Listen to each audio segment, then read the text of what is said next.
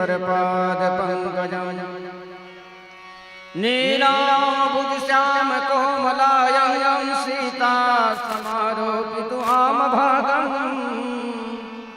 पाणो महासायक चारुचापं नमामि रामं रघुवंशनाथं बंदो पवन कुमार खलबन पावक ज्ञान घन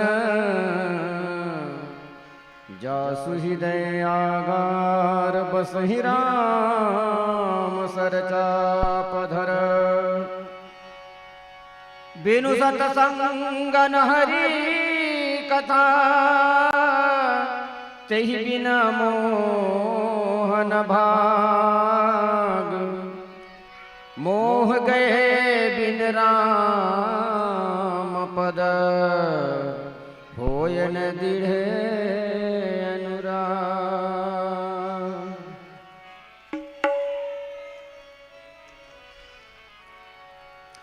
सुनो रे प्यारे भाई प्रभु के भरोसे हाको गाड़ी प्रभु के भरोसे हाको गाड़ी प्रभु के भरोसे हाको गाड़ी सुनो रे प्यारे भाई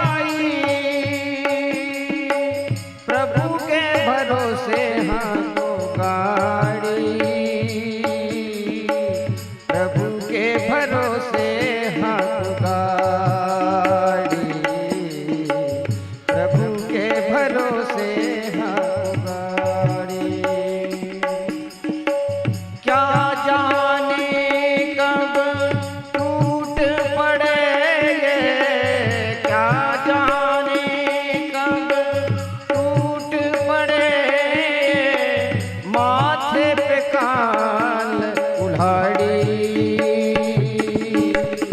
प्रभु के भरोसे हाको गाड़ी प्रभु के भरोसे हाको गाड़ी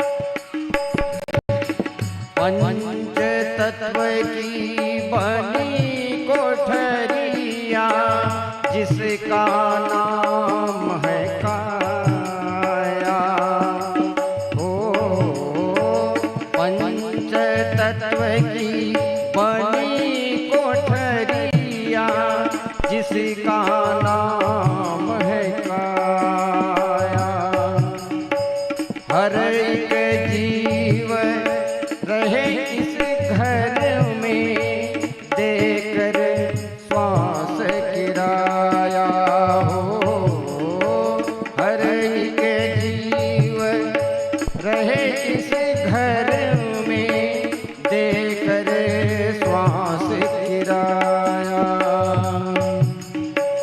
जब घट जाएगी श्वास की पूंजी जब घट जाएगी श्वास की पूंजी पछताएगा अनाड़ी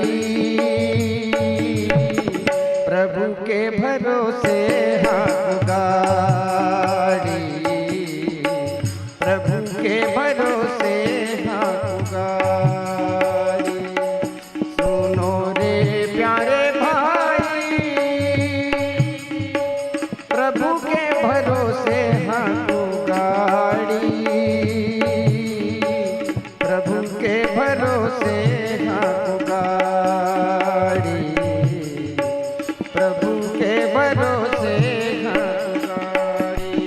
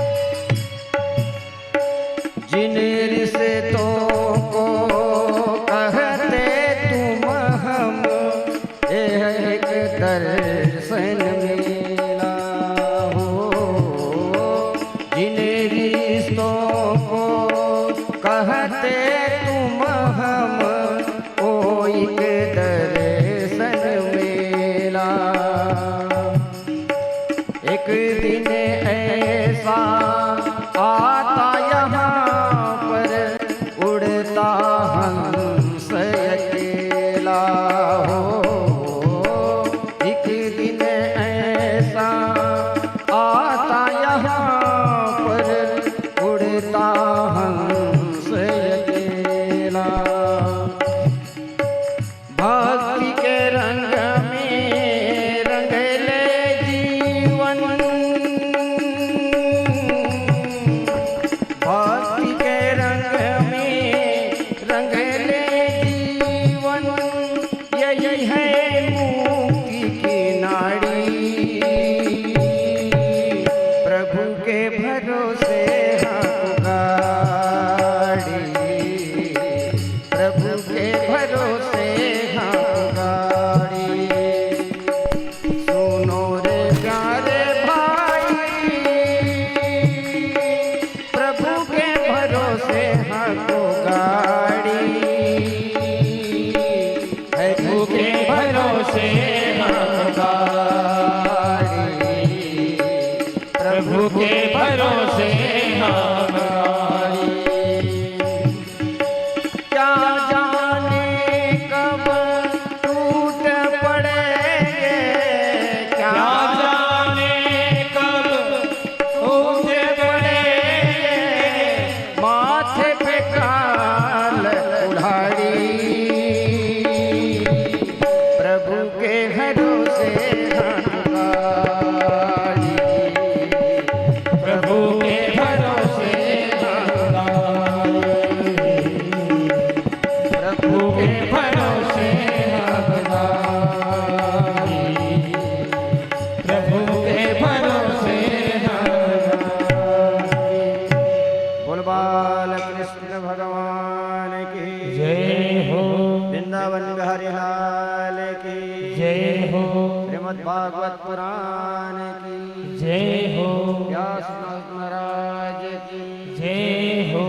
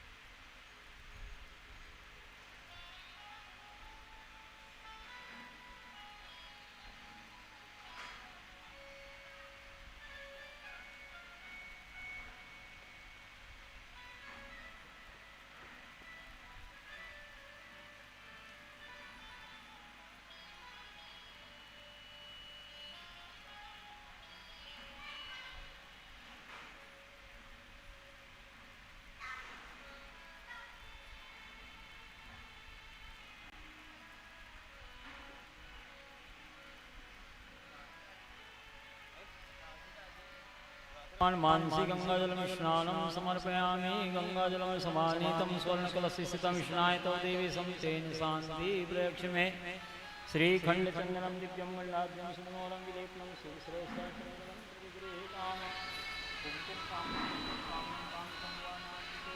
प्रीताम परमेश्वरा सिंदूरम शोभनम रक्तम सौभाग्यम सुखवर्धनम सुखदम मोक्षदम चैव सिंदूरम प्रतिगृहीताम या दृष्ट्वा निखिलागसंगसंनिस्पृष्टा पुष्पामणि रोगाणां विवन्दिता निरसने सिक्तान्तप्रासिने प्रत्याशक्तिविधायिने भगवतः कृष्णस्य सन्दोपिता न्यस्ता तच्चरणे मुक्तिफलदा तस्यै तुलस्यै नमः।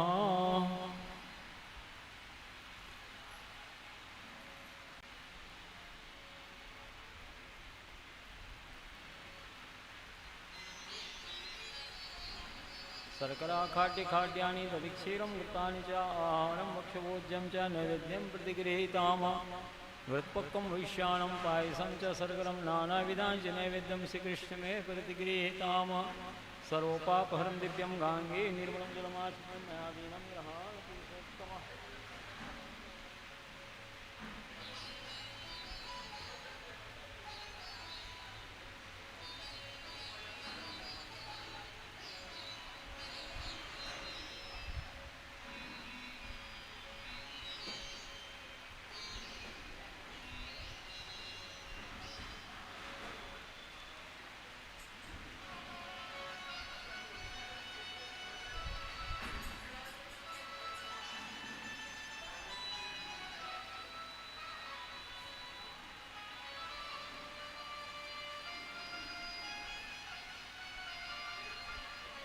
माल्यादीनि सुगन्धीनि मालात्यादीनि मयार्कानि पुष्पाणि ग्रहाण पुरुषोत्तमः।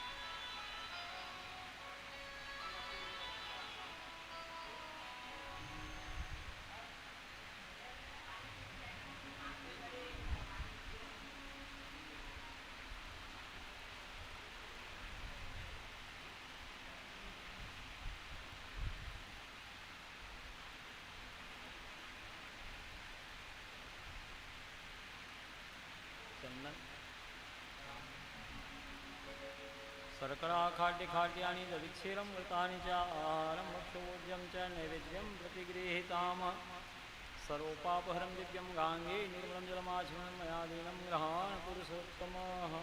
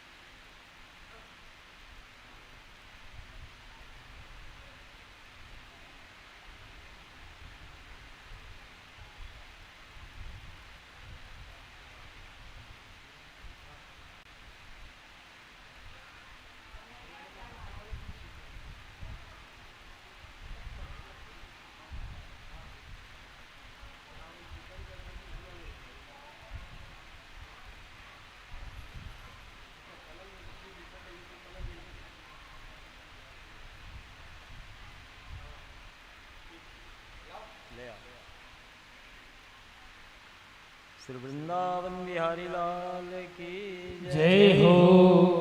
अहमेवासमेवाग्रे नान्यदस्य सत्परं पश्चादहं विदे तच्चयो वशिष्ये सोऽस्म्यहं विदिते अर्थमिप्रतीयेत् न प्रतीयेच्चात्मनि तद्विद्यादात्मनो मायां यथा भासो यथा तमा यथा महान्ति भूतानि भूतेषु चावचेषु नु प्रविष्टान्यप्रविष्टानि तथा तेषु न तेष्वहम् एतावदेव जिज्ञासुं तत्त्वजिज्ञासुनात्मना अन्वयव्यतिरेकाभ्यामित् स्यात् सर्वत्र सर्वदा।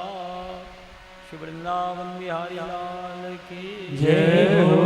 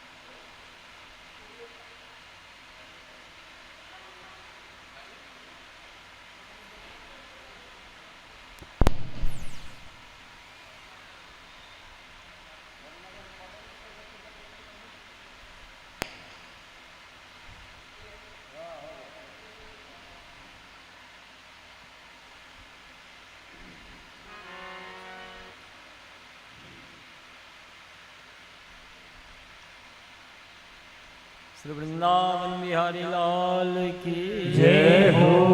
श्री कृष्णचंद्र भगवान की जय हो। श्री भागवत भगवान जी की आरती। पापियों को पाप से है तारती। श्री भागवत भगवान की है आरती।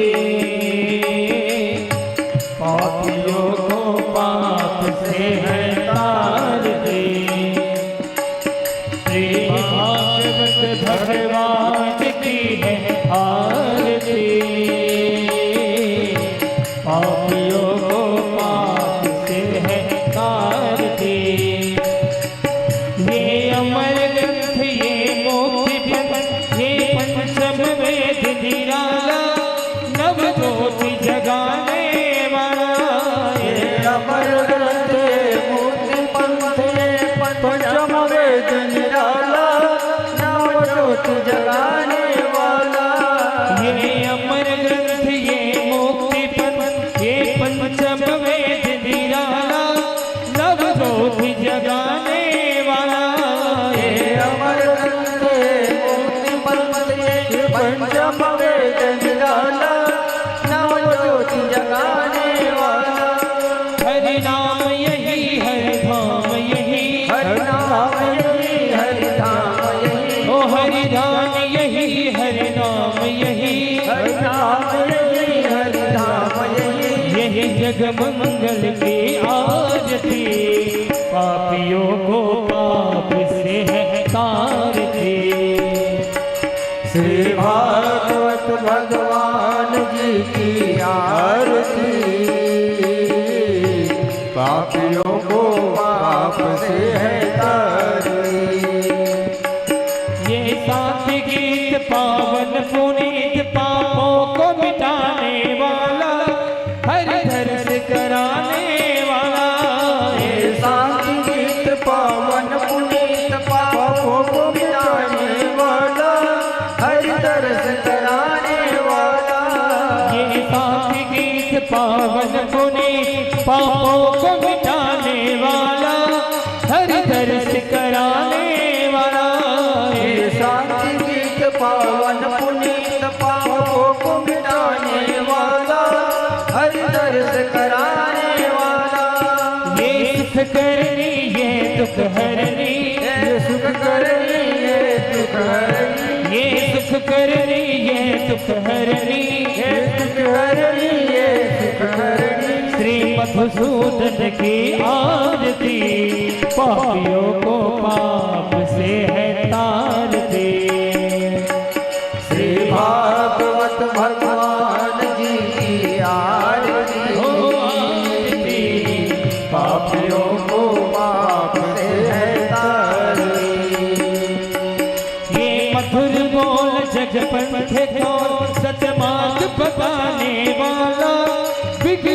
को बनाने वाला, हे मधुर बोल जग पंथ खोल, सत्मार्ग बताने वाला, बिगड़ी को बनाने वाला। हे मधुर बोल जग पंथ खोल, सत्मार्ग बताने वाला, बिगड़ी को बनाने वाला। हे मधुर बोल जग पंथ खोल, सत्मार्ग बताने वाला, बिगड़ी को बनाने वाला।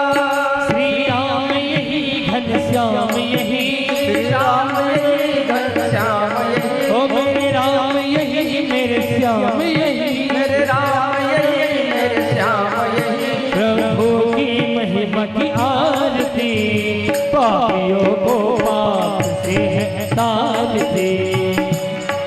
श्री भागवत भगवान जी की आरती, पापियों को पाप से है तारती, पापियों को पाप से है तारती, पापियों को पाप से है तारती। बोलो तुलसी महारानी की जय। नमो नमो तुलसी महारानी, नमो नमो, नमो नमो तुलसी महारानी, नमो नमो, नमो नमो वृंदा महारानी, नमो नमो, नमो नमो वृंदा महारानी, नमो नमो, हरि पटरानी, नमो नमो, हरि पटरानी, नमो नमो, तुलसी महारानी, नमो नमो, तुलसी महारानी, नमो नमो। जाके दरस परश अविनाशी, जाके दरस परस अविनाशी, महिमा वेद पुराण बखानी, महिमा वेद पुराण बखानी। तुलसी महारानी, नमो नमो, तुलसी महारानी, नमो नमो, वृंदा महारानी, नमो नमो, वृंदा महारानी, नमो नमो। शाखा पत्र मंजरी कोमल, शाखा पत्र मंजरी कोमल, श्रीपति चरण कमल लपटानी, श्रीपति चरण कमल लिपटानी। तुलसी महारानी, नमो नमो, तुलसी महारानी, नमो नमो, हरि पटरानी, नमो नमो, हरि पटरानी, नमो नमो। धल तुलसी पूरन तप कीन्ही, धन तुलसी पूरन तप कीन्ही, शाली राम भई पटरानी, शाली राम भई पटरानी। तुलसी महारानी, नमो नमो, तुलसी महारानी, नमो नमो, वृंदा महारानी, नमो नमो, वृंदा महारानी, नमो नमो। शिव सनकादिक और ब्रह्मादिक, शिव सनकादिक और ब्रह्मादिक, खोजत फिरत महामुनि ज्ञानी, खोजत फिरत महामुनि ज्ञानी। तुलसी महारानी, नमो नमो, तुलसी महारानी, नमो नमो, वृंदा महारानी, नमो नमो, वृंदा महारानी, नमो नमो। धूप दीप नैवेद्य आरती, धूप दीप नैवेद्य आरती, पुष्पन के वर्षा बरसानी, पुष्पन की वर्षा बरसानी। तुलसी महारानी, नमो नमो, तुलसी महारानी, नमो नमो, हरि के पटरानी, नमो नमो, हरि के पटरानी, नमो नमो। प्रेम प्रीति से हरि बस के, प्रेम प्रीति से हरि बस के, सौरी मूर्त हृदय लुभानी, साई मूरत हृदय लुभानी। तुलसी महारानी, नमो नमो, तुलसी महारानी, नमो नमो, हरि की पटरानी, नमो नमो, हरि के पटरानी, नमो नमो, वृंदा महारानी, नमो नमो, वृंदा महारानी, नमो नमो। छप्पन भोग छठी सो व्यंजन, छप्पन भोग छत्तीस सुवर्ण, बिन तुलसी हरि एक न मानी, बिन तुलसी हरि एक न मानी। तुलसी महारानी, नमो नमो, तुलसी महारानी, नमो नमो, हरि की पटरानी, नमो नमो, हरि की पटरानी, नमो नमो।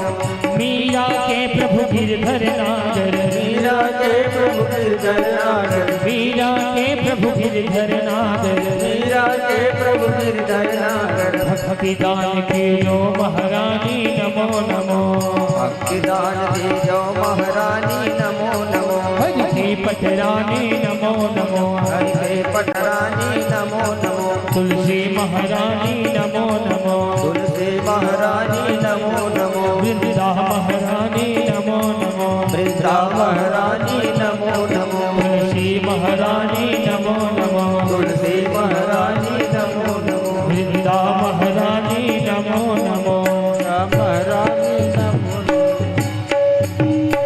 यानि कानि च पापानि जन्मान्तरकृतानि च तानि तानि विनश्यन्ति प्रदक्षिणायां पदे पदे सर्वपापहरं दिव्यं गाङ्गे निर्मलं जलमाचमनं मया दीनं ग्रहाण पुरुषोत्तमः।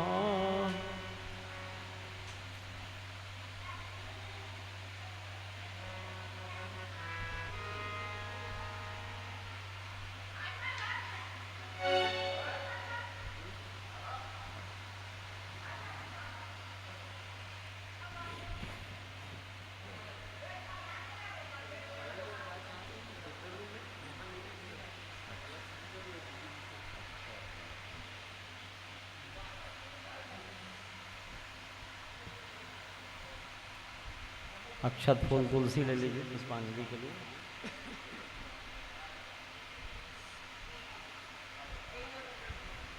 संसार सागरे मगनं दीनं मां करुणानिधे कर्ममोहग्रीकाङ्गं मामुद्धर भवार्णवा।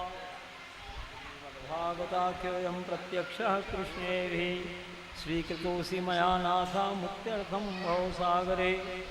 मनोरथो मदीयोऽयं सफला सरथा त्वया निर्विघ्नेनैव कर्तव्यो दासोऽहं तव केशवा।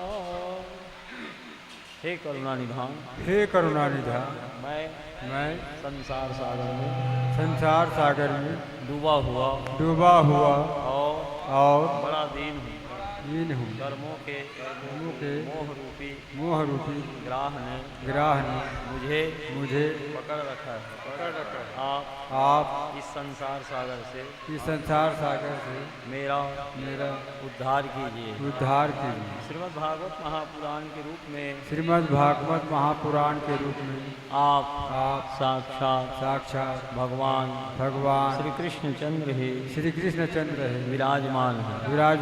भवसागर से छुटकारा प्राप्त करने के लिए हम सभी आपकी भगवत शरणागति ग्रहण करके श्रीमद् भागवत महापुराण सप्ताह ज्ञान यज्ञ कथा श्रवण कर रहे हैं।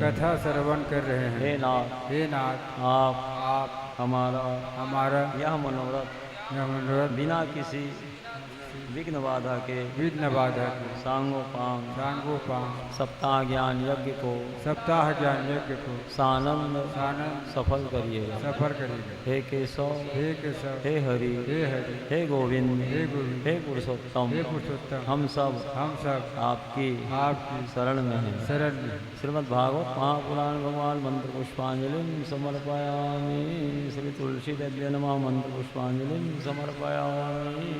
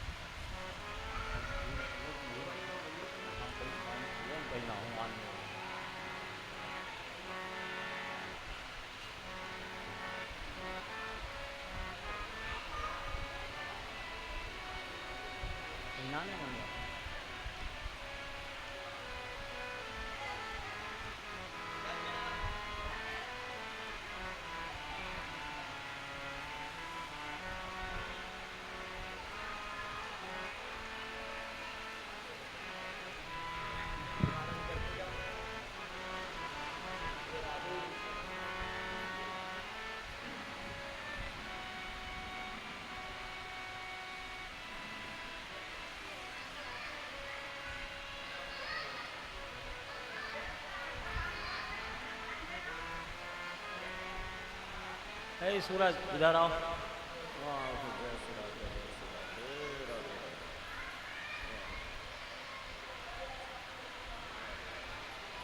श्री वृंदावन बिहारी लाल की जय।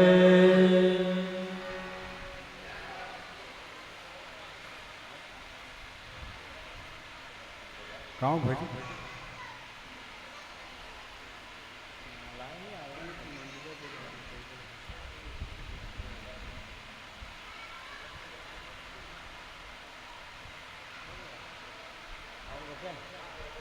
आप भी पहने अच्छा कोई बात नहीं। आओ सूरज यहाँ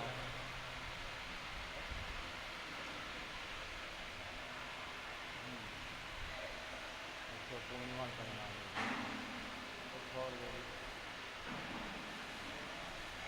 पहन लो नहीं चलो कोई बात नहीं लो और कौन ना पहना दो। तो चाचा कहाँ है?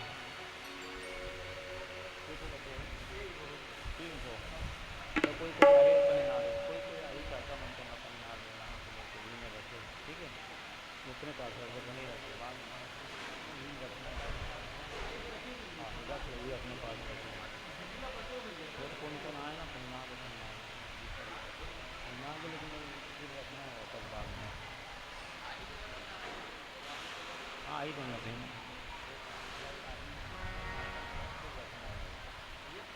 श्री वृंदावन बिहारी लाल की जय हो। श्री कृष्ण चंद्र भगवान की जय हो। नारायणं नमस्कृत्य नरं चैव नरोत्तमं देवीं सरस्वतीं व्यासं ततो जयमुदीरये। सच्चिदानन्दरूपाय विश्वोत्पत्त्यादिहेतवे तापत्रयविनाशाय श्रीकृष्णाय वयं नुमः। वसुदेवसुतं देवं कंसचाणूरमर्दनं देवकी परमानन्दं कृष्णं वन्दे जगद्गुरुम्। सकृन्मनः कृष्णपदारविन्दयो निवेशितं तद्गुणरागयैरिः न ते यमं पाशवृतश्च तत्वटान् स्वप्नेऽपि पश्यन्ति चिरणनिष्कृता। एकोऽपि कृष्णस्य कृता प्रणामो दशाश्वमेधावभृतेन तुल्या। दशाश्वमेधे पुनरेति जन्म कृष्ण प्रणामी न पुनर्भवाय। देवर्षिभूताप्तनृणां पितॄणां न किङ्करो नायमृणे च राजन् सर्वात्मनाय शरणं शरण्यं गतो मुकुन्दं परिवर्त्यकर्तम्।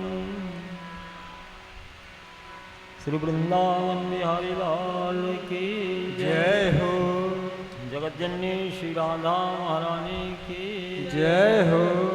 सीतापति रामचंद्र की जय हो। राधापति कृष्णचंद्र की जय हो। लक्ष्मीपति श्रीमन्नारायण भगवान की जय हो। श्री जगन्नाथ स्वामी की जय हो। श्री रंगनाथ स्वामी की जय हो। श्री द्वारिकानाथ स्वामी की जय हो। श्री बद्रीनाथ स्वामी की जय हो। श्री गोवर्धननाथ स्वामी की जय हो। श्री विराट भगवान की जय हो। सनातन धर्म की जय हो। सर्वेश्वरी श्री युगल सरकार की जय हो। जय जय श्री राधे। जय जय श्री राधे। जय जय श्री राधे।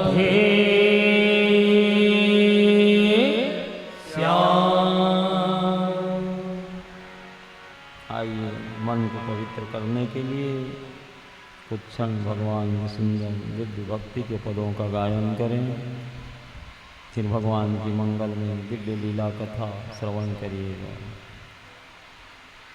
राधे राधे गोविंद गोविंद राधे, राधे राधे गोविंद गोविंद राधे, राधे राधे गोविंद गोविंद राधे, राधे राधे गोविंद गोविंद राधे, गोविंद राधे गोपाल राधे, गोविंद राधे गोपाल राधे, गोविंद राधे गोपाल राधे, गोविंद राधे गोपाल राधे, श्री राधे राधे गोविंद गोविंद राधे, राधे राधे गोविंद गोविंद राधे, राधे राधे गोविंद गोविंद राधे, राधे राधे गोविंद गोविंद राधे।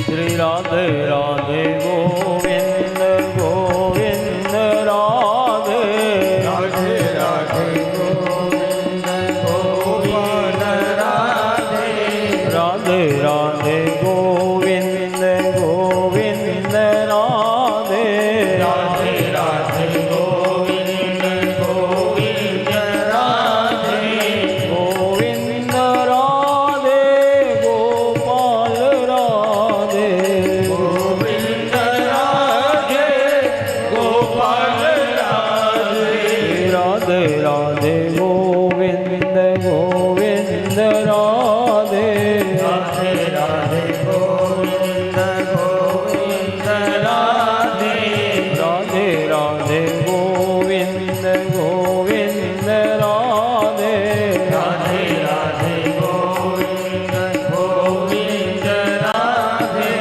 बरसाने में राधे राधे वृंदावन में राधे राधे, नंदगांव में राधे राधे रावल गांव में राधे राधे, गोकुल जी में राधे राधे ब्रजमंडल में राधे राधे, गोवर्धन में राधे राधे यमुना जी में राधे राधे, मथुरा जी में राधे राधे श्री मधुवन में राधे राधे, सेवा कुंज में राधे राधे निधिवन जी में राधे राधे, रास मंडल में राधे राधे कुंज गलिन में राधे राधे, परिक्रमा में राधे राधे कालीदा में राधे राधे, गोविंद कुंड में राधे राधे इंद्र बोले राधे राधे, ब्रह्मा बोले राधे राधे शंकर बोले राधे राधे, सब वेदन में राधे राधे सब पुराण में राधे राधे, सब शास्त्रन में राधे राधे सब मिल बोलो राधे राधे, जोर से बोलो राधे राधे राधे राधे गोविंद गोपाल राधे, राधे राधे गोविंद गोपाल राधे, राधे राधे गोविंद गोपाल राधे, राधे राधे गोविंद गोपाल राधे, राधे राधे गोविंद गोविंद राधे, राधे राधे गोविंद गोविंद राधे, गोविंद राधे गोपाल राधे, गोविंद राधे गोपाल राधे,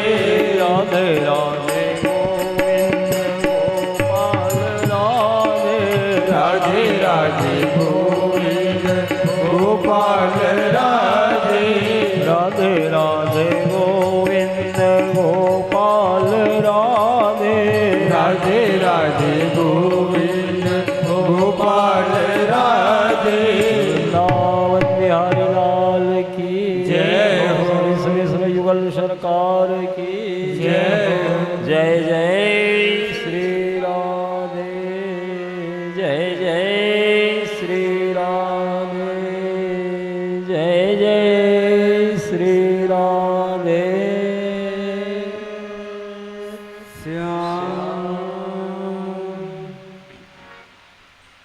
यत्रोत्तमश्लोकगुणानुवादा प्रस्तूयते ग्राम्यकथा विघाता निसेव्यमाणोऽनुदिनं मुमुक्षुर्मतिं सतिं यक्षति वासुदेवे। हे जीव तभी तक ग्रामीण कुकथाओं में दंत कथाओं में मन को लगाया हुआ है जब तक पवित्र कीर्ति भगवान श्री हरि की कथा का रस का चस्का इस जीव को नहीं लगा। क्योंकि महापुरुषों के समाज में पवित्र कीर्ति भगवान श्री हरि की सदैव चर्चा चलते रहती है। तभी तक ये जीव ग्रामीण कुकथाओं में दंत कथाओं में अपने मन को लगाया हुआ है जब तक पवित्र कीर्ति भगवान श्री हरि की कथा का रस का चस्का इस जीवात्मा को नहीं लगा है। एक बार कहीं भगवान श्री हरि की कथा के रस में ये जीव का मन लग गया तो ये ग्रामीण कुकथाएं दंत कथाएं ये जीवात्मा को फीकी लगने लगती है। और नित्य प्रति जब भगवत कथा का सेवन किया जाता है तो भगवान की वह मंगलमय दिव्य लीला कथा मोक्षाकांक्षी पुरुष की शुद्ध बुद्धि को भगवान वासुदेव में लगा देती है। भगवान के मंगलमय विवाह कथा श्रवण करने से जीव का कल्याण होता है, मंगलों की प्राप्ति होती है, जीवन के सारे अशुभ अमंगल नष्ट होते हैं। वैकुंठ की लक्ष्मी ही रुक्मणी महारानी है जो महाराज भीष्मक के यहाँ विदर्भ देश से उनको कन्या के रूप में प्राप्त हुई थी। भगवान की 8 प्रधान पटरानियां हैं। रुक्मणी जी के साथ भगवान का दूसरा विवाह जामवती के साथ हुआ। सत्यजित नाम के यादव थे यदुवंशी, सूर्य नारायण भगवान की बहुत बड़ी उपासना वे किए जिससे प्रसन्न होकर के सूर्य नारायण भगवान उन्हें अपना मित्र बना लिए। एक दिन सूर्य नारायण भगवान सत्यजित यादव से कहे चलो मित्र अपने लोक का दर्शन तुम्हें करा लाऊं। सूर्य लोक ले गए, सूर्य लोक का दर्शन कराए, वापस लौटने लगे तो श्यामंतक मणि उपहार में दिए। जो श्यामंतक मणि जहाँ रहती दुर्भिक्ष प्लेग महामारी आदि उपद्रव नहीं होते। उस राष्ट्र में कभी दुर्भिक्ष नहीं होता, सुभिक्ष बना रहता। प्रतिदिन 2560 किलो स्वर्ण प्रदान करता, 8 भार स्वर्ण प्रदान करता। उसका परिमाण सूर्य कल्याण के सूर्य अंक में 2560 किलो बताया गया है। तो इतना 2560 किलो प्रतिदिन स्वर्ण भी प्रदान करता। वो राष्ट्र में हमेशा सुभिक्ष रहता, कभी दुर्भिक्ष प्लेग महामारी आदि उपद्रव नहीं होते। सुखदेव स्वामी जी कह रहे हैं परीक्षित एक बार भगवान द्वारकाधीश श्री कृष्ण सुधर्मा सभा में फुर्सत के क्षण में बैठे हुए थे और यदुवंशियों के साथ चौसर खेल रहे थे। उसी समय सत्यजित यादव श्यामंतक मणि को धारण करके भगवान की सभा में प्रवेश किया।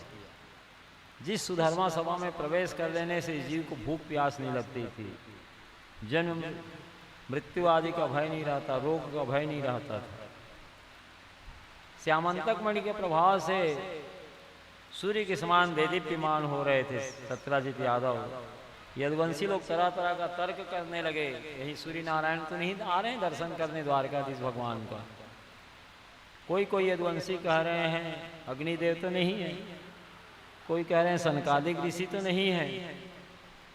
भगवान ने कहा न ये सनकादिक है, न अग्नि है, न सूर्य है, ये अपने यदुवंशी सत्यराजीत यादव है। समीप में आए तो देखे सही में सत्यराजीत यादव था। श्यामंतक मणि के प्रभाव से देदीप्यमान उसका श्री विग्रह हो रहा था। यदुवंशियों ने कहा भगवान के सभासद लोग मंत्रीगण अपनी 80 से अच्छी वस्तु, प्रिय से प्रिय वस्तु भगवान को देनी चाहिए। ये श्यामंतक मणि भगवान को भेंट कर दो। लेकिन सत्यराजीत यादव श्यामंतक मणि का लोभ संवरण नहीं कर पाए। वे नहीं दिए भगवान को मणि। भगवान की कोई इच्छा नहीं श्यामंतक मणि लेने के लिए, वो क्या करेंगे? जिनके संकल्प मात्र से असंख्य ब्रह्मांड की उत्पत्ति हो रही है, उनके संकल्प से उनके उदर में लीन हो रहा है, वे श्यामंतक मणि को क्या करेंगे? यही यदुवंशियों की इच्छा थी, अपनी प्रिय से प्रिय वस्तु, अच्छी से अच्छी वस्तु भगवान को अर्पण करना चाहिए। नहीं दिया। कुछ देर रहा सुधर्मा सभा में भगवान के पास, उसके बाद अपने घर लौट आया। एक दिन इसी श्यामंतक मणि को सत्यराजीत यादव का भाई प्रसेन धारण करके आखेट के लिए गया द्वारकापुरी में, घने जंगलों में।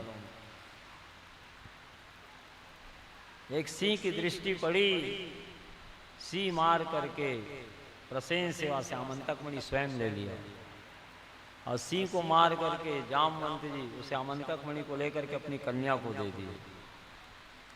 और इधर जब नहीं लौटा प्रसेन, तो सत्यराजीत यादव को शंका हुई कहीं द्वारकाधीश भगवान श्री कृष्ण हमारे भाई प्रसेन को मार करके श्यामंतक मणि को धारण तो नहीं कर ली। क्योंकि सुधर्मा सभा में एक दिन मैं इसे धारण करके गया था तो यदुवंशी लोग बोले थे कि श्यामंतक मणि भगवान को भेंट कर दो, मैं नहीं किया। तो हो सकता है भगवान मरवा डाले हो मेरे भाई को, मणि स्वयं रख लिए हो। अब तो लोगों में कानाफूसी होने लगी। हो सकता है भाई बचपने में माखन मिश्री चुराता ही था, कितने ही बड़े आदमी हो गए तो क्या हो गया, पुरानी आदत कहाँ जाएगी। हो सकता है कृष्ण ने श्यामंतक मणि चुरा लिया हो, प्रसेन को मरवा डाला हो। अब भगवान तक ये बातें पहुंची तो भगवान मन में विचार किए कहाँ से मेरे सिर में कलंक आ रहा है, मैंने तो श्यामंतक मणि चुराया नहीं है। भगवान अपने ऊपर लगे कलंक को धोने के लिए 10-12 प्रधान यदुवंशियों को लेकर के प्रसेन की खोज में जंगल की ओर निकले। भगवान को कलंक क्यों लगा था? भादो मास के शुक्ल पक्षी चतुर्थी तिथि को चंद्रमा का दर्शन भी कर लिए थे, इसलिए मिथ्या आरोप उनके ऊपर लगा था। जिस दिन हम गणेश जी को विराजते हैं भादो में, तीज के दूसरे दिन, तीज व्रत रहती माताएं भाद्र शुक्ल तीज, दूसरे दिन गणेश चतुर्थी को गणपति विराजमान होते हैं। गणेश जी का प्रागट्य दिवस है। बाल्यकाल में गणेश जी अपने जन्म दिवस को ही भाद्र शुक्ल चतुर्थी को, जब वे बाल्यकाल में लीला कर रहे थे, कैलाश के उपवन में टहल रहे थे, चंद्रमा का प्रकाश था, दौड़ते ठोकर खा के गिर पड़े गणेश जी। चंद्रमा हंसने लगा, गणेश जी इतना प्रकाश है फिर भी आपको नहीं दिखलाई पड़ रहा है। चंद्रमा को श्राप दिए गणेश जी, प्रकाश का इतना अभिमान है तेरे को, आज के दिन तेरे को कोई देखेगा ही नहीं, देखेगा तो मिथ्या आरोप उसके ऊपर लगेगा। चंद्र दर्शन निषेध पंचांग में लिखा रहता है। तो भगवान वही गणेश चतुर्थी के चंद्रमा को देख लिए थे, इसलिए मिथ्या आरोप लगा, अपने ऊपर लगे। इस कलंक को धोने के लिए 10-12 प्रधान यदुवंशियों को लेकर के प्रसेन की खोज में जंगल में गए। तो क्या देखते हैं, ढूंढते ढूंढते कि प्रसेन मरा हुआ पड़ा है जंगल में। रक्त धब्बों का आश्रय लेकर के और आगे बढ़े तो सिंह मरा हुआ पड़ा था। अनुमान लगाए हो सकता है सिंह ने प्रसेन को मारा हो और सिंह को किसी और ने मारा है। रक्त धब्बों का आश्रय लेकर के और आगे बढ़े तो एक गुफा तक जाकर के वह पच्चिन्न अदृश्य हो गया। समझे, हो सकता है जिसने सिंह को मारा गुफा के भीतर हो। अंधकार में गुफा है, भीतर किसी की जाने की हिम्मत नहीं हो रही है। भगवान ने यदुवंशी से कहा तुम लोग बाहर रहो, मैं पता करता हूँ, मेरे आने की प्रतीक्षा करना। भगवान गुफा के अंधकार को चीरते हुए भीतर चले गए।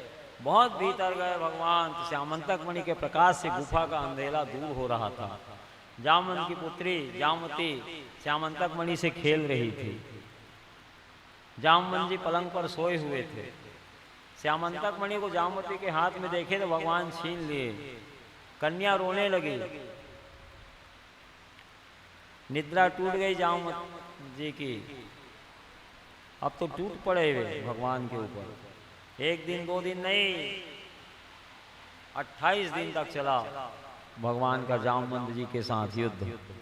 और इधर 10-12 दिन तक रहे यदुवंशी लोग गुफा के बाहर में। भगवान नहीं आए तो निराश होकर लौट गए। सब समाचार द्वारकावासियों को बतलाए, हम भगवान के साथ द्वारकाधीश के साथ प्रसेन की खोज में निकले तो जंगल में प्रसेन मरा हुआ पाया गया।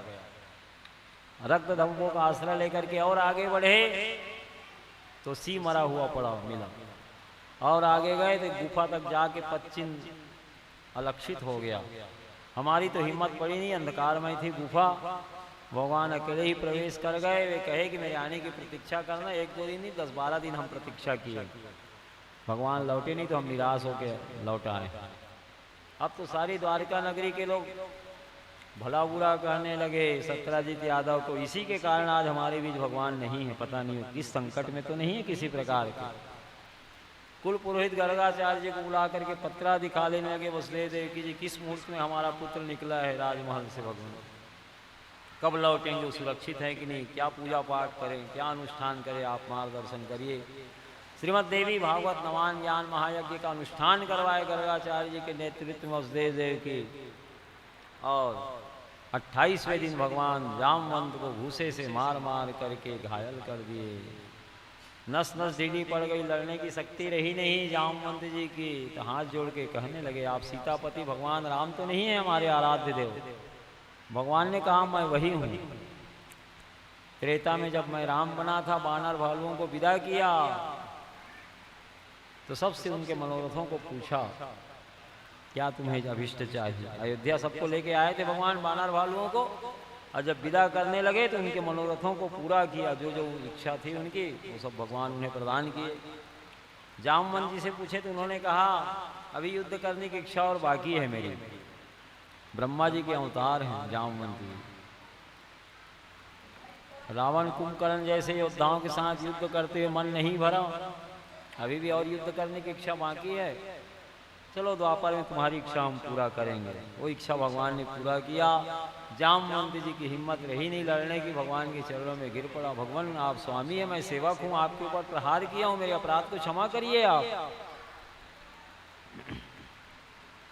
कन्यादान करने से बड़े बड़े पाप नष्ट होते हैं, ऐसा विचार करके अपनी कन्या जामवंती का हाथ भगवान के हाथों में सौंप दिए, पानी ग्रहण करा दिए।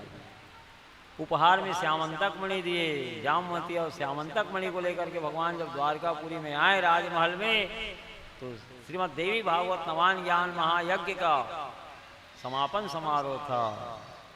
पूर्णाहुति करा रहे थे गर्गाचार्य जी वसुदेव देवकी। उसी समय भगवान जामवती को लेकर के पहुँचे, श्यामंतक मणि को लेकर के। परम प्रसन्न होकर के सब जय जयकार करने लगे भगवान को देख करके। जामवती वल्लभ द्वारकाधीश भगवान श्री कृष्ण की जय हो, जय हो, जय हो। जामवती वल्लभ द्वारकाधीश भगवान श्री कृष्ण की जय हो, जय हो, जय हो। जामवती वल्लभ द्वारकाधीश भगवान श्री कृष्ण की जय हो, जय हो, जय हो। इस प्रकार से भगवान का दूसरा विवाह जामवंत की कन्या जामवती के साथ हुआ।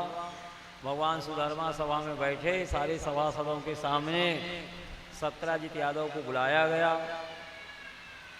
किस तरह से श्यामंतक मणि को भगवान प्राप्त किए वह सब आख्यान सभासदों को बतलाए, द्वारकावासियों को। और श्यामंतक मणि सत्यराजीत यादव को प्रदान कर दिया।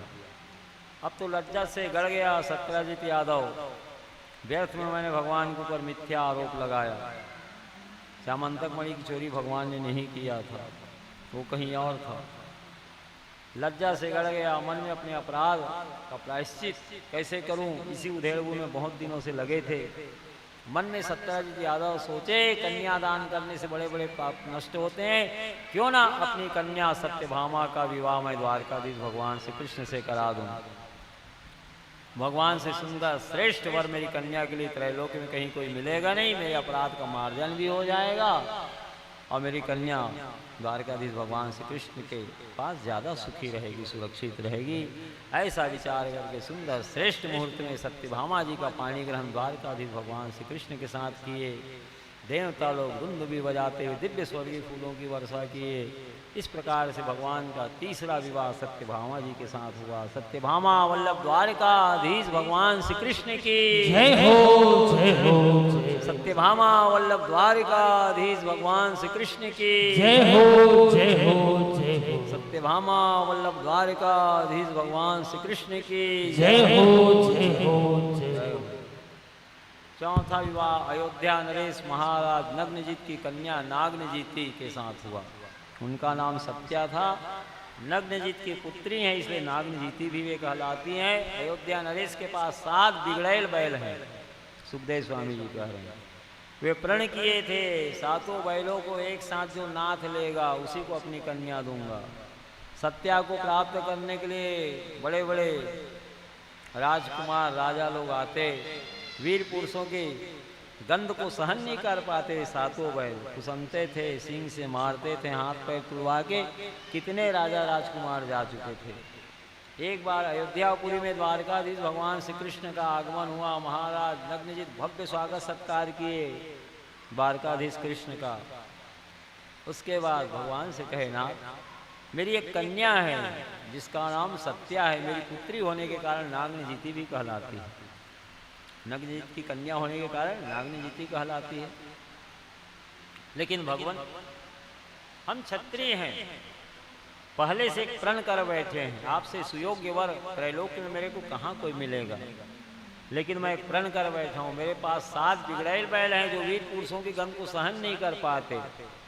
कितने राजा राजकुमार हमारी कन्या को प्राप्त करने के लिए उन बैलों को नाथने के लिए आए, लेकिन हाथ पैर तुड़वा करके चले गए, कोई उन्हें नाथ नहीं पाया।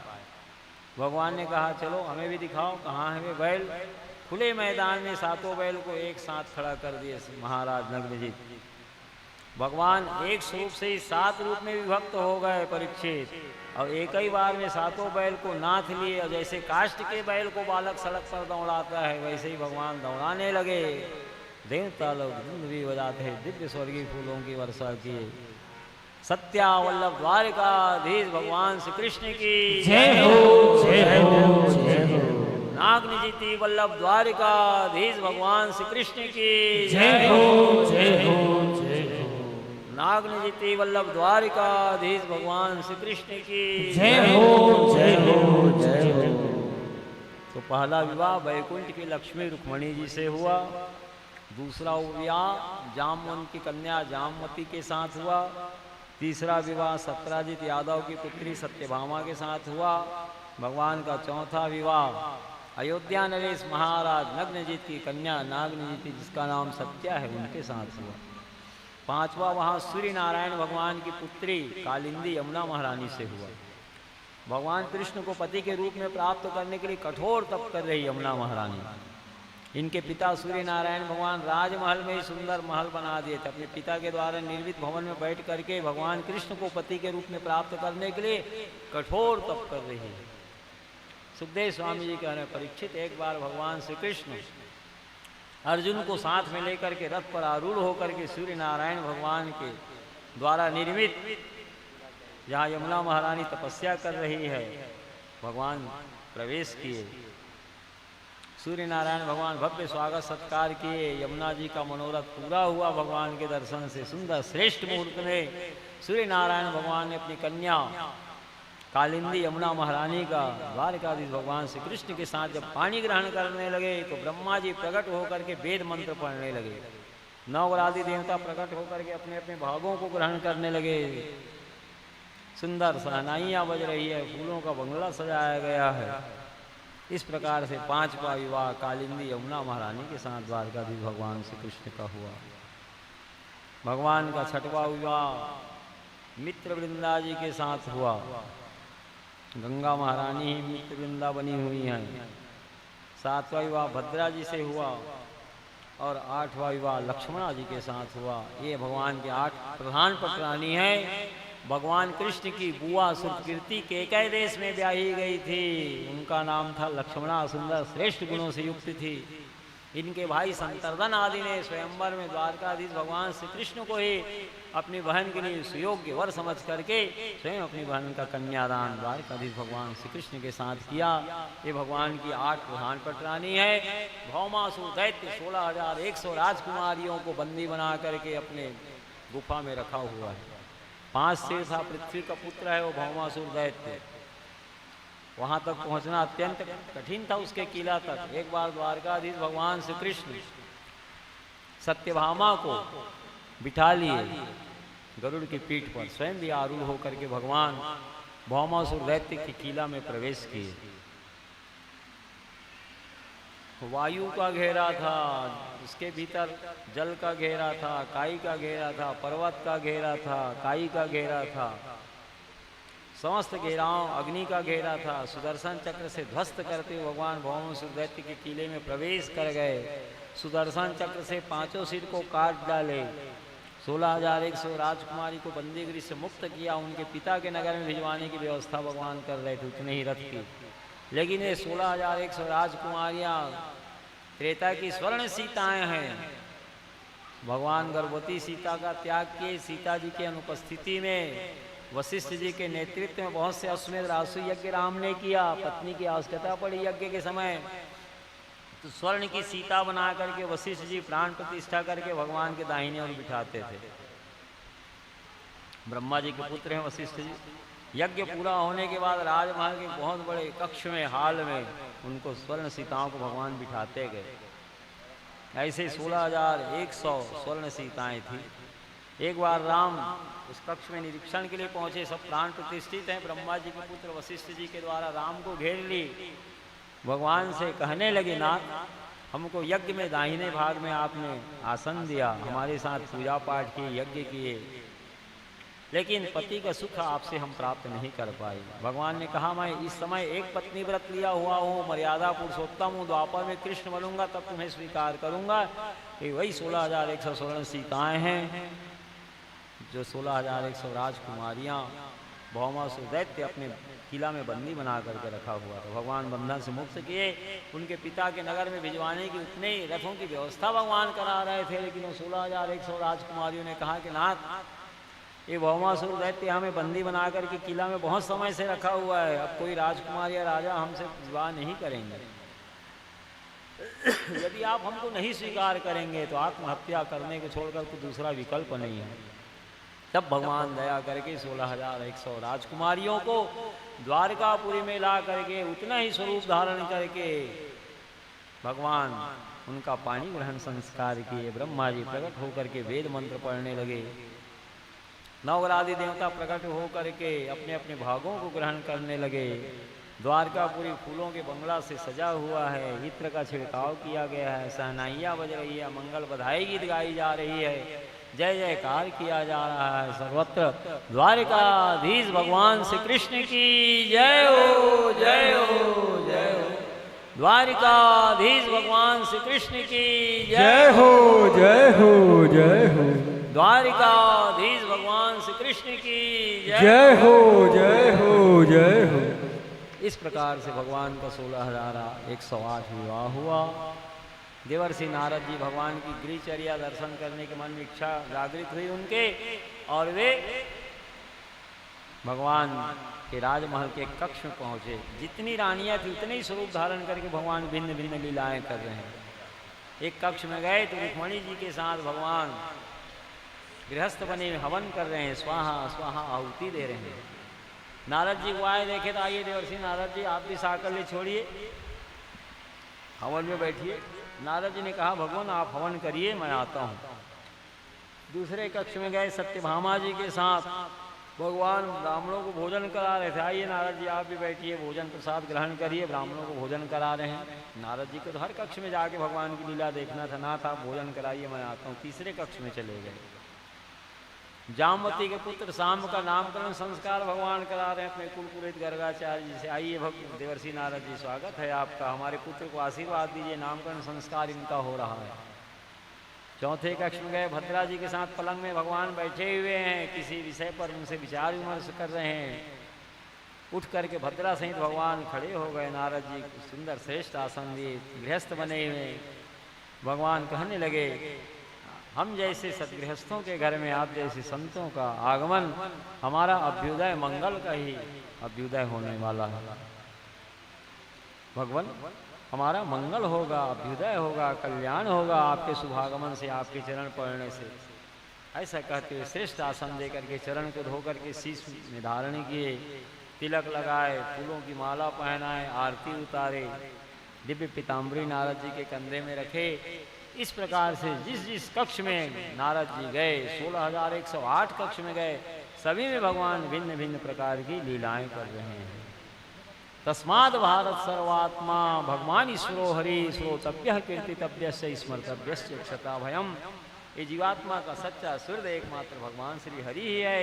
यदि जीव निर्भय होना चाहता है, हमेशा के लिए सुख शांति आनंद प्राप्त करना चाहता है, तो भगवान का ही कथा कीर्तन उत्सव महोत्सव मनाते हुए धर्ममय अपना जीवन व्यतीत करे। बोलो वृंदावन बिहारी लाल की जय हो। तेरे चरण कमल में श्याम, तेरे चरण कमल में श्याम, लिपट जाऊं रज बन के।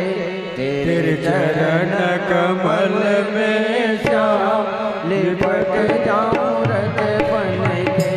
तेरे चरण कमल में श्याम, लिपट जाऊं रज बन के। तेरे चरण कमल में श्याम, लिपट जाऊं रज बन के। तेरे चरण कमल में श्याम, लिपट जाऊं रज बन के। लिपट जाऊं रज बन के, लिपट जाऊं रज बन के, लिपट जाऊं रज बन के, लिपट जाऊं रज बन के। तेरे चरण कमल में श्याम, लिपट जाऊं रज बन के। तेरे चरण कमल में श्याम, लिपट जाऊं रज बन के।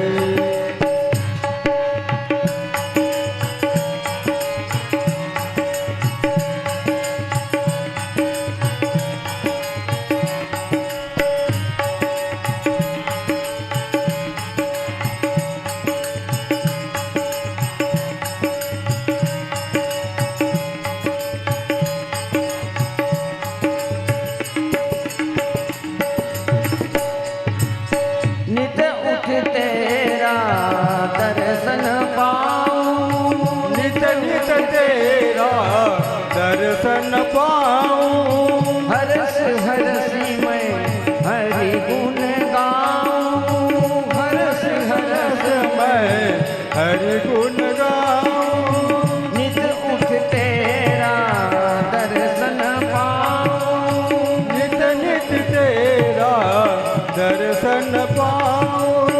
हरस हरसी मैं हरि गुण गाऊं, हरस हरस मैं हरि गुण गाऊं। हरि गुण गाऊं श्याम, हरि गुण गाऊं, हरि गुण गाऊं श्याम, हरि गुण गाऊं।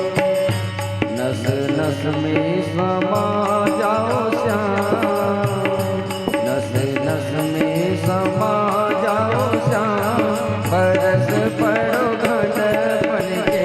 तेरे चरण कमल में श्याम, लिपट जाऊं रज बन के।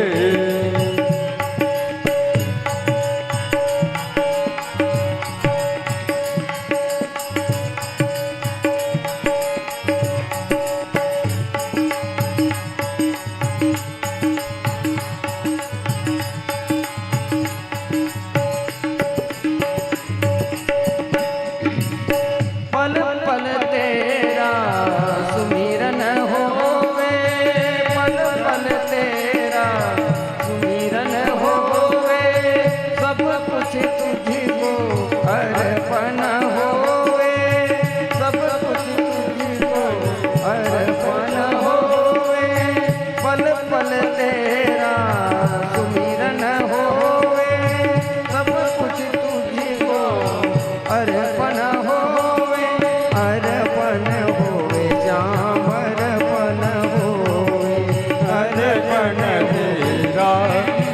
दर्शन हो। तेरी मेरी न रह जाए श्याम, तेरी मेरी न रह जाए श्याम, मुरली के धुन सुन के तेरे चरण कमल में श्याम, लिपट जाओ रजवन के।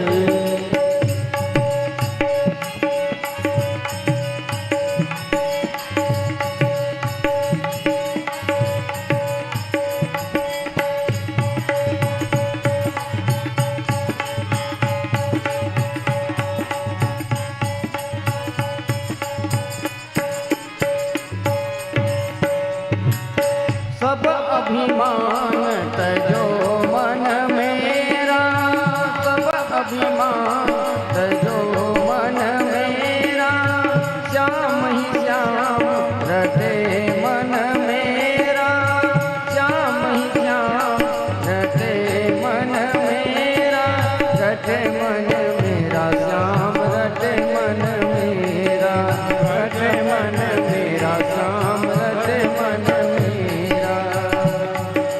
सब दिन आठो याम, सब दिन आठो याम, रुके नहीं मन मन में तेरे चरण कमल में श्याम, लिपट जाऊं रजवन के।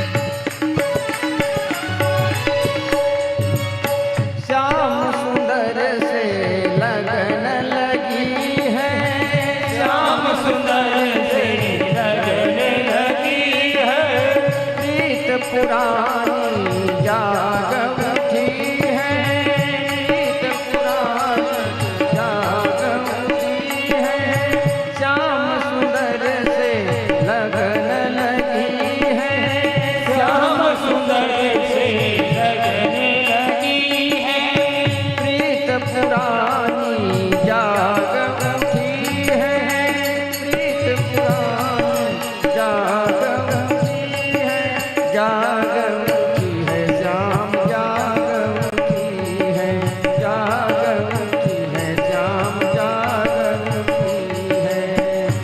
अब आ गए तेरे धाम, अब आ गए तेरे धाम, सुनो तुम पति तन के, तेरे चरण कमल में श्याम, लिपट जाऊं रजवन के, तेरे चरण कमल में श्याम, लिपट जाऊं रजवन के, तेरे चरण कमल में श्याम, लिपट जाऊं रजवन के।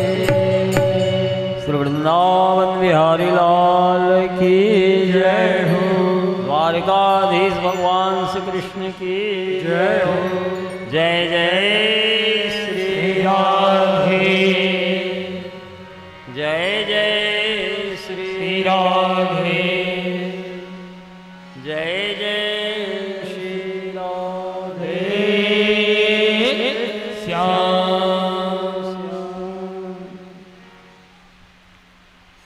भगवान के बल का आश्रय लेकर के पांडवगण उत्तरोत्तर वृद्धि को प्राप्त हो रहे थे। एक दिन धर्मराज युधिष्ठिर ने भगवान से कहा, क्रतुराजेन गोविंदा राजसूयेन पावने यक्षे विभूतिर्भवतस्त संपादयेन प्रभो। क्रतुराजेन गोविंद राजसूयेन पावने, हे गोविंद, मैं राजसू यज्ञ के द्वारा आपके विभूति स्वरूप देवताओं की पूजन करना चाहता हूँ, आपका पूजन करना चाहता हूँ। ये जितने देवता हैं आपके ही विभूतियाँ हैं, तो आपके विभूतियों के सहित राजसूय यज्ञ के माध्यम से आपका मैं यजन करना चाहता हूँ, पूजन करना चाहता हूँ। भगवान ने कहा सम्यक व्यवसितम राजन भवता शत्रुकर्षणा कल्याणी येन ते कीर्ति लोकाननु भविष्यति। बहुत सुंदर श्रेष्ठ विचार है धर्मराज। राजसूय यज्ञ करोगे तो तीनों लोकों में आपकी यश कीर्ति का विस्तार होगा। सत्ता ज्ञान यज्ञ आप कर रहे हैं तो आपका लोक परलोक दोनों में यश कीर्ति का विस्तार हो रहा है।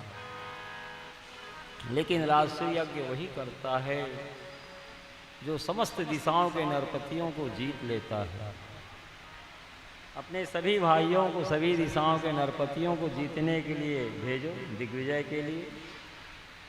सहदेव को सृंजय वंशी वीरों के साथ दक्षिण दिशा में दिग्विजय के लिए भेजे। नकुल को मत्स्य देशी वीरों के साथ पश्चिम दिशा में दिग्विजय के लिए धर्मराज ने भेजा।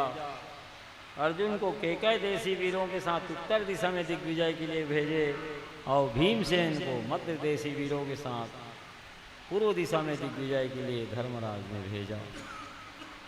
सभी भाई उन दिशाओं के नरपतियों को जीत करके अपने बड़े भाई युधिष्ठिर को बहुत सा धन धान्य ला करके भेंट किए। केवल भीमसेन पूर्व दिशा में जरासंध से परास्त होकर के लौटा। धर्मराज युधिष्ठिर चिंतित हो गए, अभी तक जरासंध को हम लोग नहीं जीत पाए हैं। भगवान ने कहा बड़े भैया चिंता ना करो। भगवान से बड़े धर्मराज युधिष्ठिर उम्र में, इसलिए भी बड़े भैया आप चिंता ना करो, मैं भीमसेन अर्जुन को लेकर के और जाऊंगा जरासंध के पास। ब्राह्मण का रूप धारण करके भगवान जरासंध के पास पहुंचे। राजमहल में घंटा को बजाए ब्राह्मण भक्त थे जरासंध। ब्राह्मण के वेशभूषा में है अर्जुन भीमसेन भगवान कृष्ण। जरासंध बाहर निकला राजमहल से तो भगवान श्री कृष्ण ज्ञान मुद्रा से उपदेश देने लगे। जदा जदा मुंचति वागजालम तदा तदा जाति कुल प्रमाणम।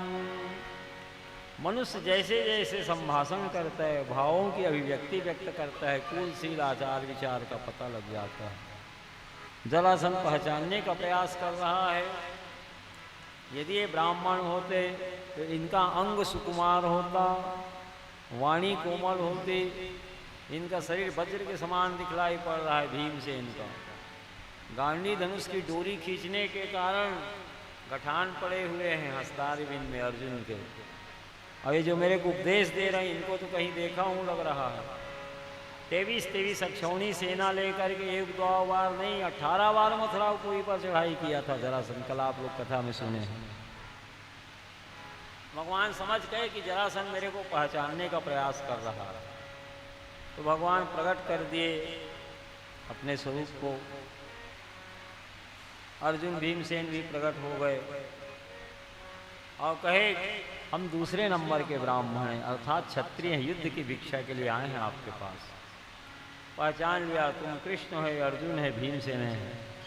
कृष्ण तुम तो डरपोक हो, रणभूमि से पीठ दिखा करके भागे हो।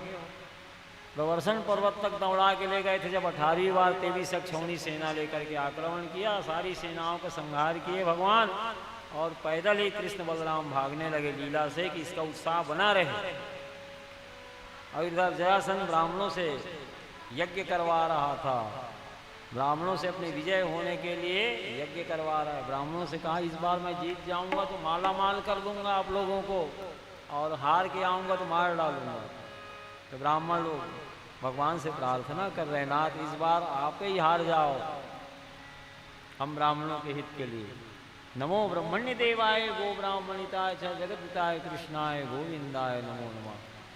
तो सारी सेनाओं का संहार किए 23 अक्षौणी सेना का 18वीं बार, और ब्राह्मणों के मंगल के लिए कल्याण के लिए लीला से भगवान कृष्ण बलराम भागने लगे। योजनों दौड़ाया।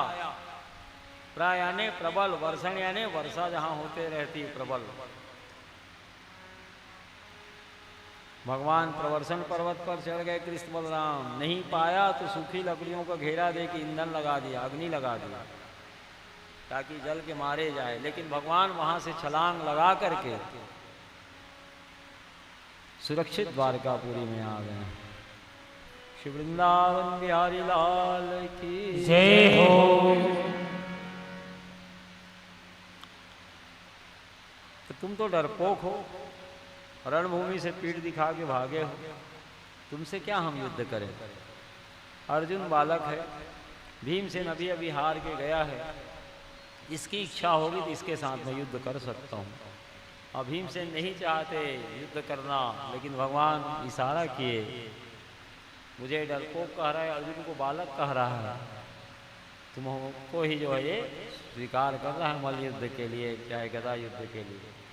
भगवान का इशारा पा करके तैयार हो गए जरासंध से मल्ल युद्ध गदा युद्ध करने के लिए। भीमसेन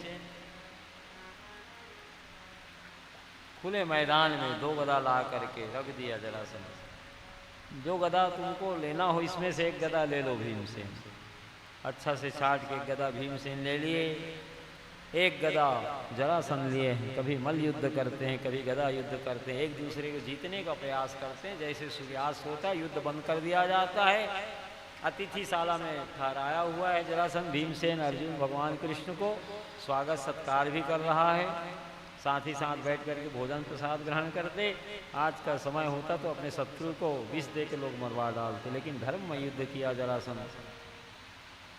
27वें दिन जब सूर्यास्त को युद्ध विराम हुआ, भोजन प्रसाद ग्रहण करके अपने अपने कक्ष में सब विश्राम करने लगे अतिथिशाला में, तो भीमसेन भगवान के कक्ष में जाकर के जगा दिया अर्धरात्रि को भगवान को। भगवान ने कहा, भीमसेन इतनी अर्धरात्रि में आए हो, क्या बात हो गई? भीमसेन ने कहा, असह्य वेदना हो रही हमारे शरीर में, कल मैं जरासंध के साथ युद्ध नहीं कर सकता, इसलिए आपके पास आया हूँ। कल मेरे को युद्ध में ना था, आप मत लगाना। भगवान सर्वांग शरीर में हाथ फेर दिए भीमसेन के, सारा दर्द गायब हो गया। भगवान ने कहा, जाओ कल तुम्हारी विजय हो जाएगी 28वें दिन। अभी तक इसलिए युद्ध में जीत नहीं पा रहे थे जरासंध को, भीमसेन अपने बल का आश्रय लेकर के युद्ध कर रहा था। आज भगवान के शरणागत हो गया, मैं जरासंध को नहीं जीत पाऊंगा, असह्य वेदना हमारे शरीर में हो रही है। युधिष्ठिर का रासु यज्ञ पूरा हो अथवा ना हो, मेरा तो प्राण ही निकल जाएगा, इसलिए मेरे युद्ध में मत लगाना। तो भगवान ने कहा, जाओ कल तुम्हारी विजय हो जाएगी। 28वें दिन पुनः मल्ल युद्ध कर रहे हैं, कभी गदा युद्ध कर रहे हैं। मल्ल युद्ध करते हैं जरासंध के एक पैर पर अपना पैर रखा, दूसरे पैर को दोनों हाथों से पकड़ करके चीर डाला, जैसे छोड़ा पुनः जुड़ गया। ऐसा कई बार मल्ल युद्ध में पछाड़ करके जरासंध को पैर को पकड़ करके चीरता था, लेकिन फिर जुड़ जाता था। अब तो जरासंध अपने आप को अजय समझने लगा, मेरी मृत्यु होने वाली नहीं है। भगवान की ओर बारंबार देखने लगा, इशारा करने लगा कि भगवान इसकी मृत्यु कैसे नहीं हो रही है। तो भगवान एक तिनका को लिए और चीर करके विपरीत दिशाओं में फेंका। तो जरासंध भगवान की इशारा को समझ गए।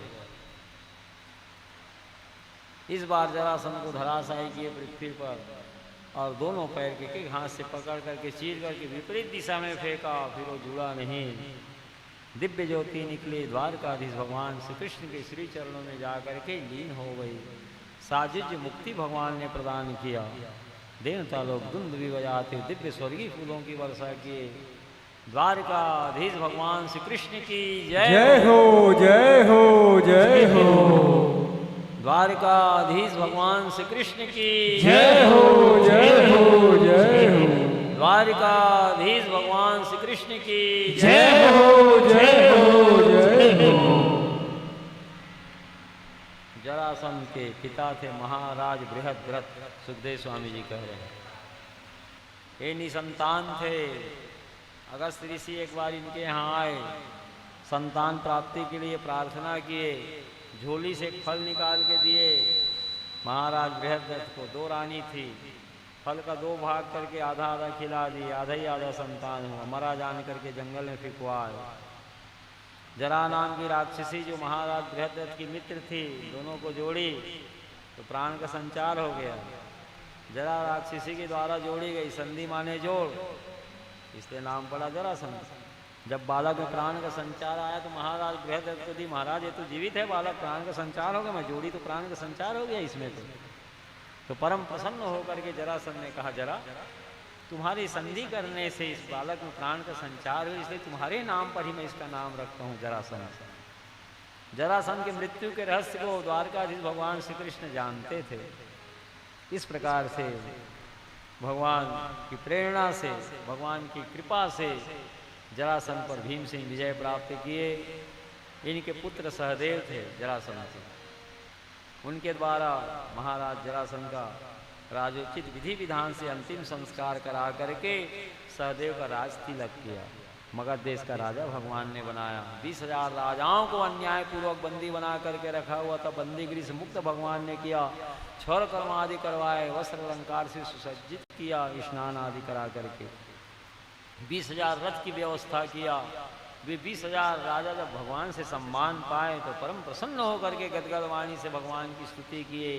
कृष्णाय वासुदेवाय हरिये परमात्मने प्रणत क्लेश नाशाय गोविंदाय नमो नमः। जो भगवान कृष्ण वसुदेव जी के पुत्र होने से जगत में वासुदेव कहलाते हैं, वही हरि है, वही परमात्मा है, जिनको प्रणाम करने मात्र से जीव के समस्त क्लेश हमेशा हमेशा के लिए नष्ट हो जाते हैं। हाथ जोड़ करके आप लोग भी बोलिए, कृष्णाय वासुदेवाय हरिये परमात्मने। कहाँ ध्यान है संगीत वालों, बोलो, बोल रहे हैं तो कहीं खोए रहते हो, चारों लगता है ध्यान नहीं रहता कथा में। हाथ जोड़ कर बोलिए, कृष्णाय वासुदेवाय वासुदेवाय हरिये हरिये परमात्मने परमात्मने प्रणत क्लेश नाशाय प्रणत क्लेश नाशाय गोविंदाय नमो नमः गोविंदाय नमो नमः। इस मंत्र का जाप करने से संपूर्ण कष्टों से छुटकारा मिल जाता है, जिसका अर्थ होता है भगवान कृष्ण जो वसुदेव जी के पुत्र होने से जगत में वासुदेव कहलाते हैं, वही हरि हैं, वही परमात्मा है, जिनको प्रणाम करने मात्र से जीव के सारे क्लेश हमेशा हमेशा के लिए नष्ट हो जाते हैं। प्रणत क्लेश नाशाय गोविंदाय नमो नमः। ऐसे भगवान गोविंद को हम नमन करते हैं। वहीं 20,000 राजाओं को युधिष्ठिर के राष्ट्रीय यज्ञ का निमंत्रण भगवान ने दे दिया। 20,000 रथ में उन राजाओं को उनके राज्य में भिजवाए भगवान सम्मान पूर्वक। धर्मराज युधिष्ठिर को आकर के जरासंध के मुकुट को भेंट किया भीमसेन ने। सहदेव बहुत से प्रचुर धन यज्ञ के लिए भेंट किए। सहदेव नाम है जरासंध के पुत्र का, तो भीमसेन भगवान कृष्ण अर्जुन को प्रचुर द्रव्य भेंट किए यज्ञ के लिए। सहदेव को भी भगवान ने आमंत्रित किया। इस प्रकार से युधिष्ठिर के राष्ट्र यज्ञ करने का मार्ग प्रशस्त हो गया। वे पृथ्वी के एकमात्र चक्रवर्ती सम्राट हैं। समस्त दिशाओं के नरपतियों को जीत लिए हैं। सबको राष्ट्रीय यज्ञ में आमंत्रित किया धर्मराज युधिष्ठिर ने। यज्ञ समिति का गठन किए, यज्ञशाला का निर्माण करवाए। जैसे देवताओं के शिल्पी विश्वकर्मा है, उसी प्रकार से दैत्यों के शिल्पी मैदाना है कि नहीं, उन्हीं के द्वारा विचित्र यज्ञशाला थी युधिष्ठिर की। जहाँ थल दिखता था वहाँ जल रहता था, जहाँ जल दिखता था वहाँ थल रहती थी, जहाँ दीवार दिखता था वहीं से रास्ता रहता था दरवाजा, और जहाँ दरवाजा दिखता था उधर दीवार रहता था। इस प्रकार से विचित्र यज्ञशाला का निर्माण मैदानों के द्वारा किया गया, जो दैत्यों के शिल्पी हैं। यज्ञ समिति का गठन किए, क्योंकि सप्ताह ज्ञान यज्ञ एक अकेले के बसबूते की बात नहीं है, एक अकेला कोई नहीं कर सकता। बहुत से लोगों का प्रत्यक्ष अप्रत्यक्ष सहायता से ही सप्ताह ज्ञान यज्ञ सिद्ध कहा गया है। यज्ञ की शोभा भोजन भंडारे से है। यज्ञ में जितने अतिथि लोग, श्रोता लोग भोजन प्रसाद ग्रहण करते हैं, उतने ही यज्ञ भगवान प्रसन्न होते हैं। भीम खूब खुराके थे, इसलिए उन्हें भोजनाध्यक्ष बनाया गया। भीमो अब ऐसा भी नहीं कि फेंक रहे हो। कल क्या किए, 5 किलो चना छोले को बना दिए, काबुली चना, आधा गंजी मेरे यहाँ भेज रहे हैं, गैया को दे दो। गैया भी नहीं खा रही। अरे भाई उसको अंग लगे, कोई पाए तो कोई बनाने का मतलब है। मनमाने बना दिए, कोई पाई नहीं रहा। 5 किलो तो बहुत होता है काबुली चना, 2-2.5 किलो में 1000 आदमी पा लेते हैं बड़े बड़े पार्टी में। सब खपा दिए, कैसे बनाए क्या किए।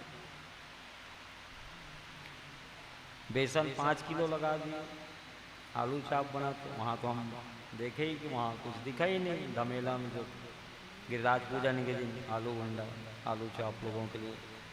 तो जो सामग्री भगवान की आई है यज्ञशाला में, सही उपयोग हो, सब भक्त लोग पाएं, अंग लगे, तो उसकी कीमत है। और सामानी कहीं नहीं है तो वो क्या काम का। तो यज्ञ की शोभा भोजन भंडारे से है। खाने पीने में कोई कमी नहीं, खूब खिलाइए पिलाइए, चावल दाल सब्जी रोटी पूरी, जो भगवान का भोग लगाए भर पेट सब भक्त पाए। अन्न का अपमान नहीं होना चाहिए, व्यर्थ बर्बाद नहीं होना चाहिए। भगवान का भोग लगा हुआ प्रसाद है तो व्यर्थ नहीं जाना चाहिए। कोई भी प्राणी पाए, अंग लगे, तो इसकी शोभा है। तो भीम खूब खुराकी थे। भीमो महासनाध्यक्षो धनाध्यक्षा सुयोधना सा देवस्तु पूजायाम नकलो द्रव्य साधने गुरु सुस्ने जिष्णु कृष्णा पादावने जने परिवेशने दुर्गजा करणो दाने महामना। भीम खूब खुराकी थे, जो खूब भोजन करना जानता है वही खिलाना भी जानता है, इसलिए भीम को भोजनाध्यक्ष बनाया धर्मराज युधिष्ठिर। भोजन संबंधी व्यवस्था भीमसेन देखेंगे। जितने अभ्यागत अतिथि श्रोता आएंगे सबको सम्मान पूर्वक भरपेट भोजन कराएंगे। एक भोजन की निगरानी के लिए भीमसेन होगा। भीमो महासनाध्यक्ष धनाध्यक्षा सुयोधना, दुर्योधन को धनाध्यक्ष बनाए। ये तुम्हारे भाई, तुम्हारे विरोधी जरूर हैं, भगवान ने कहा युधिष्ठिर से, लेकिन इनको भी महत्वपूर्ण जिम्मेदारी दो, इनको भी यज्ञ कार्य में महत्वपूर्ण जिम्मेदारी दो। तो दुर्योधन को धनाध्यक्ष बनाए भगवान के कहने पर धर्मराज युधिष्ठिर ने। धन संबंधी कार्य दुर्योधन के हाथ में थे, धनाध्यक्ष थे। जहां 1000 स्वर्ण मुद्रा की जरूरत पड़ती थी यज्ञशाला में, तो दुर्योधन 10,000 स्वर्ण मुद्रा खर्च करता था, ताकि युधिष्ठिर का रासु यज्ञ पूरी ना होने पाए, इसकी फजियत हो जाए। लेकिन दुर्योधन के हाथ में लक्ष्मी है, वो 10,000 स्वर्ण मुद्रा खर्चा करता था तो बड़े बड़े यशस्वी नरपति पृथ्वी की संपूर्ण दिशाओं को जीत लिए हैं। यज्ञशाला में बहुत सी भोग सामग्री भेज देते थे, द्रव्य भेंट कर देते थे। महाराज युधिष्ठिर भगवान यज्ञ की सेवा में लगाना। वो 10,000 स्वर्ण मुद्रा खर्च करता था, जहाँ 1,000 स्वर्ण मुद्रा खर्च करना होता वहाँ 10 गुना ज्यादा खर्च करता दुर्योधन। तो 10,000 स्वर्ण मुद्रा खर्च करता था तो 1,00,000 स्वर्ण मुद्रा कोष में बढ़ जाता था, वृद्धि हो जाती थी। बड़े बड़े यशस्वी नरपति 1,00,000 स्वर्ण मुद्रा भेंट कर देते थे धर्मराज को। धर्मराज ये यज्ञ भगवान की सेवा में आप लगाना। चक्रवर्ती सम्राट है, भेंट करते थे। यज्ञ में आए थे, यज्ञ में जो आते हैं अतिथि लोग भेंट भी करते हैं। तुलसी पंचिन के पिए घटे न सरिता नीर, धर्म किए धन ना घटे जो सहाय रघुवीर। धर्म में धन खर्च करने से कभी किसी वस्तु की कमी नहीं होती और बढ़ती है, कभी कमी होने वाली नहीं है। जैसे पंछी के सरिता का जल सेवन करने से सरिता का जल कम नहीं होता, उसी प्रकार से धन धर्म में खर्च कर रहे हो तो भगवान कई गुना करके बढ़ाते हैं। जैसे सूर्य नारायण भगवान 8 महीना जल का शोषण करते हैं और वर्षा ऋतु में चौमासे में कई गुना करके लौटा देते हैं। सूर्य नारायण भगवान वर्षा ना करे तो वृष्टि ना हो, तो अन्न की कल्पना ही ना की जा सके। अन्न ना हो तो सृष्टि की कल्पना ना हो। ये दानी है कि नहीं सूर्य नारायण भगवान, उन्हीं के पुत्र हैं कर्ण। भीमो महासनाध्यक्षो धनाध्यक्षा सुयोधना सा देवस्तु पूजायाम, सबसे छोटे भाई सहदेव को पूजाध्यक्ष बनाए धर्मराज युधिष्ठिर। यज्ञशाला में पूजा पाठ संबंधी समस्त निर्णय सहदेव करेंगे, जो वो कहेंगे वही अंतिम निर्णय होगा। सहदेवस्तु पूजायाम नकुलो द्रव्य साधने, नकुल को द्रव्य साधन का कार्य सौंपे। यज्ञ में किसी वस्तु की कमी होगी तो नकुल तुम ला करके व्यवस्था करोगे। गुरु सुस्ने जिष्णु, गुरुओं की सेवा का काम अर्जुन को मिला। जितने गुरुजन आएंगे यज्ञशाला में सबका सेवा सत्कार की जिम्मेदारी अर्जुन तुम्हारी है। कृष्णा पादावने जने, भगवान ने कहा कि मेरे को भी कोई काम दो बड़े भैया। युधिष्ठिर ने कहा ना था, आप हमारी यज्ञशाला में केवल बैठे रहिए, बहुत से कार्य करते हैं काम करने वाले, आपको कोई काम नहीं करना है, केवल आप बैठे रहिए प्रभु। भगवान ने कहा जब मैं रामा अवतार लिया था, विश्वामित्र जी यज्ञ किए थे, तब भी मैं खाली नहीं बैठा था। राम लक्ष्मण धनुष बाण लेकर के यज्ञ की रखवाली किए थे। होम करन लागे मुनि झारी, आप रहे मख की रखवारी। जब त्रेता में राम बना था तब खाली नहीं बैठा था, विश्वामित्र जी यज्ञ किए थे। तो यज्ञ के संरक्षक कौन है? भगवान है। राम लक्ष्मण धनुष बाण लेकर के रक्षा की, तभी कैसे खाली बैठूंगा। और युधिष्ठिर कोई काम नहीं देना चाह रहे हैं, तो भगवान ने कहा जितने साधु संत महात्मा ब्राह्मण आएंगे यज्ञशाला में भोजन प्रसाद ग्रहण करेंगे, उनके जूठे पत्तल को मैं उठाऊंगा, ब्राह्मणों के संतों के चरण को धोऊंगा, भोजन करके उठेंगे तो जूठा पत्तल मैं उठाऊंगा। देखिए भगवान निखिल ब्रह्मांड के स्वामी हैं, लेकिन युधिष्ठिर के राजसु यज्ञ में भगवान ने जूठा पत्तल उठाया, और युधिष्ठिर के राजसु यज्ञ में भगवान की अग्र पूजा की गई, क्योंकि सबके मूल भगवान श्री कृष्ण हैं। कृष्णा पादावनेज में सबसे ऊंची प्रेम सगाई, सबसे ऊंची प्रेम सगाई, राजसु यज्ञ युधिष्ठिर के नौ,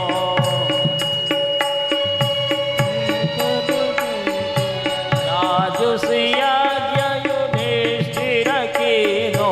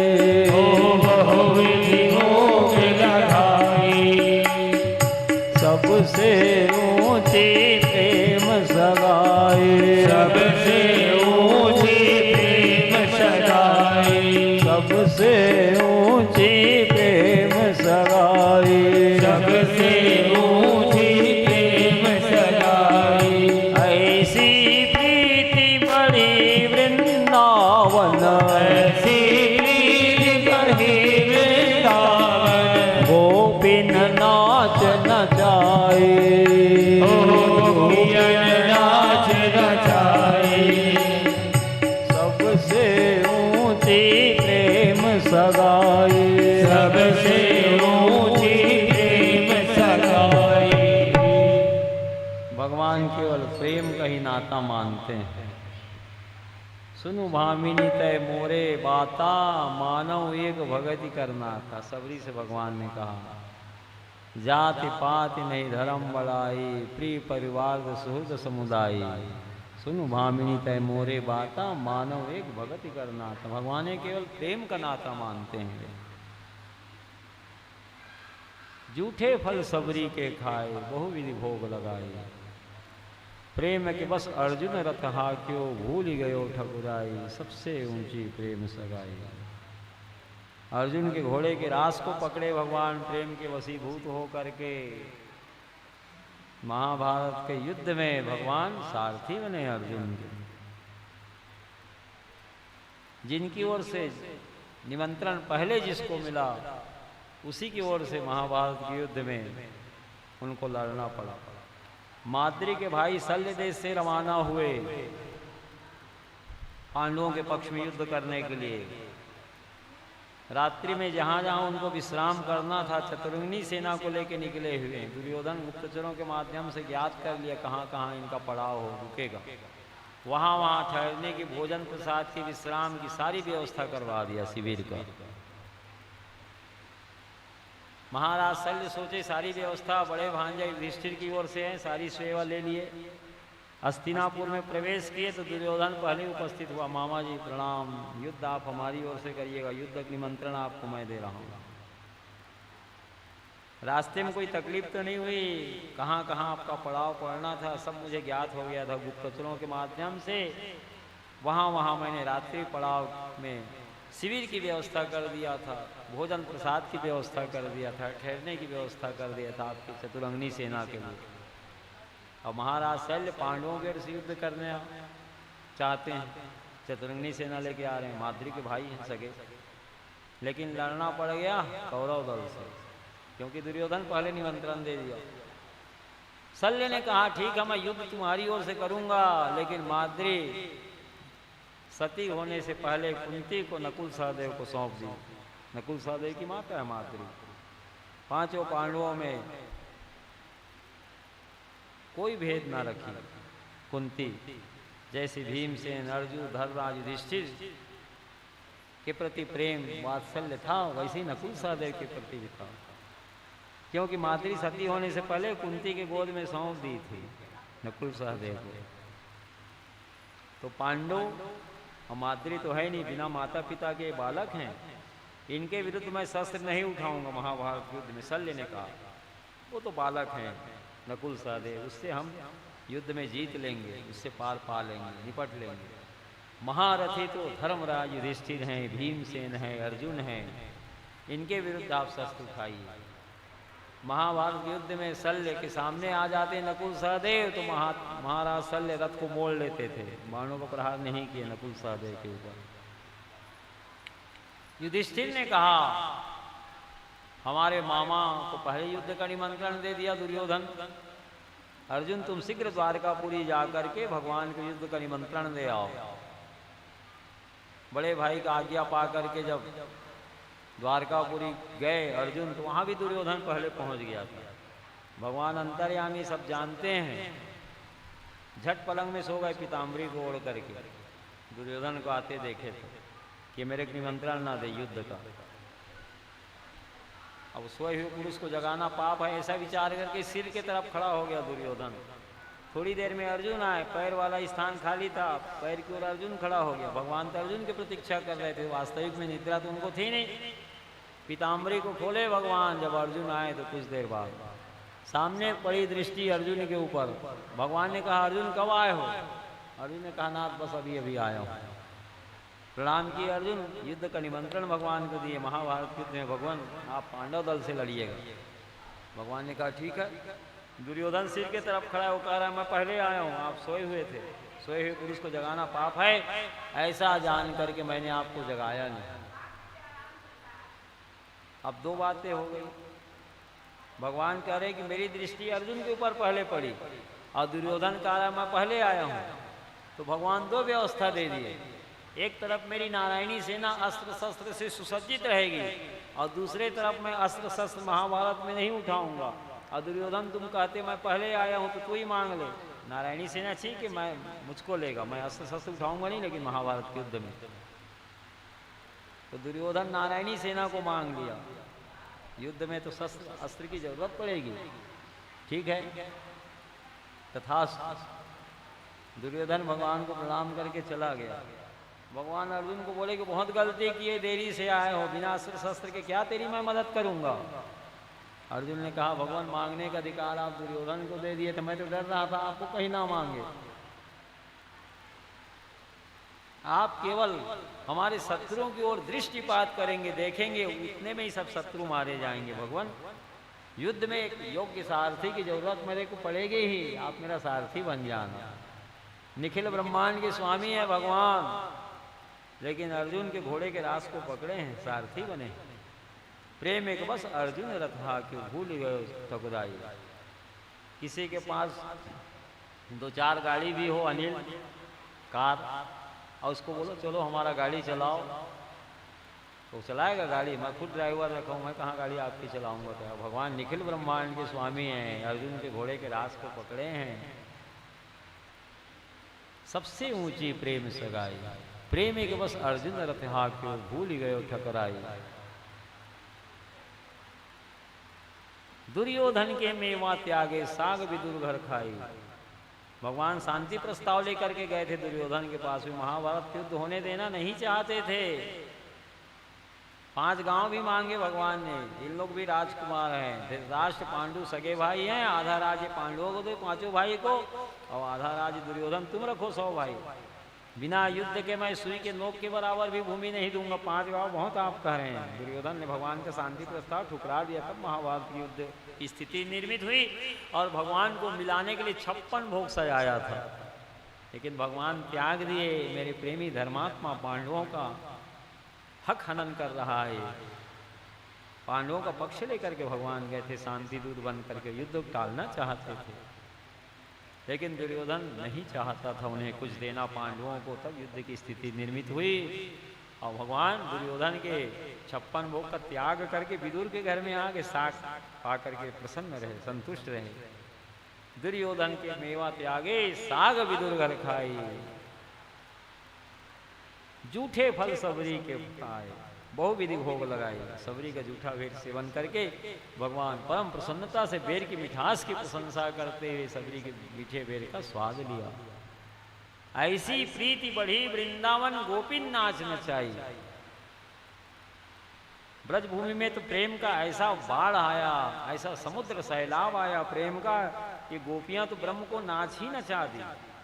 गोपियां कहती, प्यारे श्याम सुंदर बहुत सुंदर नृत्य करते हो, जरा नृत्य करके दिखाओ तो मैं तुमको छाछ दूंगी। तो भगवान नाचने लगते थे। गोपियां कहती, नाचो नाचो रे कन्हैया मैं बलैया लूंगी ना। तो भगवान नाचने लगते थे। शेष गणेश महेश दिनेश सुरेशहु जाहि निरंतर ध्यावै, जाहि अनादि अनंत अखंड अछेद अभेद सुभेद बतावै। नारद से सुख व्यास रचे पचिहारे तौ पुनि पार न पावै। ताहि अहिर की छोहरिया छछिया भरी छाछ पे नाच नचावे। शेष जी, गणेश जी, दिनेश, सूर्य नारायण भगवान, महेश, शंकर जी रात दिन इनका गुणानुवाद गा रहे हैं।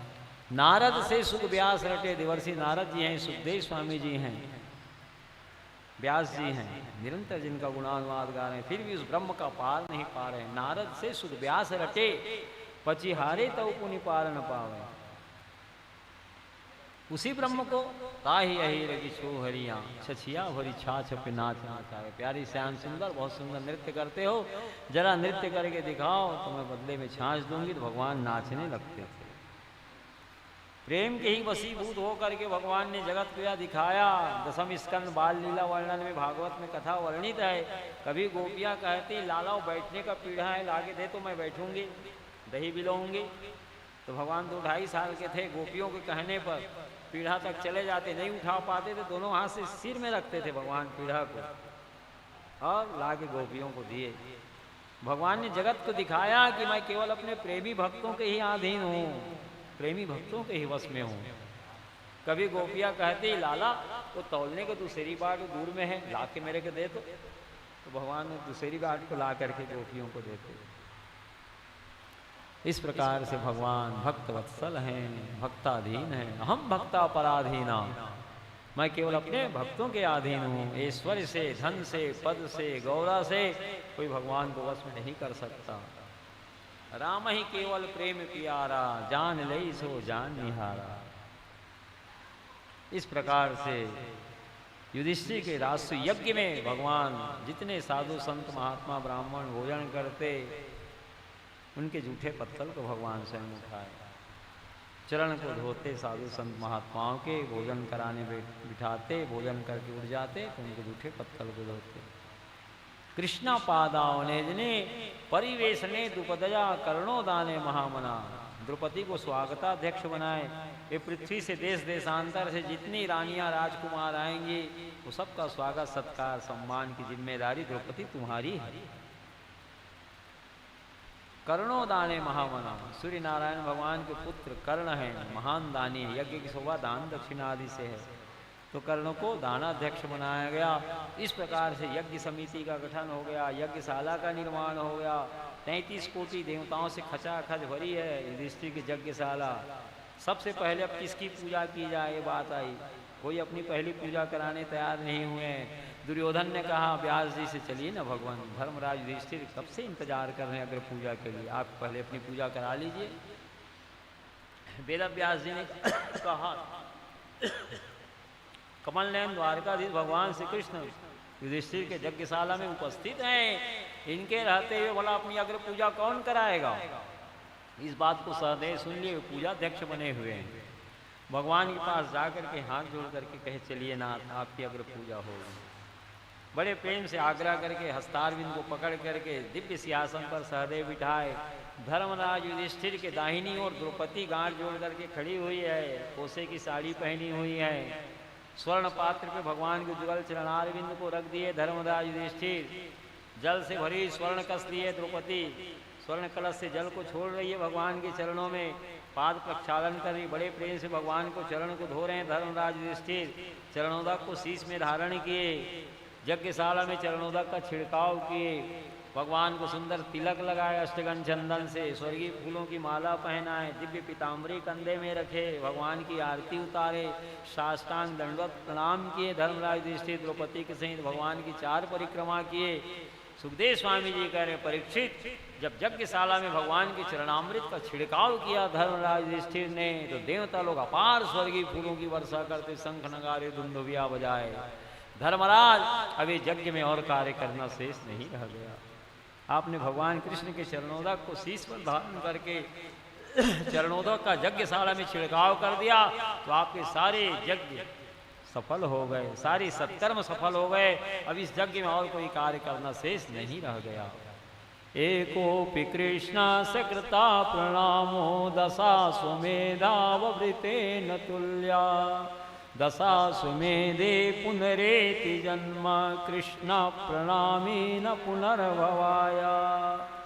जो जीव एक बार भी भगवान श्री कृष्ण को हाथ जोड़ करके प्रणाम कर लेता है, उसे 10 अश्वमेध यज्ञ करने से बढ़कर के पुण्य फल प्राप्त हो जाता है। जो 10 अश्वमेध यज्ञ करता है उसका पुनर्जन्म हो सकता है, लेकिन जो भगवान श्री कृष्ण को प्रणाम कर लिया उसका पुनर्जन्म होता ही नहीं। बोलो वृंदावन बिहारी लाल की जय हो। आइए संत जी बैठिए। श्री कृष्ण गोविंद हरे मुरारे, वासुदेवा श्री कृष्ण गोविंद हरे मुरारे, हे नाथ नारायण वासुदेवा। श्री कृष्ण गोविंद हरे मुरारे, हे नाथ नारायण वासुदेवा। श्री कृष्ण गोविंद हरे मुरारे, हे नाथ नारायण वासुदेवा। हे नाथ नारायण वासुदेवा, हे नाथ नारायण वासुदेवा। हे नाथ नारायण वासुदेवा, हे नाथ नारायण वासुदेवा। श्री कृष्ण गोविंद हरे मुरारे, हे नाथ नारायण वासुदेवा। कृष्ण गोविंद हरे मुरारे, हे नाथ नारायण वासुदेवा। श्री कृष्ण गोविंद हरे मुरारे, हे नाथ नारायण वासुदेवा। कृष्ण गोविंद हरे मुरारे, हे नाथ नारायण वासुदेवा। वृंदावन बिहारी लाल की जय हो। द्वारकाधीश भगवान श्री कृष्ण की जय हो। जय जय श्री राधे, जय जय श्री राधे, जय जय श्री राधे।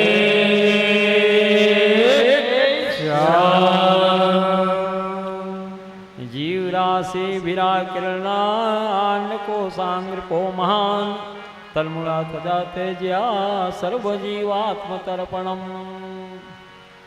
जीव राशि विरा किरण आंड को सांग को महान, तलमुड़ा तदा तेज्या सर्वजीवात्म तर्पणम।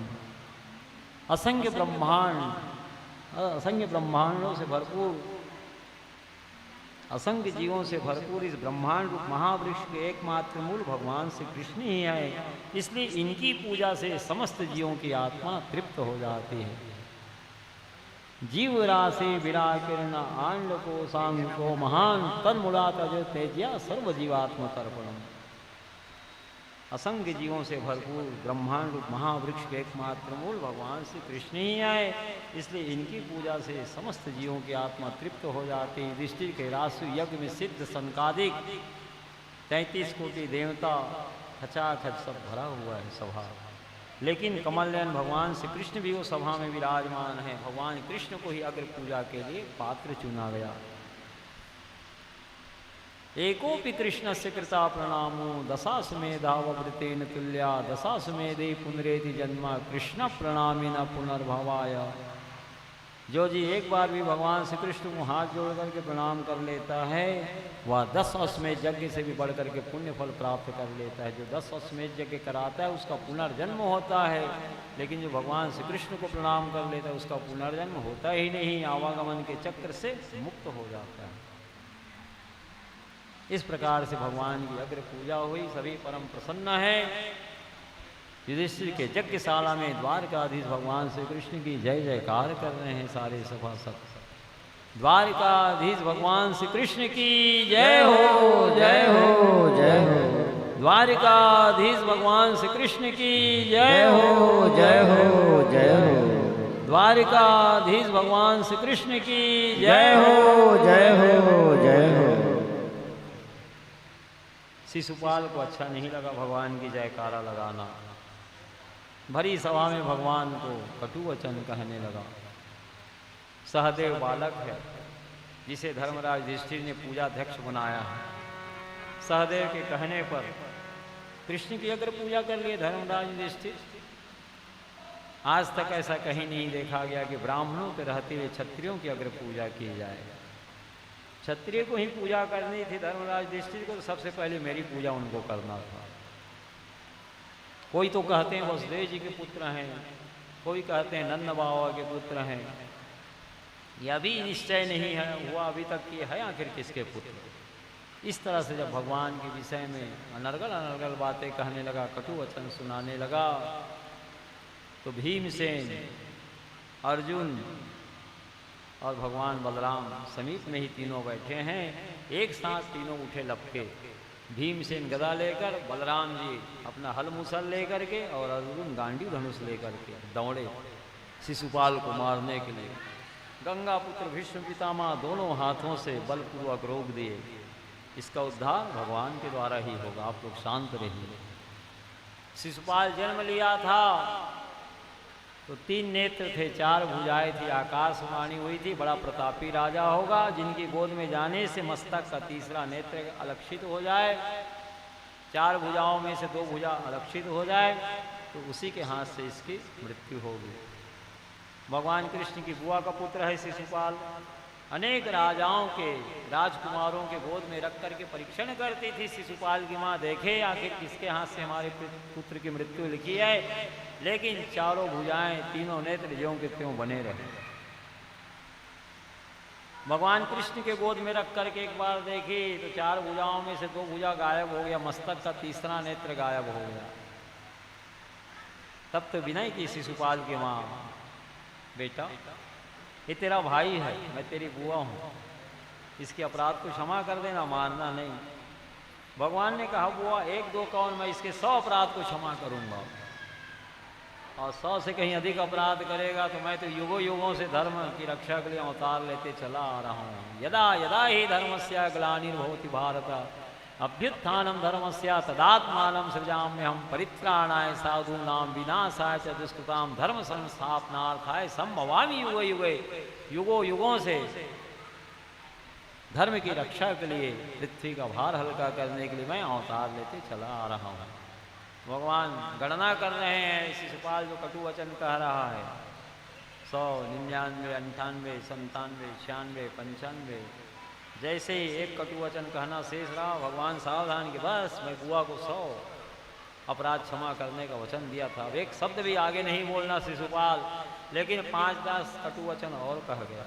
सनातन सुदर्शन चक्र का स्मरण करके भगवान ने शिशुपाल को लक्ष्य करके चला दिया, सिर को धड़ से अलग कर दिया। भगवान का सुदर्शन चक्र दिव्य ज्योति निकली जो एक बांस ऊंचाई तक अंतरिक्ष की ओर बढ़ते हुए पुनः भगवान श्री कृष्ण के श्री चरणों में लीन हुई। देवता लोग धुंध भी बजाते हुए स्वर्गीय पुष्पों की वर्षा कर रहे हैं। शिशुपाल को साजी मुक्ति भगवान ने प्रदान किया। द्वारिकाधीश भगवान श्री कृष्ण की जय हो, जय हो, जय हो। द्वारिकाधीश भगवान श्री कृष्ण की जय हो, जय हो, जय हो। द्वारिकाधीश भगवान श्री कृष्ण की जय हो, जय हो, जय हो।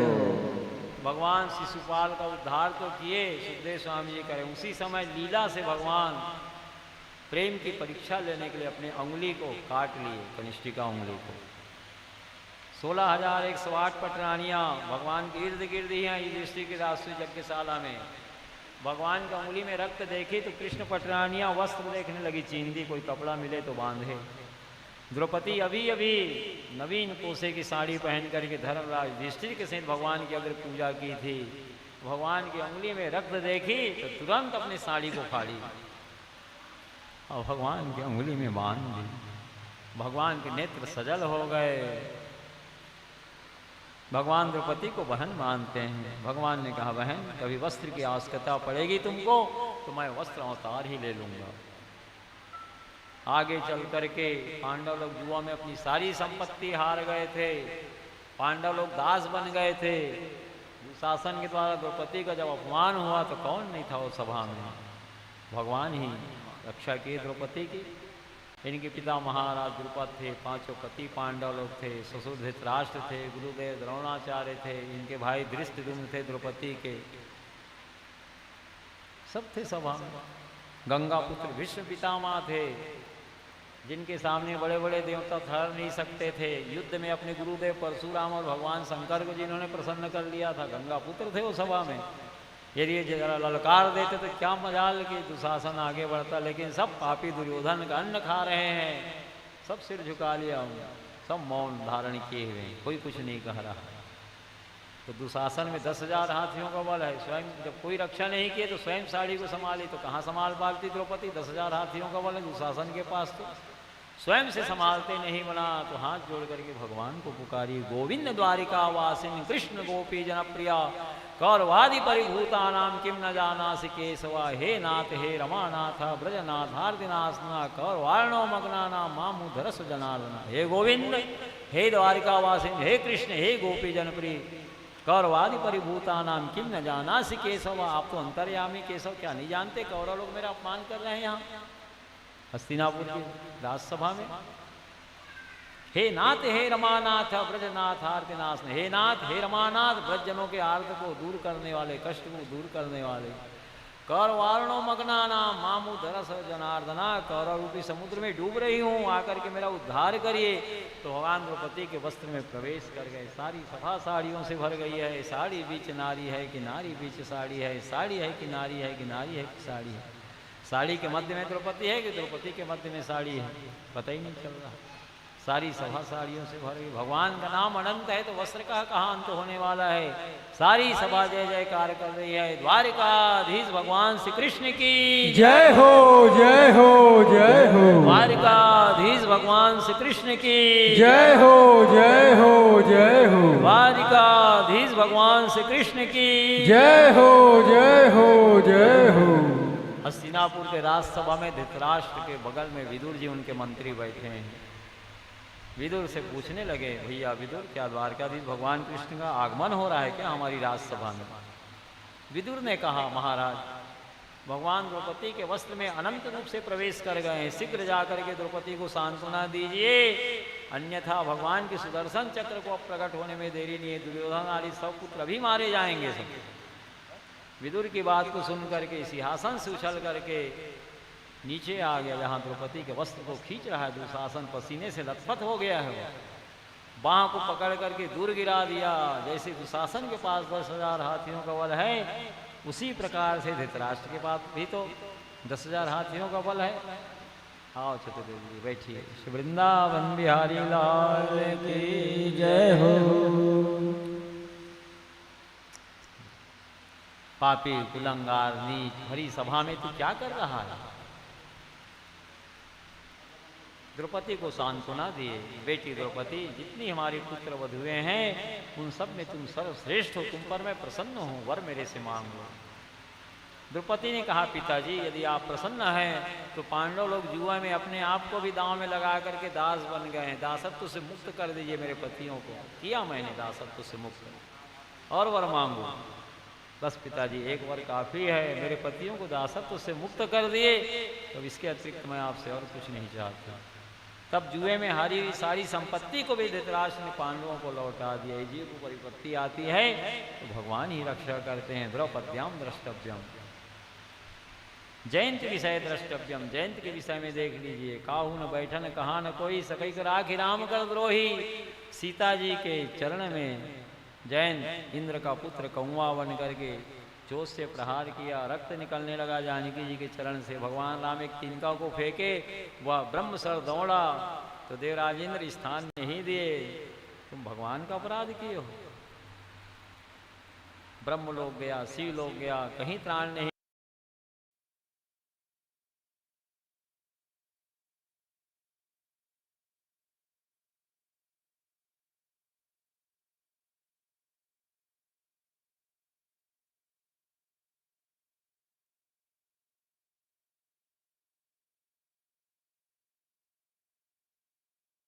देखिए भगवान ने कहा कोटि विप्र बद लागहि जाऊं, आए शरण तजई नेताऊं। सन्मुख होई जीव मोहि जबहि, जन्म कोटि अग्नासहि तबहि। पापवंत कर सज सुबाऊं, भजन मोरते भाव न काऊं। जौ पै दुष्ट हृदय सोई होई, मोरे सन्मुख आव कि सोई। निर्मल मंजन सो मोहि पावा, मोहि कपट छल छिद्र न भावा।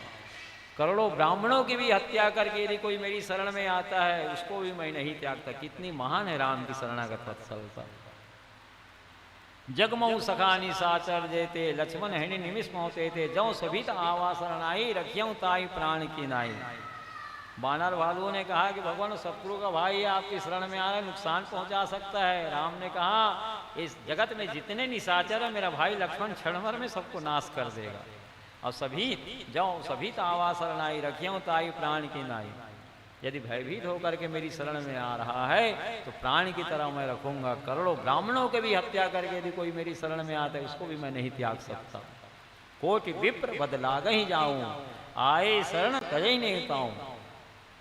सन्मुख होई जीव मोहि जबहि, जन्म कोटि अग्नासहि तभी। जैसे मेरे सम्मुख जीव होता है करोड़ों जन्मों के पाप को नष्ट कर डालता है। जन्म कोटि अग्नासहि तभी। एक होता है पाप, एक होता है अघ।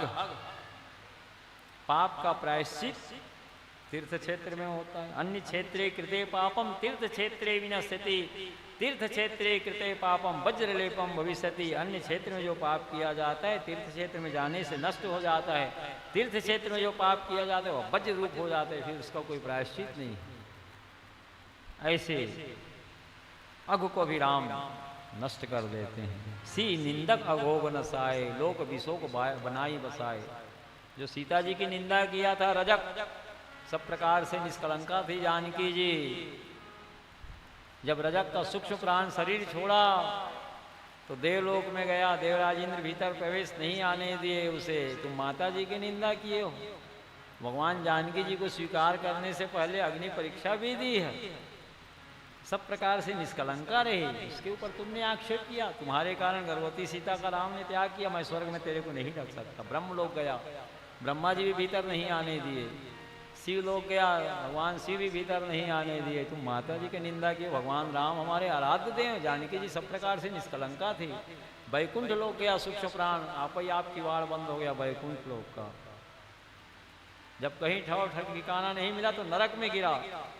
नरक का किवाड़ भी आप ही आप बंद हो गया, तेरे लिए नरक में भी जगह नहीं है। माता जी की निंदा की। तब राम को दया आई, मेरे गांव का रहने वाला है, निज धाम का रहने वाला है। सिय निंदक अगोग नसाए, लोक विशोक बनाई बसाए। जो जानकी जी का निंदा किया था ऐसे रजक के लिए भगवान ने नया साकेत लोक का निर्माण कर दिया। अघ का भी नाश कर दिया भगवान ने। अयोध्या भगवान का निज धाम है। अन्य क्षेत्रे कृते पापम तीर्थ क्षेत्रे विनश्यति। अन्य क्षेत्र में पाप किया जाता है, तीर्थ क्षेत्र में जाने से नष्ट होता है। और तीर्थ क्षेत्र में जो आप पाप किया जाता है वो अघ हो जाते हैं, वज्र रूप हो जाते हैं, उसको कोई प्रायश्चित नहीं सही। अघ को भी राम ने नष्ट कर दिया और नया वैकुंठ लोग बना करके रजक को भी बसाए भगवान, स्वयं भी वास किए जानकी जी चारों भाइयों के संग। विशोक यानी जहाँ कोई शोक ना हो, वैकुंठ लोग ही ऐसा लोग है जहाँ कोई शोक नहीं है। से निंदक अघोघ नसाए, लोक विशोक बनाई बसाए, बुढ़ार्थ है चौपाई में। ऐसे भगवान भक्त वत्सल हैं। जन्म कोटि अगनाशई तबही, सन्मुख होई जीव मोहि जबही। जैसे मेरे सम्मुख होता है करोड़ों जन्मों के अग कोई जीव नष्ट कर देता है। वाल्मीकि रामायण में विभीषण शरणागति प्रसंग में राम ने कहा, सकृदेव प्रपन्नाए तवास्मीति च याचते अभियम सर्वभूतेभ्यो ददाम में तद्व्रतम मम। जो जीव एक बार भी हाथ जोड़ करके मेरी शरण में आता है, सकृदेव प्रपन्ना है, प्रपन्ना ने आर्थ होकर के दुखी होकर के कहता है कि नाथ मैं आपका हूँ, इतने से भगवान प्रसन्न हो जाते हैं। और अभयम सर्वभूतेभ्यो, जगत के संपूर्ण प्राणियों से उस जीव को अभय दान दे देते हैं। अभयम सर्वभूतेभ्यो ददाम एतद् व्रतम मम, ये मेरा व्रत है। व्रत यानी प्रतिज्ञा, संकल्प है। शरण में आए हुए जीव को भगवान नहीं त्यागते, यही उनकी भक्त वत्सलता है, शरणागत वत्सलता है। इस प्रकार से युधिष्ठिर का राजसूय यज्ञ भगवान श्री कृष्ण की अग्र पूजा करने से सानंद संपन्न हुआ। तस्माद भारत सर्वात्मा भगवान ईश्वरो हरि श्रोतव्य कीर्तितव्य स्मर्तव्य क्षता भयम। जीवात्मा का सच्चा सुहृद एकमात्र भगवान श्री हरि ही है। यदि जीव निर्भय होना चाहता है, हमेशा हमेशा के लिए सुख शांति आनंद प्राप्त करना चाहता है, तो भगवान का ही कथा कीर्तन उत्सव महोत्सव मनाते हुए धर्ममय जीवन व्यतीत करे। यामुनाचार्य जी भगवान के सिंहासन के अवतार हैं। उन्होंने आलमंदार ग्रंथ की रचना किया है। दिग्विजयी संत थे वे। आलमंदार ग्रंथ में भगवान की स्तुति करते हुए यामुनाचार्य जी ने कहा, त्वदंग्रिमोद्देश्य कदापि केनचित् जथा तथा वापि सकृत कृतोञ्जलि तदैव मूष्णाति सुवाणि शेषता सुवाणि पोष्णाति न जाति यते। त्वदंग्रिमोद्देश्य कदापि केनचित्, भगवान को कभी भी लक्ष्य करके हाथ जोड़ करके आप शीश झुका सकते हो। त्वदंग्रिमोद्देश्य कदापि केनचित्, कदापि कभी भी किसी परिस्थिति में रहो भगवान को लक्ष्य करके हाथ जोड़ करके शीश झुका सकते हैं आप। स्नान बनाए हो तब भी हाथ जोड़ सकते हो, और स्नान नहीं बनाए हो तब भी भगवान को हाथ जोड़ सकते हैं। जथा तथा वापि सकृत कृतोंजलि, जथा तथा शब्द का प्रयोग हुआ इस श्लोक में, लेकिन भगवान को लक्ष्य करके अंजलि को जोड़िए तो जथा तथा वापि सकृत कृतोंजलि तदैव मुष्णाति सुवाणि शेषता। सादर इस तरह से दोनों अंजलि को जोड़ करके भगवान को शीश झुकाइए। ऐसा नहीं बनता तो ऐसा ही जोड़ लो, ऐसा नहीं बनता तो ऐसा ही जोड़ लो, लेकिन भगवान को लक्ष्य करके हाथ जोड़िए, शीश झुकाइए, तो उससे क्या लाभ होगा? तदैव मुष्णाति सुवाणि शेषता। आपके जीवन के जितने अशुभ अमंगल हैं, केवल भगवान को लक्ष्य करके हाथ जोड़ करके शीश झुकाने से ही सारे अशुभ अमंगल नष्ट हो जाएंगे। और शुभानि पुष्णाति न जाति ही अते, शुभ का पुण्योदय निरंतर बढ़ने लगता है। भगवान केवल हाथ जोड़ने से ही प्रसन्न हो जाते हैं। अस स्वभाव कहीं सुनाऊं न देखूं, के खगेश रघुपति समलेखूं। भगवान से बढ़ करके सरल कोमल स्वभाव न कहीं सुनने में आता है न देखने में आता है। बिनु सेवा जो द्रवहि दीन पर राम सरिस प्रभु नाही, ऐसे को उदार जगमाही। भगवान से बढ़ करके उदार जगत में और कोई नहीं है। बिना सेवा के जो दीन जनों के ऊपर प्रसन्न रहते हैं, भगवान का नाम दीन बंधु है, दीन दयाल है।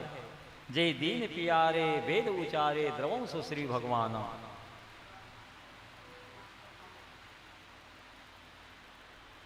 सुखदेव स्वामी से महाराज परीक्षित ने कहा, भगवान सप्ताह ज्ञान यज्ञ का आज अंतिम दिवस है।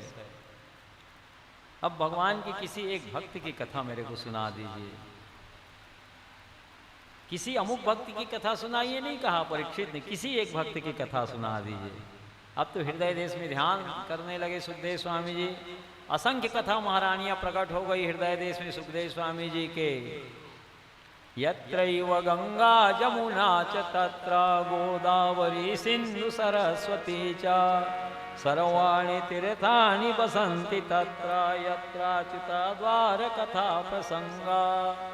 जहाँ भगवान हरि की कथा होती है वहाँ गंगा जमुना नर्मदा कृष्णा कावेरी गोदावरी सरस्वती संपूर्ण तीर्थवास करते हैं कथा सुनने के लिए।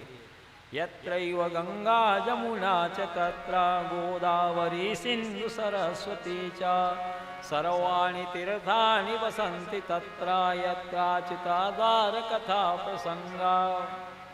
वह कथा स्थल तीर्थ स्वरूप बन जाता है। गंगा भगवान की चरणारविंद की पानी है।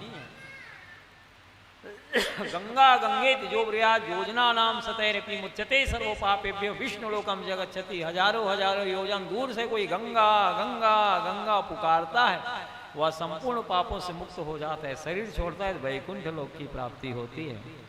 पापी लोग गंगा आदि श्रेष्ठ पावन नदियों में जो पाप छोड़े रहते हैं, तो गंगा आदि श्रेष्ठ नदियाँ भगवान की जहाँ कथा होती है, वो कथा स्थल में पहुँच करके भगवान की कथा श्रवण करके उन समस्त पापों से निवृत्त हो जाती है। जिसे गंगा आदि पावन नदियाँ नहीं तार पाती, उसे भगवान की कथा महारानी तार देती है। कथा भगवान के मुखारविंद की वाणी है और गंगा भगवान के चरणारविंद की पानी है।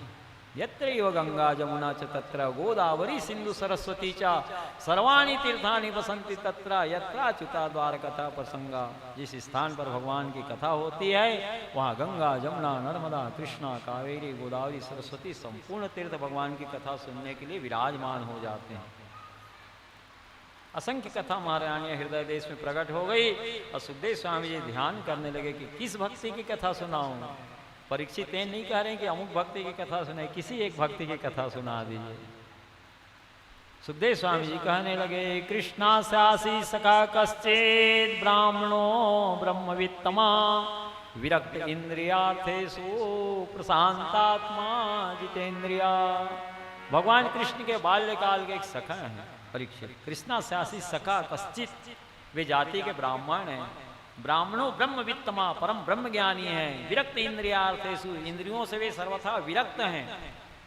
वी का अर्थ होता है विषय, रति यानी प्रेम, जिनका विषयों में प्रेम ना हो नहीं विरक्त कहा गया। यद्यपि सुदामा जी सदगृहस्थ हैं, फिर भी सुखदेव स्वामी जी ने उनके लिए विरक्त शब्द का प्रयोग किया है। विरक्त इंद्रियार्थेषु प्रशांत आत्मा जितेंद्रिय, परम शांत आत्मा है, जितेंद्रिय हैं, इंद्रियों को जीत लिए हैं। प्रारब्धानुसार जो कुछ मिल जाता है सुदामा जी को, उसी में वे संतुष्ट रहते हैं। प्राप्तव्यमर्थम लभते मनुष्यो दैयोपि तं लंघयितुं न शक्ता तस्मान्न सोचामि विस्मयं मे न तत्स्मृयं तत्परेषां। प्राप्त होने वाला धन जीव को मिलता ही है, देवता भी उसका उल्लंघन नहीं कर सकते, मनुष्यों की क्या विश्वास। प्राप्तव्यमर्थम लभते मनुष्यो दैयोपि तं लंघयितुं न शक्ता तस्मान्न सोचामि न विस्मयं मे यदस्मदीयं नहीं तत्परेषां। महाभारत नीति श्लोक। देवता भी उसका उल्लंघन नहीं कर सकते, मनुष्य की क्या विसात। इसलिए प्रारब्धानुसार जो कुछ आपको मिल रहा है उसमें संतोष बनाए रखिए। जो आपके भाग्य में है वो आपको मिलके रहेगा, और जो आपके भाग्य में नहीं है उसको दूसरा ला करके दे नहीं सकता। ऐसी निश्चित धारणा जिसकी बुद्धि में रहती है, हृदय देश में स्थिर रहता है, ये सदैव प्रसन्न रहते हैं। यदस्मदीयम नहीं तत्परेषां, जो आपके भाग्य में मिल के रहेगा और जो आपके भाग्य में नहीं है दूसरा उसको ला करके कोई दे नहीं सकता। ऐसी निश्चित धारणा, ऐसी निश्चित बुद्धि स्थिर जिनकी रहती है वे सदैव सम और प्रसन्न रहते हैं। तो प्रारब्धानुसार जो कुछ मिल रहा है सुदामा जी को उसमें प्रसन्न है। वे स्वयं नित्य कथा सुनाते, बाल बच्चों को भगवान की कथा सुनाते थे, स्वयं बाँचते थे, बाल बच्चों को कथा सुनाते थे सुदामा जी।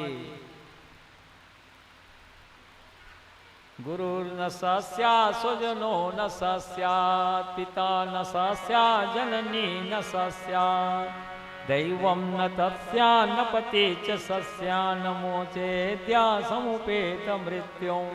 ऋषभ भगवान ने भरत आदि पुत्रों को, प्रजाजनों को धर्म का उपदेश देते भागवत जी में कहा गुरुर्न सस्या स्वजनो न सस्यात् पिता न सस्यात् जननी न सस्यात् दैवं न तस्या न पति च सस्या न मोचेद्या समुपेत मृत्युं।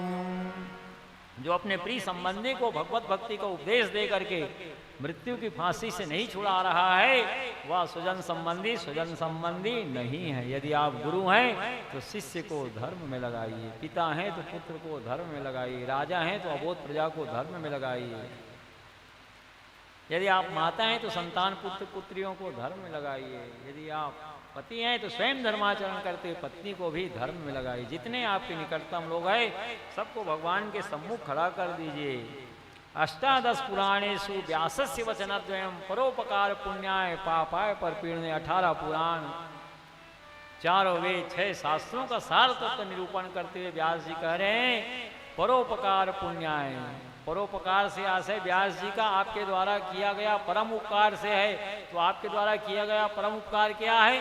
ये जीव को भगवान के सम्मुख खड़ा कर दीजिए, वही आपके द्वारा किया गया परम उपकार है। क्योंकि भगवान इस जीवात्मा का जो कल्याण करेंगे, मंगल करेंगे, दूसरा कोई कर ही नहीं सकता। परोपकार पुण्याय पापाय परपीड़ने। दूसरे को कष्ट पहुंचाने से बढ़कर के पाप नहीं है और भगवान के सम्मुख खड़ा कर देने के समान कोई पुण्य नहीं है। तो सुदामा जी स्वयं कथा बाँचते, बाल बच्चों को कथा सुनाते, नित्य का नियम था। एक दिन सुदामा जी की अनुपस्थिति में भगवान याचक बन करके आए। इनकी पत्नी सुशीला से याचना करने लगे। सुशीला ने कहा महाराज हमारे यहाँ तो सूतक लगा है। भगवान ने कहा कितने दिनों का सूतक लगा है? सुशीला ने कहा जन्म भर का सूतक लगा हुआ है। तो भगवान ने कहा जन्म मृत्यु का सूतक अधिक से अधिक 10 दिन तक सुना है मैंने। ये जन्म भर का सूतक क्या होता है? सुशीला कहने लगी महाराज दरिद्रता रूपी सूतक से घिरी हुई है, इसलिए जन्म भर का सूतक लगा है। वही सूतक मेरे को दे दो जन्म भर का। भगवान पापों का हरण कर लेते हैं, इसलिए वे हरि कहलाते हैं। हरि हरति पापानि दुष्ट चित्तैरपि स्मृता अनिच्छापि संस्पृष्टो दैत्य ही पाव का। भगवान दरिद्रता रूपी सूतक का हरण कर लेते हैं। हरि हरि कहने की देरी है जीव को, भगवान को पाप को हरण करने में देरी नहीं लगती। अनिच्छापि संस्पृष्टो दहते ही पाव का। अग्नि में हाथ का स्पर्श जान करके हो या अनजान में अग्नि जो जला डालते हैं, उसी प्रकार से जान करके भगवान का नाम लीजिए या अनजान में भगवान समस्त पापों का तत्काल समन कर देते हैं। पतिता इस कलिता छुत्वा वैशोभ्रन हरे नमेतु चे मुचते सर्वपात का। जो मनुष्य गिरते पड़ते फिसलते दुख भोगते अथवा छींकते समय विवस्था से भी हरि हरि का उठता है, वह भी संपूर्ण पापों से मुक्त हो जाता है। शरीर छोड़ता है तो वैकुंठ लोक की प्राप्ति होती है। प्राण प्रयाण पाथेयम संसार व्याधि भेषजम दुख क्लेश परित्राणम हरि नित्यक्षरद्वयम। मृत्यु के पश्चात परलोक के मार्ग में गमन करने वाले प्राणों के लिए हरि नाम पाथे भोजन सामग्री है। दुख और क्लेश का समूल जड़ से नाश करने वाला है। दुख क्लेश परित्राणम हरि नित्यक्षरद्वयम। सारी शक्तियां भगवान के नाम में सन्निहित है। तस्माद भारत सर्वात्मा भगवान ईश्वरो हरि श्रोतव्य कीर्तितव्य स्मर्तव्य क्षता वयम। जीवात्मा का सच्चा सुहृद एकमात्र भगवान श्री हरि ही है। यदि जीव निर्भय होना चाहता है, हमेशा के लिए सुख शांति आनंद प्राप्त करना चाहता है, तो भगवान की कथा श्रवण करे, भगवान का ही संकीर्तन करे, सतत भगवान का स्मरण करता रहे। बोलो वृंदावन बिहारी लाल की जय हो। भगवान ने कहा ठीक है भाई दरिद्रता रूपी सूतक मेरे को दे दो। ठीक है भगवान आप ले लीजिए, लेना चाहते हैं तो। भगवान मन में विचार के जब इनसे कुछ लिया हूं तो कुछ देना भी चाहिए। भगवान ने कहा जब पंडित जी आएंगे सुदामा जी तो उनसे कहना बाल्यकाल के उनके मित्र द्वारकाधीश कृष्ण सांदीपनी ऋषि के आश्रम में गुरुकुल में 7 विद्यादान किए थे। इस समय अंधकवंशी वृष्णिवंशी भोजवंशी नरपतियों के प्रमुख हो गए हैं। श्री निकेतन है, वे द्वारकाधीश हैं। अंधकवंशी वृष्णिवंशी भोजवंशी नरपतियों के सिरमौर हैं, वे द्वारकाधीश हो गए हैं। उनसे जाकर के पंडित जी क्यों नहीं मिलते अपने मित्र से, ये बात उन्हें स्मरण दिला देना। ऐसा कह करके भगवान चले गए। जो याचक बन करके आए हुए थे, सायंकाल कथा विराम हुई। सुशीला उनकी पत्नी कहने लगी मैं सुनती हूँ द्वारकाधीश भगवान कृष्ण आपके बाल्यकाल के सखा हैं। गुरुकुल में सांदीपनी ऋषि के आश्रम में 7 आपको उनकी शिक्षा दीक्षा हुई है। सुदामा जी के कान खड़े हो गए, इसको कहाँ से पता चल गया? सुदामा जी आज तक अपनी पत्नी को भी नहीं बताए थे कि गुरुकुल में द्वारकाधीश भगवान कृष्ण के साथ उनकी शिक्षा दीक्षा हुई है। बाल्यकाल के उनके मित्र हैं। मन में विचार करने लगे दरिद्रता से पीड़ित होकर के बेचारी ऐसा कह रही है, न तो इसे मैं तन भर वस्त्र दे पाया, न भरपेट भोजन करा पाया। दरिद्रता से पीड़ित होकर के भगवान के पास जाने के लिए प्रेरित कर रही है। धन की तो बात नहीं है, ये जीवन का फल भगवत दर्शन है। जब से गुरुकुल से पढ़ लिख के निकले तब से कृष्ण से मेरी मुलाकात हुई नहीं। वे भक्त वत्सल है, दीन दयाल हैं, उनका दर्शन अवश्य करना चाहिए। मैं कल ही चलूंगा। प्रातः काल हुआ, नित्य कर्म से निवृत्त होकर के सुदामा जी द्वारकापुरी जाने के लिए तैयार हो गए। ब्राह्मणी से कहे, सुशीला से घर में कुछ भेंट करने योग्य वस्तु भगवान के लिए हो तो दो। घर में कोई वस्तु नहीं है, इतना दरिद्रता है। पास पड़ोस के ब्राह्मण परिवार से 4 मुट्ठी चावल लेकर पुराने कपड़े में बांध के सुदामा जी को दी और भगवान का गुणानुवाद गाते हुए सुदामा जी द्वारकापुरी के लिए प्रस्थान कर रहे हैं। बोलो वृंदावन बिहारी लाल की जय हो। श्री कृष्ण गोविंद हरे मुरारी, हे नाथ नारायण वासुदेव। श्री कृष्ण गोविंद हरे मुरारी, हे नाथ नारायण वासुदेव। श्री कृष्ण गोविंद हरे मुरारे, हे नाथ नारायण वासुदेवा। हे नाथ नारायण वासुदेवा, हे नाथ नारायण वासुदेवा। हे नाथ नारायण वासुदेवा, हे नाथ नारायण वासुदेवा। हे नाथ नारायण वासुदेवा, हे नाथ नारायण वासुदेवा। हे नाथ नारायण वासुदेवा, हे नाथ नारायण वासुदेवा। श्री कृष्ण गोविंद श्री हरे राधे मुरारी, हे नाथ नारायण वासुदेवा। श्री कृष्ण गोविंद हरे मुरारे।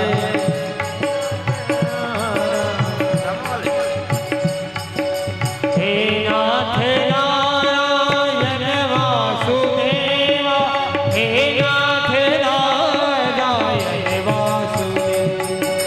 हे नाथ नारायण वासुदेवा, हे नाथ नारायण वासुदेवा।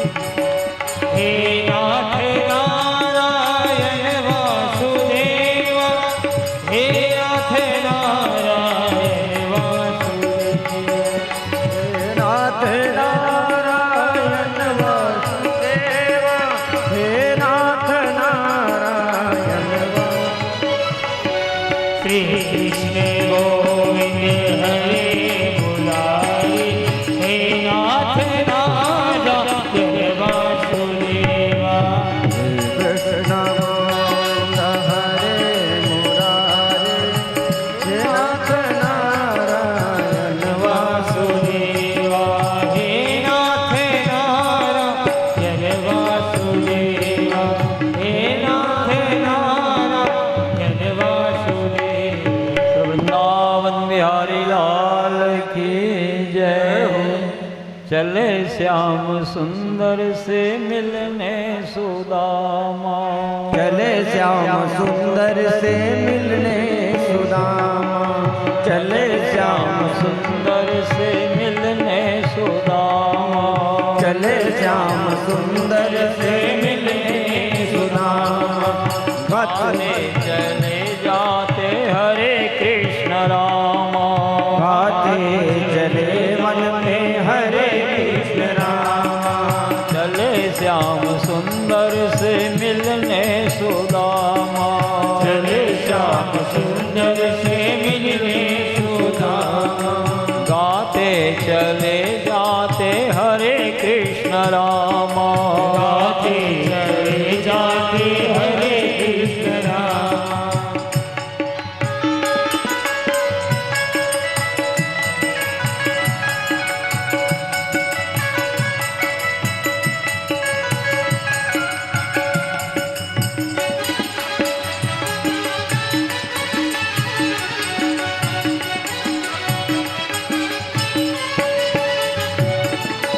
बहुमां करो से चावल जो लाए, बहु पड़ोसन से चावल जो लाए। फटे हुए कपड़ों में पोटली बनाए, फटे हुए कपड़ों में पोटली बनाई। जाओ जी पतिवर प्रभु जी के धाम, जाओ जी पतिवर प्रभु जी के धाम। गाते चले जाते हरे कृष्ण राम, गाते चले जाते हरे कृष्ण राम। चले श्याम सुंदर से मिलने सुदामा, चले श्याम सुंदर से मिलने सुदामा। गाते चले जाते हरे कृष्ण राम, गाते चले जाते हरे कृष्ण राम।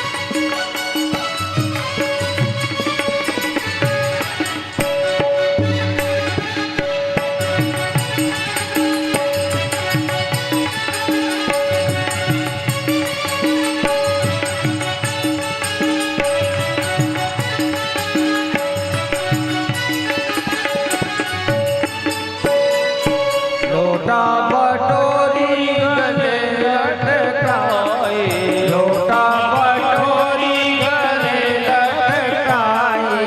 लोटा बटोरी, लोटा बटोरी गले लटकाए, लोटा बटोरी गले लटकाए। चावलों की पोटली बगल में दबाए, चावलों की पोटली बगल में दबाई। पहुँचे सुदामा कृष्ण जी के धाम, पहुँचे सुदामा कृष्ण जी के धाम। गाते चले जाते हरे कृष्ण राम, गाते चले जाते हरे कृष्ण राम। गाते चले जाते हरे कृष्ण राम, गाते चले जाते हरे कृष्ण राम। द्वारकाधीश भगवान श्री कृष्ण की जय हो। जय जय श्री राधे, जय जय श्री राधे, जय जय श्री राधे। भगवान का गुणानुवाद गाते हुए दिव्य द्वारकापुरी में पहुंच गए। राजमहल के बाहर खड़े हैं सुदामा जी, किसी की प्रतीक्षा कर रहे हैं, कोई आए तो पूछे। उसी समय द्वारपाल राजकीय कार्य से बाहर निकल रहा था। सुदामा जी द्वारपाल से पूछने लगे, भैया द्वारकाधीश श्री निकेतन भगवान का राजमहल यही है क्या? उन्होंने कहा हाँ पंडित जी यही है। तो मेरा एक संदेश आप उन्हें दे आइए। कहिए क्या संदेश देना है? भगवान से कहा ना, उनके बाल्यकाल के मित्र सुदामा नाम के ब्राह्मण आए हुए हैं, गुरुकुल में सांदीपनी ऋषि के आश्रम के मेरे सहपाठी रहे। राजकीय कार्य को छोड़ करके वह द्वारपाल भगवान के सम्मुख चला गया। भगवान सुधर्वा सभा में बैठे हुए हैं। सुखदेव स्वामी जी कह रहे, परीक्षित भगवान के समीप पहुंचना अत्यंत कठिन था। अंधकवंशी, वृष्णिवंशी, भोजवंशी नरपतियों से भगवान घिरे रहते थे। किसी विषय पर भगवान मंत्रणा कर रहे थे। सुखदेव स्वामी जी कह रहे हैं, परीक्षित पृथ्वी के बड़े बड़े यशस्वी नरपति नित्य आकर के भगवान के चरणारविंद में अपने मस्तक को रख देते थे, स्वर्ण जटित मुकुट के सहित, जिसके कारण भगवान के चरणारविंद में गांठें पड़ गई थी। मुकुट रखने के कारण काले पड़ गए थे। तो भगवान तक पहुंचना अत्यंत कठिन था। अंधकवंशी, वृष्णिवंशी, भोजवंशी नरपतियों से भगवान सदैव घिरे रहते थे। पृथ्वी के बड़े बड़े यशस्वी नरेश नित्य भगवान के दर्शन करने आते थे। दर्शन करके प्रणाम करके लौट जाते थे। वह द्वार पर भगवान के कान में कहने लगा, नाथ आपसे मिलने के लिए कोई ब्राह्मण आए हुए हैं। भगवान ने कहा, कैसे हैं वो, कहाँ से आए हैं, क्या नाम उनका है। तब तो द्वारपाल सुदामा जी की दीनहीन दशा का वर्णन करने लगे।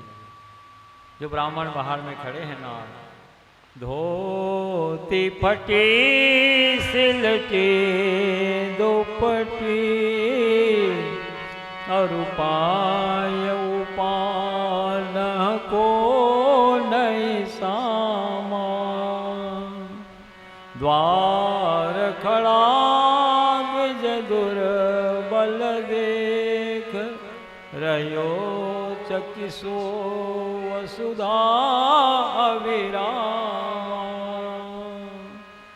पूछत दीन दयाल के धाम, बतावत आपन नाम सुदामा।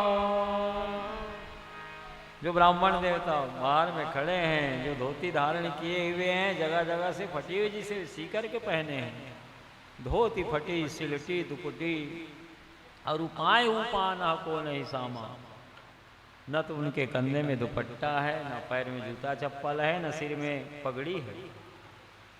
द्वार खड़ा द्विज दुर्बल देख रहे हो चकिसो वसुधा अभिरामा, वे चकित होकर के आपके राजमहल को देख रहे हैं, कभी पृथ्वी की ओर सिर गड़ा करके देखते हैं। द्वार खड़ा द्विज दुर्बल देख रहे हो चकिसो वसुधा अभिरामा, वसुधा यानी पृथ्वी को नीचे करके देख रहे हैं, सिर गड़ा करके। पूछत दीन दयाल के धाम, दीन दयाल द्वारकाधीश भगवान है क्या, ये पूछ रहे हैं।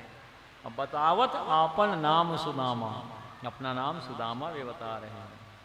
सुदामा नाम सुनते ही भगवान प्रेम से गदगद हो गए, रोम रोम प्रसन्नता से भगवान के खिल उठे।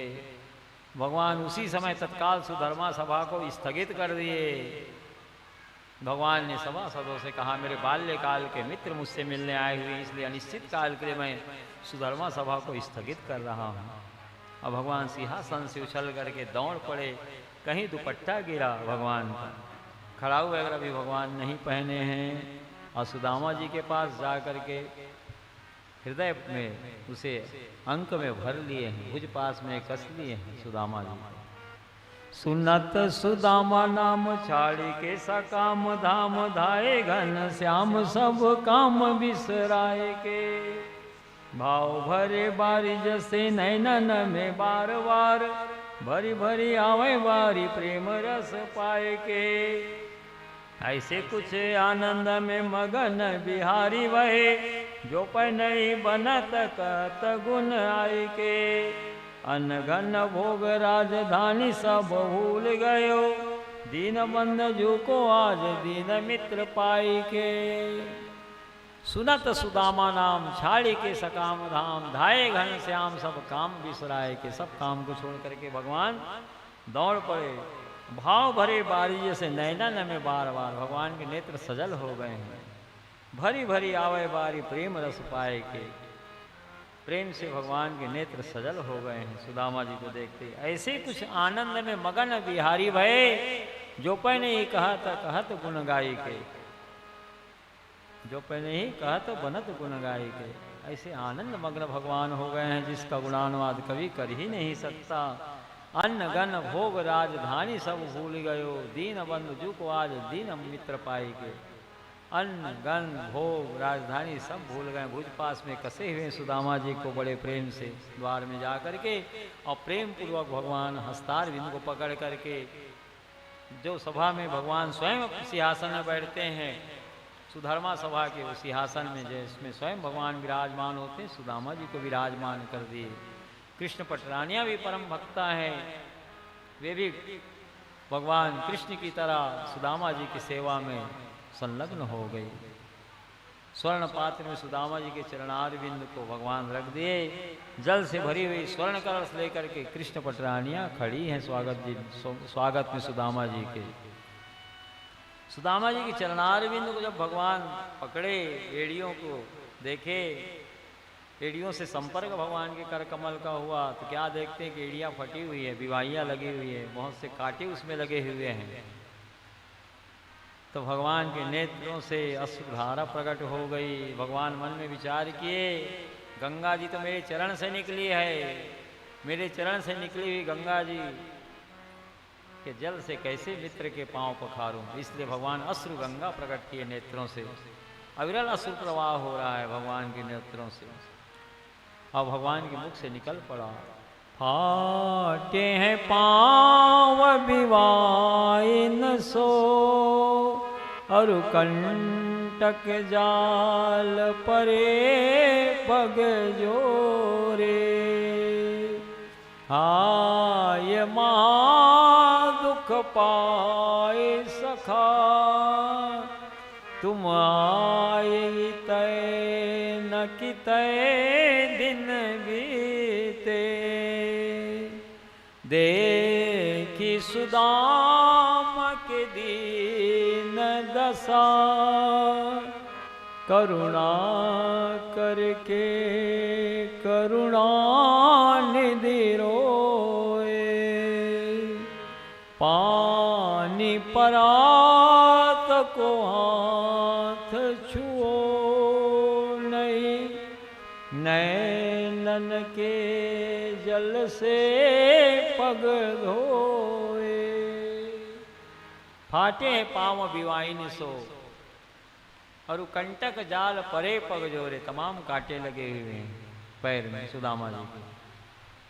भगवान कहने लगे, सखा इतना दुख पा गए, उसके बाद मेरे पास आ रहे हो, ये सब कष्ट पाए क्यों? पहले ही मेरे पास आ जाना था। हाय महा दुख पाए सका, तुम आए इतने न कितने दिन बीते। इतना कष्ट पाने के बाद मेरे पास आ रहे हो सखा, पहले ही क्यों नहीं आ गए कष्ट पाने से?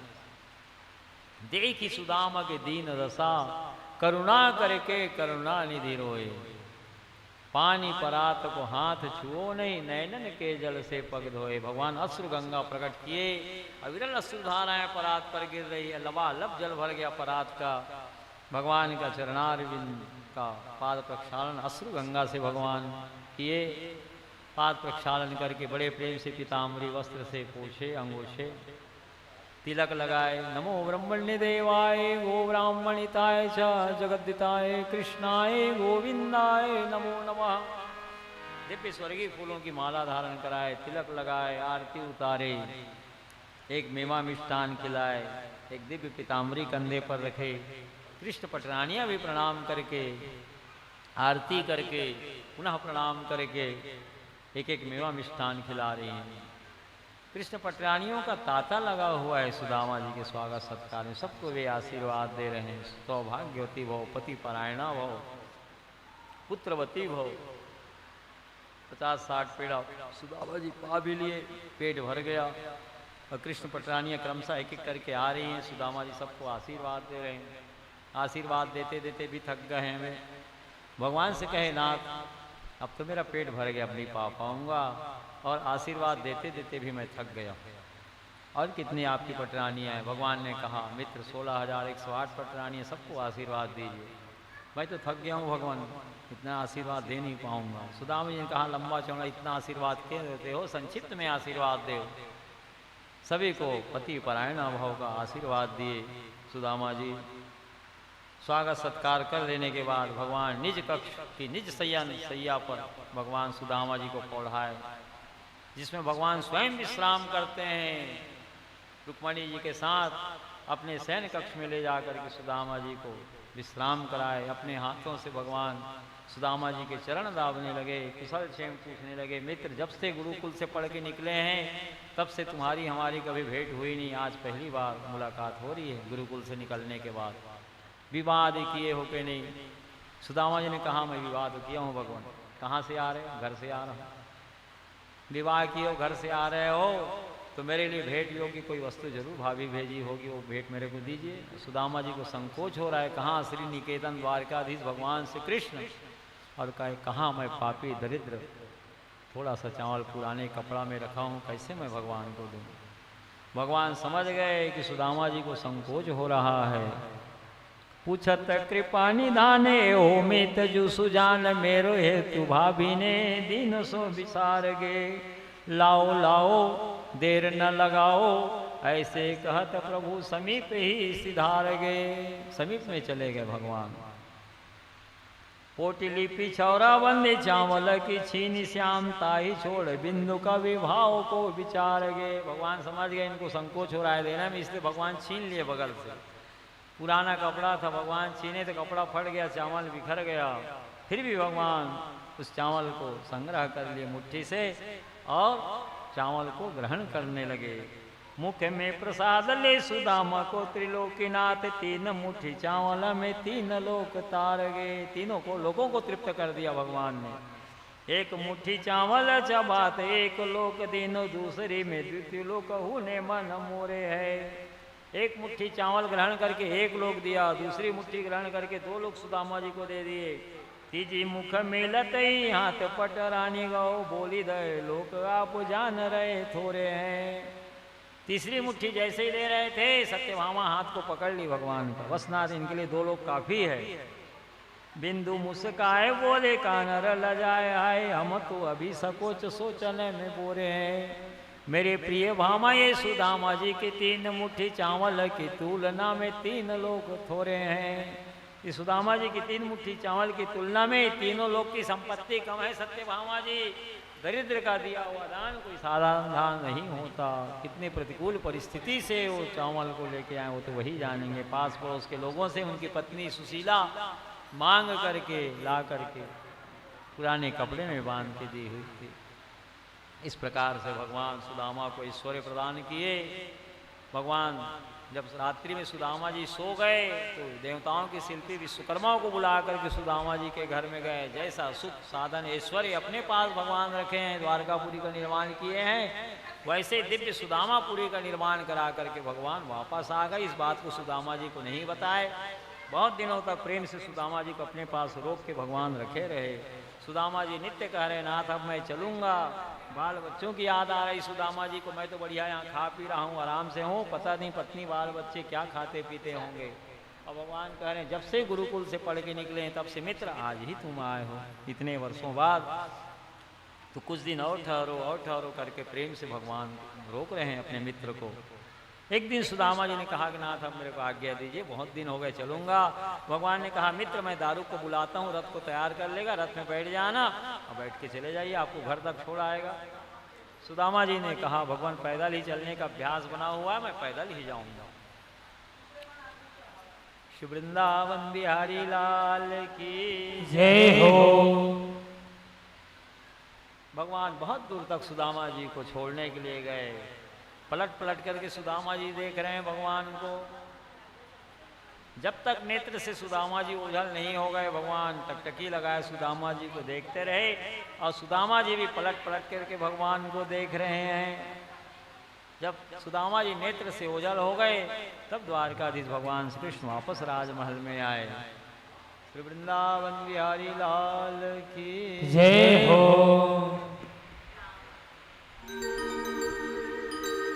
मेरी चादर ओढ़ के कैसे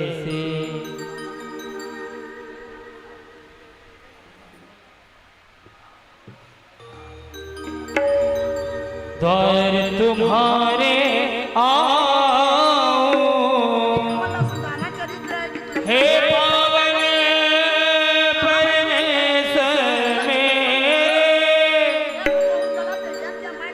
हे पावन परमेश्वर मेरे, मन ही मन शर्माओ, मैली चादर ओढ़ के द्वार तुम्हारे आओ,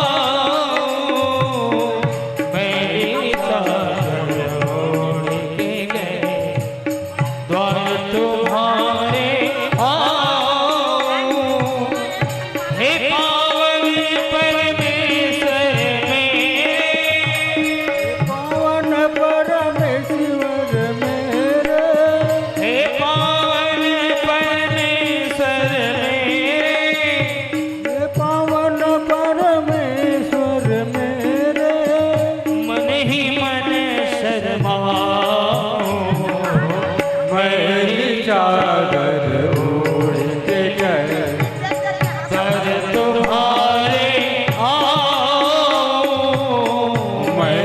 चादर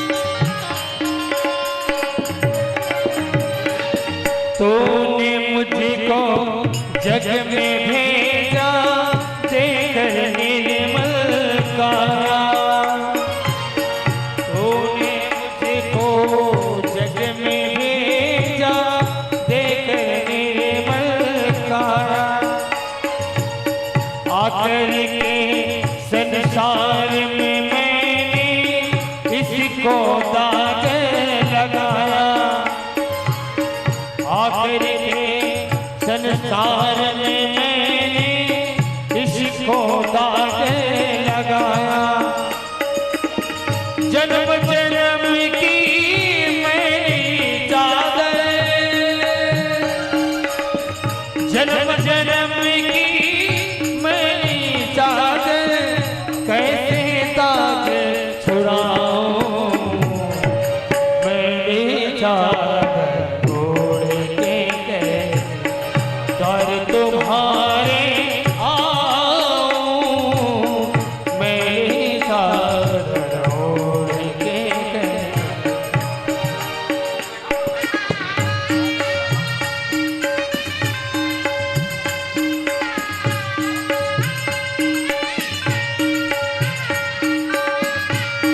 भाई बोले भाई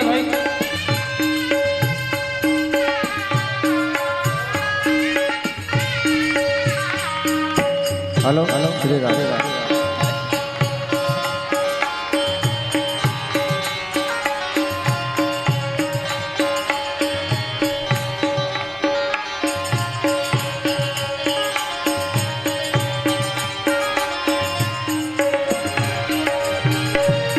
निर्मल वाणी पाकर तुझसे नाम न तेरा गाया, निर्मल बानी पाकर तेरा नाम न तेरा गाया।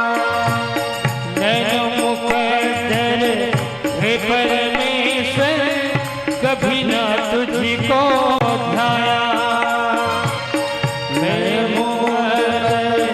हे परमेश्वर तुमको कभी न ध्याया।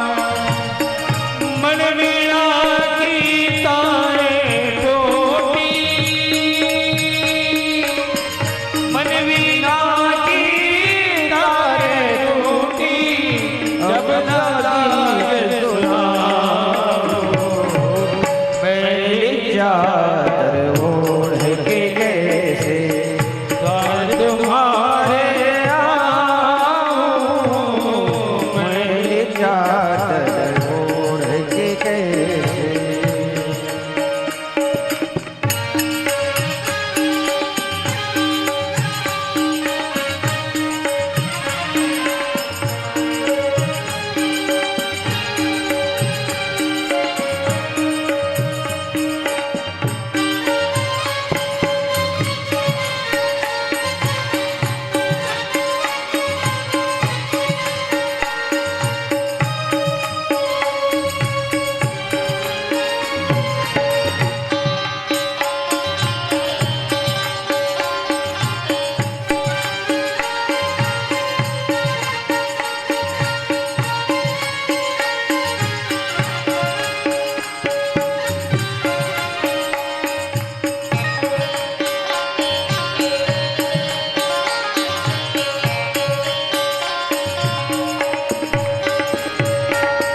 इन पैरों से चल कर तेरे मंदिर कभी न आया,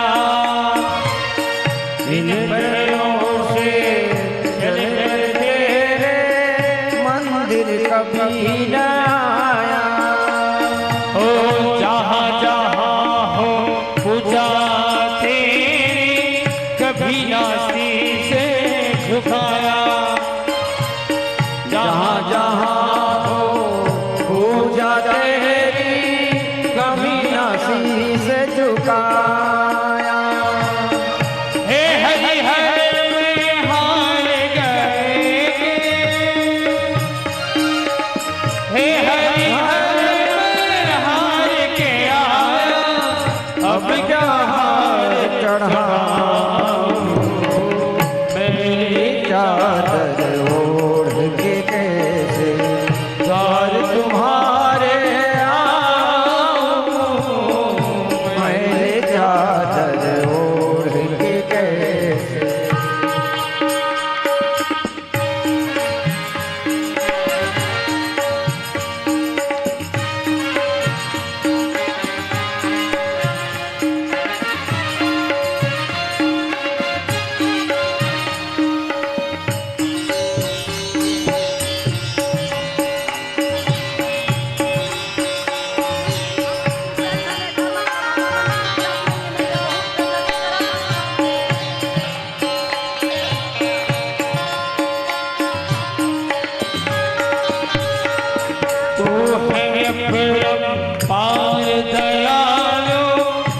सारे जगत संभाले, तू है अपरम और दयालु, सारे जगत संभाले।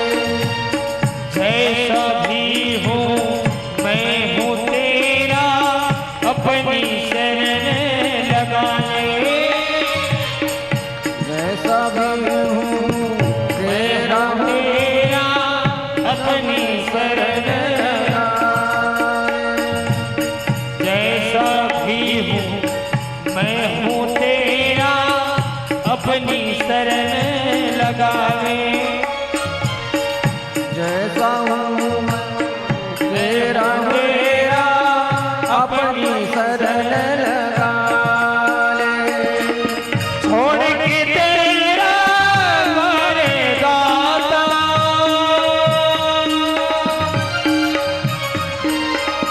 छोड़ के तेरा मारे दाता, और कहीं न जाऊं। मैली चादर ओढ़ के कैसे द्वार तुम्हारे आऊं। मैली चादर ओढ़ के कैसे द्वार तुम्हारे आऊं। हे पावन परमेश्वर मेरे, हे पावन परमेश्वर मेरे, हे पावन परमेश्वर मेरे, मन ही मन शरमाओ। मैली चादर ओढ़ के कैसे द्वार तुम्हारे आऊं। मैली चादर ओढ़ के कैसे। श्री कृष्ण गोविंद हरे मुरारे, हे नाथ नारायण वासुदेवा। श्री कृष्ण गोविंद हरे मुरारे, हे नाथ नारायण वासुदेव। हे नाथ नारायण वासुदेव, हे नाथ नारायण वासुदेव, ओ हे नाथ नारायण वासुदेव। वृंदावन बिहारी लाल की जय हो। सुदामा जी जब अपने घर में आए तो क्या देखते हैं, दिव्य द्वारकापुरी की तरह ही राजमहल है। मन में विचार करने लगे, कहीं धोखे से घूम फिर के फिर भगवान के राजमहल में तो नहीं आ गया मैं। अटारी में इनकी धर्म पत्नी सुशीला खड़ी हुई है, देख ली। सुशीला जी जब देखी सुदामा जी को तो तुरंत अटारी से नीचे उतर करके दौड़ी पति के स्वागत में। सुदामा जी की अगवानी के लिए बहुत से बंदीजन स्वस्ति वाचन कर रहे हैं। ब्राह्मण लोग वेद मंत्र का पाठ कर रहे हैं, सहनाइयाँ बज रही है, नगारे बज रहे हैं, फूल का बंगला सजाया गया, इत्र का छिड़काव किया गया, राजमहल में भव्य अगवानी हो रही है। सुशीला आरती उतारी अपने पति की, मन ही मन हृदय से आलिंगन की और आदर पूर्वक घर लिवा लाई। घर में सुंदर लाल लक्ष्मी नारायण भगवान का राजमहल में मंदिर है, भगवान के मंदिर में ले गई, भगवान को प्रणाम किए सुदामा जी सपत्नी सुशीला के सहित। मन में विचार करने लगे सुदामा जी, मैं तो कुछ भी भगवान से नहीं मांगा था, बिना मांगे सब कुछ मेरे को दिए। अनन्य चिंतयन्तो माम ये जना परिपासते तेसाम नित्याभियुक्ता नाम योगक्षेमम महाम्यम। जो अनन्य भाव से, निष्काम भाव से, बिना कोई कामना के भगवान का भजन करते हैं, ऐसे निष्काम भाव से भजन करने वाले प्रेमी भक्तों का योगक्षेम परमात्मा स्वयं वहन करते हैं। योग माने जो जीव चाहते हैं भगवान देते हैं, और क्षेम का अर्थ होता है रक्षा करते हैं, कल्याण करते हैं।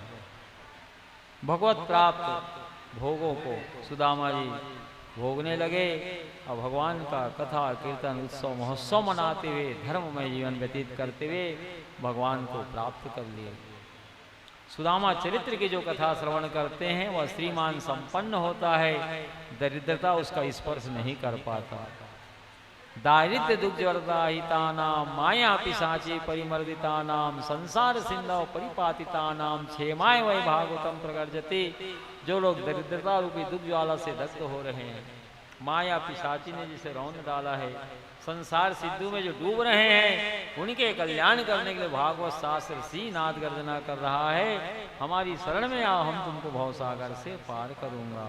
तस्माद भारत सर्वात्मा भगवान ईश्वरो हरि श्रोतव्य के एकमात्र भगवान श्री हरि ही है। यदि जीव निर्भय होना चाहता है, हमेशा के सुख शांति आनंद प्राप्त करना चाहता है, तो भगवान की कथा सुने, भगवान का संकीर्तन करे, सतत भगवान का स्मरण करता रहे। बोलो वृंदावन बिहारी लाल की जय हो। जय जय श्री राधे, जय जय श्री राधे, जय जय श्री राधे।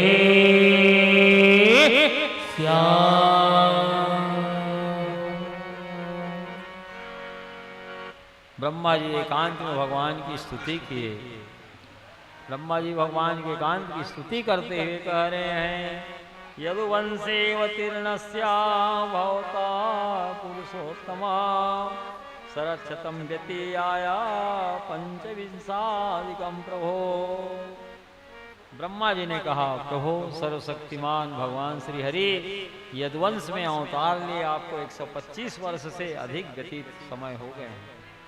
हम देवताओं की प्रार्थना पर पृथ्वी का भार हल्का करने के लिए आपने यदुवंश में अवतार लिया। पृथ्वी का भार हल्का करने का अधिकांश कार्य पूरा हो गया है। अब कृपा करके अपने निज धाम में पधारिएगा। भगवान मन में विचार किए, ये हमारे जो परिवार वाले हैं यदुवंशी संख्या में 56 करोड़ हैं, जिनके पास जन बल है संख्या में 56 करोड़ हैं।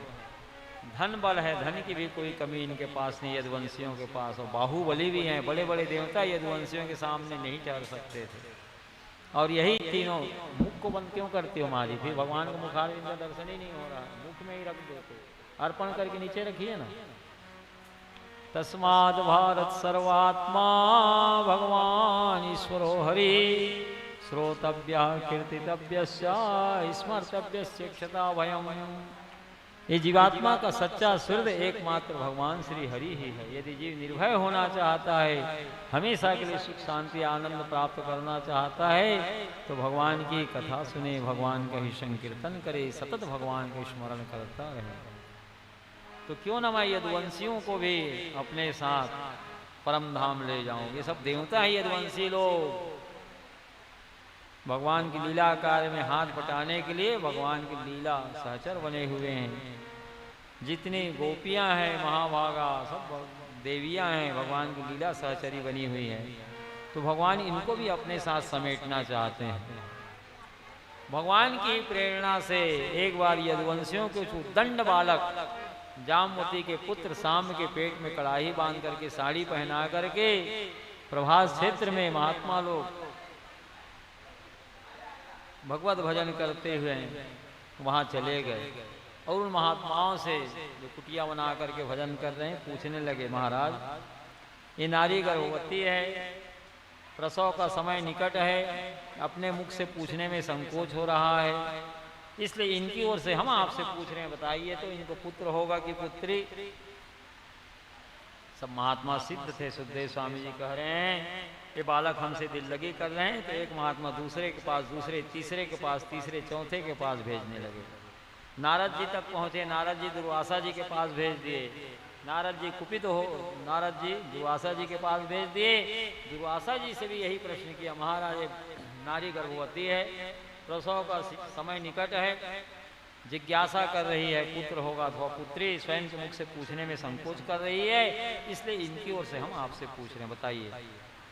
दुर्वासा जी क्रोध से थरथर कांपने लगे, मूर्खो बहुत देर से हम महात्माओं से दिल लगी कर रहे हो, इसको ना पुत्र होगा ना पुत्री, इसके पेट से एक मूसल निकलेगा, गिरेगा, जो 56 करोड़ यदुवंशियों के विनाश का कारण बनेगा। जैसे श्राप दिया कड़ाही मूसल बन करके नीचे गिरा। अब तो घबरा करके मूसल को लेकर के महाराज उग्रसेन को सारी बात बताए। उद्दंड बालक महाराज उग्रसेन प्रत्येक कार्य में भगवान कृष्ण से सलाह लेते थे, लेकिन इस कार्य में भगवान से सलाह नहीं लिए, क्योंकि भगवान की ऐसी इच्छा थी, वे जब समेटना चाहते थे यदुवंशियों को। जब यह मूसल हमारे विनाश का कारण बनेगा तो क्यों ना मूसल को ही नष्ट कर दिया जाए। चूरा चूरा करके समुद्र में फिकवा दिए। समुद्री लहरों के माध्यम से प्रभास क्षेत्र में चला गया वह मूसल का टुकड़ा और एरक नामक नुकीला घास हो गया। बोलो वृंदावन बिहारी लाल की जय हो। भगवान की प्रेरणा से देवर्षि नारद जी वसुदेव देवकी के पास आए। परमधाम जाने से पहले भगवान नारद जी को प्रेरित करके भेजे। देवर्षि नारद जी का भव्य स्वागत सत्कार किए वसुदेव देव की। और वसुदेव देव की प्रश्न करने लगे कि भगवान हमें विशुद्ध भागवत धर्म का उपदेश दीजिए, जिस भागवत धर्म को जान लेने से जीव एक जन्म में ही परमात्मा को प्राप्त कर लेता है। देवर्षि नारद जी ने कहा, ऋषभ भगवान के 100 पुत्र में से 9 पुत्र बाल ब्रह्मचारी हो गए, भागवत धर्म का प्रचार प्रसार करने निकल पड़े, वही नवयोगीश्वर कहलाए वसुदेव जी। तीनों लोकों में इनकी आबाद गति थी। एक बार ये जनक की सभा में पहुंच गए। 9 आसन लगाए जनक जी नवयोगीश्वरों के लिए। नवयोगीश्वरों के मस्तक पर ऊर्ध्व तिलक लगा हुआ है, तुलसी की माला पहने हुए हैं, उनकी भुजाएं शंख चक्र के से सुशोभित है। नवयोगीश्वरों को आसन देकर के उनका मान सम्मान करते हुए जनक जी कह रहे हैं, दुर्लभो मानुषो देहे देहि नाम क्षणभंगुरा तत्रापि दुर्लभम मन्ये वैकुंठ प्रिय दर्शनम। ध्यान पूर्वक सुनिए, भागवत धर्म का निरूपण हो रहा है। 7 दिन तक जो भागवत कथा नहीं सुने हैं, कि भागवत धर्म का निरूपण हो रहा है जो जनक की सभा में नवयोगी सोनों के द्वारा, उसको श्रवण कर लेने से भी जीव भवसागर से मुक्त हो जाता है। भागवत धर्म को केंद्र बिंदु में लेकर के ही आप लोगों को भागवत कथा श्रवण कराई गई है। तो जनक जी की सभा में नवयोगीश्वर पधारे हुए हैं। नवयोगीश्वरों की महिमा का वर्णन करते हुए जनक जी कह रहे हैं, दुर्लभो मानुषो देहि नाम क्षणभंगुरा तत्रापि दुर्लभम मन्ये वैकुंठ प्रिय दर्शनम। ये मानव देह बहुत दुर्लभ है, लेकिन पानी की बुलबुले की तरह भी है, कब नष्ट हो जाएगा इसका कोई भरोसा नहीं है। जो श्वास ले रहे हैं वो बाहर निकले कि नहीं, अथवा बाहर ही निकली हुई श्वास फिर शरीर के भीतर जाए कि नहीं, इसका भरोसा नहीं है। लेकिन ये जीव अभिमान में डूबा ही रहता है, तीव्र वैराग्य होता ही नहीं। दुर्लभो मानुषो देहि नाम क्षणभंगुरा, ये क्षणभंगुर है, पानी के बुलबुले की तरह है, कब नष्ट हो जाएगा इसका कोई भरोसा नहीं है। तत्रापि दुर्लभम मन्ये वैकुंठ प्रिय दर्शनम। ऐसे क्षणभंगुर मानव देह में भी आप जैसे वैकुंठ प्रिय दर्शन महात्माओं का दुर्लभ दर्शन और बहुत दुर्लभ है। वैकुंठ प्रिय दर्शन क्यों कहे नवयोगेश्वरों को? क्योंकि उनके मस्तक पर ऊर्ध्व तिलक लगा हुआ है, तुलसी की माला कंठ देश में लगी हुई है, पूजा में शंख चक्र का चिन्ह सुशोभित हो रहा है। एक कंठ लग्न तुलसी नलिनाक्ष माला, बाहुमूल परिचिन्नित शंख चक्र, वै ललाट पटले सुदुर्ग पुण्ड्रा, ते वैष्णवा भुवन मासु पवित्रयन्ति। जो नर नारी कंठ देश में तुलसी और कमल की माला धारण किए हुए हैं, जिनकी भुजाएं शंख चक्र के चिन्ह से सुशोभित हो रही हैं, जिनके मस्तक पर ऊर्ध्व तिलक लगा हुआ है, उन्हीं को वैष्णव कहा गया है, जो जगत को पवित्र करते हैं। जहाँ जहाँ उनका चरण पड़ता है वही वही स्थान तीर्थ बन जाता है। दुर्लभो वैष्णवो राजा दुर्लभो विप्र वैष्णवा, दुर्लभा वैष्णवी नारी अति दुर्लभ दुर्लभा।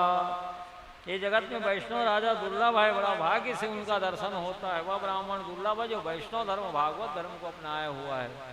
दुर्लभा वैष्णवी नारी अति दुर्लभ दुर्लभा। वैष्णवी नारी तो और बहुत दुर्लभ है, जिसके मस्तक पर ऊर्ध्व तिलक शोभायमान हो, भुजाएं जिनकी शंख चक्र के चिन्ह से सुशोभित हो रही हैं, जिनके कंठ देश में तुलसी की माला धारण की हुई है, ऐसी वैष्णवी नारी तो और बहुत दुर्लभ है। जिस भागवत धर्म को अपना लेने से ये जीव एक जन्म में ही भवसागर पार हो जाता है।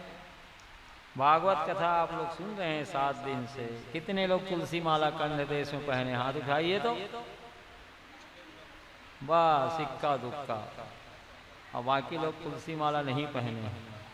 तुलसी माला धारण करने से ये शरीर भगवान को अर्पण हो जाता है। मस्तक पर उर्ध तिलक लगाने से ही भगवत धाम की प्राप्ति हो जाती है। महाराज श्वेत केतु की कथा आई है पद्म पुराण में। राजा श्वेत केतु जब शरीर छोड़ा तो दंड देने के लिए अंगुष्ठ मात्र शरीर को यमदूत यमलोक ले गए। मार्ग में आकाश मार्ग में एक बगुला पक्षी विष्टा किया, मस्तक पर पड़ा राजा श्वेत केतु के, उर्ध तिलक स्वरूप चिन्ह अंकित हो गया। तत्क्षण वह चतुर्भुज रूप धारण कर लिया। भगवान के पार्षद प्रकट होकर के राजा श्वेत केतु को विमान में बिठा करके हरि नाम संकीर्तन करते हुए भगवत धाम ले गए। बोलो वृंदावन बिहारी लाल की जय। श्री कृष्ण गोविंद हरे मुरारे, हे नाथ नारायण वासुदेवा। श्री कृष्ण गोविंद हरे मुरारे, हे नाथ नारायण वासुदेवा।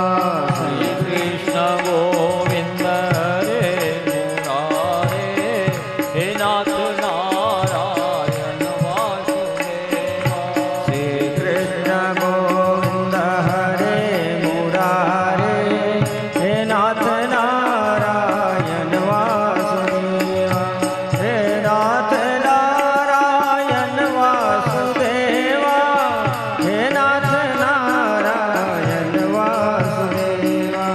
हे नाथ नारायण वासुदेवा, हे नाथ नारायण वासुदेवा।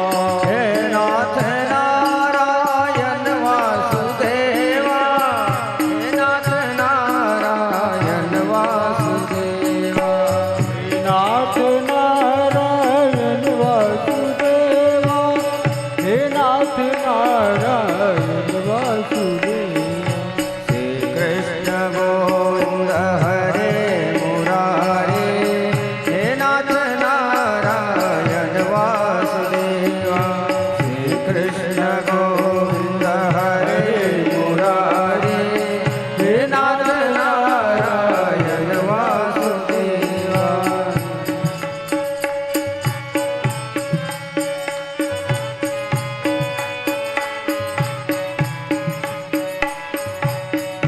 कृष्ण गोविंद हरे मुरारे, हे नाथ नारायण वासुदेवा। श्री कृष्ण गोविंद हरे मुरारे, हे नाथ नारायण वासुदेवा। कृष्ण गोविंद हरे मुरारी, हे नाथ नारायण वासुदेवा। वृंदावन बिहारी लाल की जय हो। नवयोगीश्वरों ने जनक की सभा में भागवत धर्म का निरूपण करते हुए कहा, शृण्वन् सुभद्राणि रथांग पाणिर्जन्मानि कर्माणि च यानि लोके, गीतानि नामानि तदर्थकानि, गायन विलज्जो विचरेद संगा। इन कानों से भगवान की मंगलमय दिव्य लीला कथा ये जीवात्मा को श्रवण करते रहना चाहिए। शृण्वन् सुभद्राणि रथांग पाणिर्जन्मानि कर्माणि च यानि लोके। श्रीमद् भागवत महापुराण में भगवान की सुंदर मंगल में दिव्य लीला कथाओं का वर्णन किया गया है। उन्हीं लीलाओं को कथाओं को इन कानों से श्रवण करते रहना चाहिए। गीतानि नामानि तदर्थकानि, गीत ही गाना है तो भगवत संबंधी गीत गाना चाहिए। गायन विलज्जो विचरेद संगा, लज्जा संकोच को त्याग करके भगवत संबंधी गीत गाना चाहिए। जनक जी को कह रहे हैं नवयोगीश्वर, कायेन वाचा मनसेन्द्रियैर्वा बुद्ध्यात्मना वानुसृता स्वभावात् करोति यद् यत् सकलं परस्मै नारायणायेति समर्पयेतत्। शरीर से, मन से, बुद्धि से, अहंकार से इस जन्म अथवा पूर्व जन्म के संस्कार के वशीभूत होकर के जो कुछ भी कर्म जीव कर रहा है सब परम पुरुष भगवान नारायण को श्री कृष्णार्पण करता चला जाए। यही सीधा से सीधा, सरल से सरल भागवत धर्म है कि भगवान हमारे हैं और हम भगवान के हैं। देवर्षि भूताप्त नृणां पितॄणां न किं करोणाय मृळी च राजन् सर्वात्मनाय शरणं शरण्यं गतो मुकुन्दं परिहृत्यकर्तम्। महाराज जनक से नवयोगीश्वरों ने कहा, राजन, जो सर्वाधार सर्वशक्तिमान शरणागत वत्सल भगवान की शरण में आ जाता है, वह देवता, ऋषि, पितर, कुटुंबीजन, किसी का ऋणी और सेवक नहीं रह जाता। ध्यान पूर्वक सुनिए। यदि सभी प्रकार की ऋणों से मुक्त होना चाहते हो, देवताओं के ऋण से, पितरों के ऋण से, ऋषियों के ऋण से, तो भगवान की शरण में आ जाओ। भगवान संपूर्ण ऋणों से आपको मुक्त कर देंगे। देवर्षि भूतात्मनां पितॄणां न किं करोणाय मृळी च राजन् सर्वात्मनाया शरणम शरण्यम गतो मुकुंदम परिहृत्यकर्तम्। राजन, जो सर्वाधार सर्वशक्तिमान शरणागत वत्सल भगवान की शरण में आ जाता है, वह देवता, ऋषि, पितर, कुटुंबीजन, किसी का ऋणी और सेवक नहीं रह जाता। तब तक आप अनेक ऋणों से दबे हुए हैं, जब तक भगवान की शरण में नहीं आए। गतो मुकुंदम परिहृत्यकर्तम्। भगवान का नाम मुकुंद है। मुक्तिम ददाति स मुकुंदा, जो मुक्ति का दान करते हैं, मुक्ति देने वाले हैं, इसलिए वे मुकुंद कहलाते हैं। जीव राशि विराकिरणा अंड को सांद्र को महान तन्मूलात् कछु तेजिया सर्व जीवात्म तर्पणम। असंख्य ब्रह्मांड रूप महावृक्ष के एकमात्र मूल भगवान श्री कृष्ण ही है, इसलिए इनकी पूजा से समस्त जीवों की आत्मा तृप्त हो जाती है। सबके मूल भगवान नारायण हैं। भागवत धर्म को अपनाइए। भागवत कथा श्रवण कर रहे हैं तो तुलसी की माला पहनिए। अजय, पहने हो कि नहीं तुलसी की माला? नहीं पहने? तुलसी माला पहने हो कि नहीं अजय? पहनते हो, निकाल भी देते हो? उसको निकालना नहीं है अजय बाबू। ये ब्राह्मण भाग है, चारों वर्ण आपके शरीर में है। कहाँ पहने दिखाओ? उसको जने बस पहने। तुलसी माला भी पहनिए। हमारे पास तुलसी माला है, आपको दे रहे हैं, अभी पहना रहे हैं। आइए हमारे पास, आओ। आप तो प्रधान जजमान है भाई। चाचा जी हैं सूरज जी के, पंडित जी हैं। तुलसी माला पहनी, इसकी बड़ी महिमा है। तुलसी माला जैसे ही कंठ देश में आ गई अजय, ये शरीर भगवान श्री कृष्ण को अर्पण हो गया। तीनों काल में वो त्रिकाल संध्या कर रहा है, गायत्री मंत्र का जाप कर रहा है, सारे सत्कर्म हो रहे हैं उनके द्वारा। श्री वृंदावन बिहारी लाल की जय। बैठिए। ए कंठ लग्न तुलसी नलिनाक्ष माला, ए बाहुमूल परिचिन्नित शंख चक्र, एवं ललाट पटले लस दुर्द पुनरा, ते वैष्णवा भुवनमासु पवित्रयन्ति। जो नर नारी कंठ देश में तुलसी और कमल की माला धारण किए हुए हैं, जिनकी भुजाएं शंख चक्र के चिन्ह से सुशोभित हो रही हैं, जिनके मस्तक पर ऊर्ध्व तिलक लगा हुआ है, उन्हीं को वैष्णव कहा गया है। जो जगत को पवित्र करते हैं, जहाँ जहाँ उनका चरण पड़ता है, वही वही स्थान तीर्थ बन जाता है। दुर्लभो वैष्णव राजा, दुर्लभो विप्र वैष्णवा, दुर्लभा वैष्णवी नारी, अति दुर्लभ दुर्लभा। ये जगत में वैष्णव राजा दुर्लभ है, बड़ा भाग्य से दर्शन होता है। वह ब्राह्मण दुर्लभ है जो भागवत धर्म को अपनाया हुआ है। भागवत धर्म को ही वैष्णव धर्म कहा गया है, वैष्णव धर्म को ही भागवत धर्म कहा गया है। दुर्लभा वैष्णवी नारी, अति दुर्लभ दुर्लभा। वैष्णवी नारी तो और बहुत दुर्लभ है। श्री वृंदावन बिहारी लाल की जय। तो भागवत कथा श्रवण कर रहे हैं तो भागवत धर्म को अपनाइए। जिस भागवत धर्म को अपना लेने से ये जीव एक जन्म में ही भगवान को प्राप्त कर लेता है। कुछ नहीं, केवल तुलसी की माला कंठ देश में धारण करिए, भुजा में शंख चक्र का चिन्ह लीजिए, मस्तक पर ऊर्ध्व तिलक लगाइए, ये शरीर भगवान को अर्पण हो गया। निश्चय ही भगवत धाम की प्राप्ति होगी। चारों वर्ण आपके शरीर में है, गला वाला भाग ब्राह्मण है, हमेशा पवित्र रहता है। जन्म मृत्यु के सूतक में भी तुलसी की माला उतारने की आवश्यकता नहीं है। माताएं बहनें मासिक अवस्था में भी तुलसी की माला कंठ देश से न उतारे, ब्राह्मण भाग है, हमेशा पवित्र रहता है। भुजा को ही क्षत्रिय कहा गया है, पेट को वैश्य, चरण को शूद्र। जिस भागवत धर्म को अपनाने से जीव एक जन्म में ही भगवान को प्राप्त कर लेता है।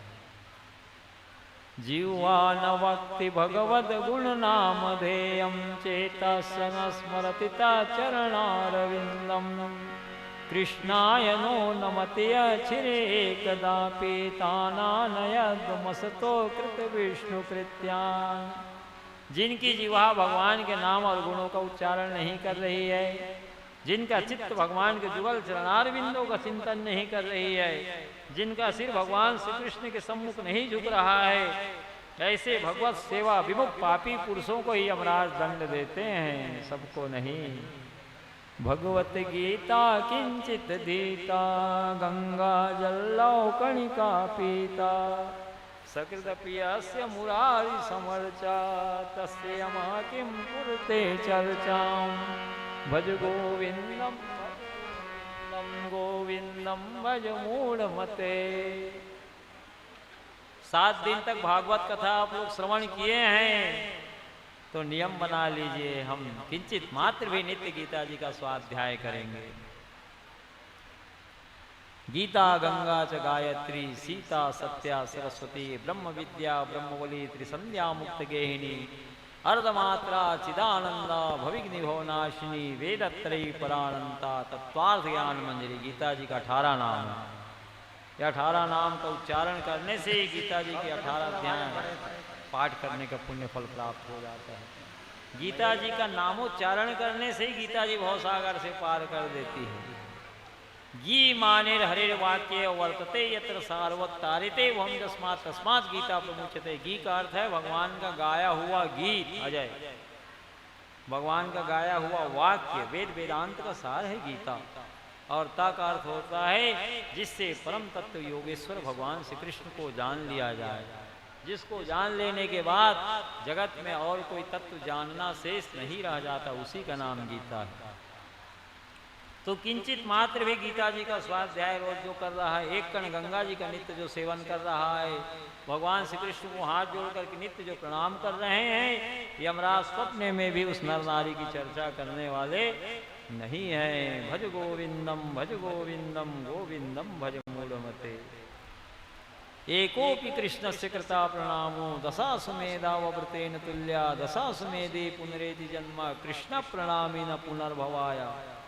जो जीव एक बार भी भगवान कृष्ण को हाथ जोड़ करके प्रणाम कर लेता है, वह 10 अश्वमेध यज्ञ करने से बढ़कर के पुण्य फल प्राप्त कर लेता है। जो 10 अश्वमेध यज्ञ करता है तो स्वर्ग का सुख पाता है, पुण्य क्षीण होता है, पुनः मृत्यु लोक में गिरा दिया जाता है। लेकिन भगवान कृष्ण को जो हाथ जोड़ करके प्रणाम कर लिया, उसका पुनर्जन्म होता ही नहीं। माताएं बहनें नित्य रसोई सेवा आप लोग करती हैं, तो भागवत कथा में सुनिए 10वें स्कंद में बाल लीला कथा वर्णन में यशोदा महारानी भगवान की सारी सेवा अपने हाथों से कर रही है। यद्यपि अनेक दास दासी घर में लगे, लेकिन ठाकुर सेवा अपने हाथ में ली हुई है। एक दागरी दासी सु यशोदानंद गेहिनी कर्मांतर नियुक्तासु निर्ममंथम स्वयं दधी यानी यानी गीतानि तदबाला चरितानि च दधी निर्मंथने काले स्मरंती तान्य गायत। अनेक दास दासियां हैं यशोदा रानी के यहाँ, लेकिन सबको अलग अलग काम धंधे में लगा देती थी और भगवान की सेवा अपने हाथों से स्वयं करती थी। कर्मांतर नियुक्तासु निर्ममंथम स्वयं दधी, स्वयं दही मथ्री भगवान के लिए। और दही मथते हुए यानी यानी गीतानि तदबाला चरितानि च दधी निर्मंथने काले स्मरंती तानि गायत। दही मथते हुए भगवान के बाल चरित्र का गान भी वे कर रही हैं। श्री कृष्ण गोविंद हरे मुरारे हे नाथ नारायण वासुदेवा। श्री कृष्ण गोविंद हरे मुरारे हे नाथ नारायण वासुदेवा। श्री कृष्ण गोविंद हरे मुरारे हे नाथ नारायण वासुदेवा। कृष्ण गोविंद हरे मुरारे हे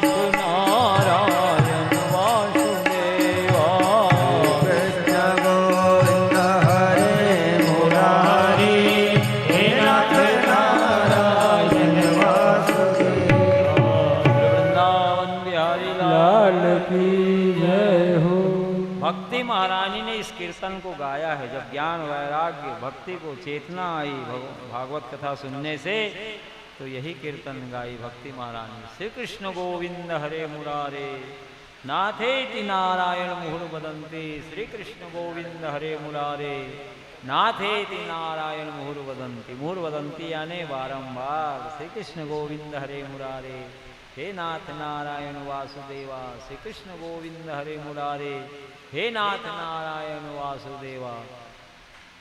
यही भगवान नाम संकीर्तन करते हुए भगवान की रसोई सेवा करिए, भगवान को भोग लगाइए तुलसी दल छोड़ करके, भगवान को भोग लगाइए, गौग्रास निकालिए।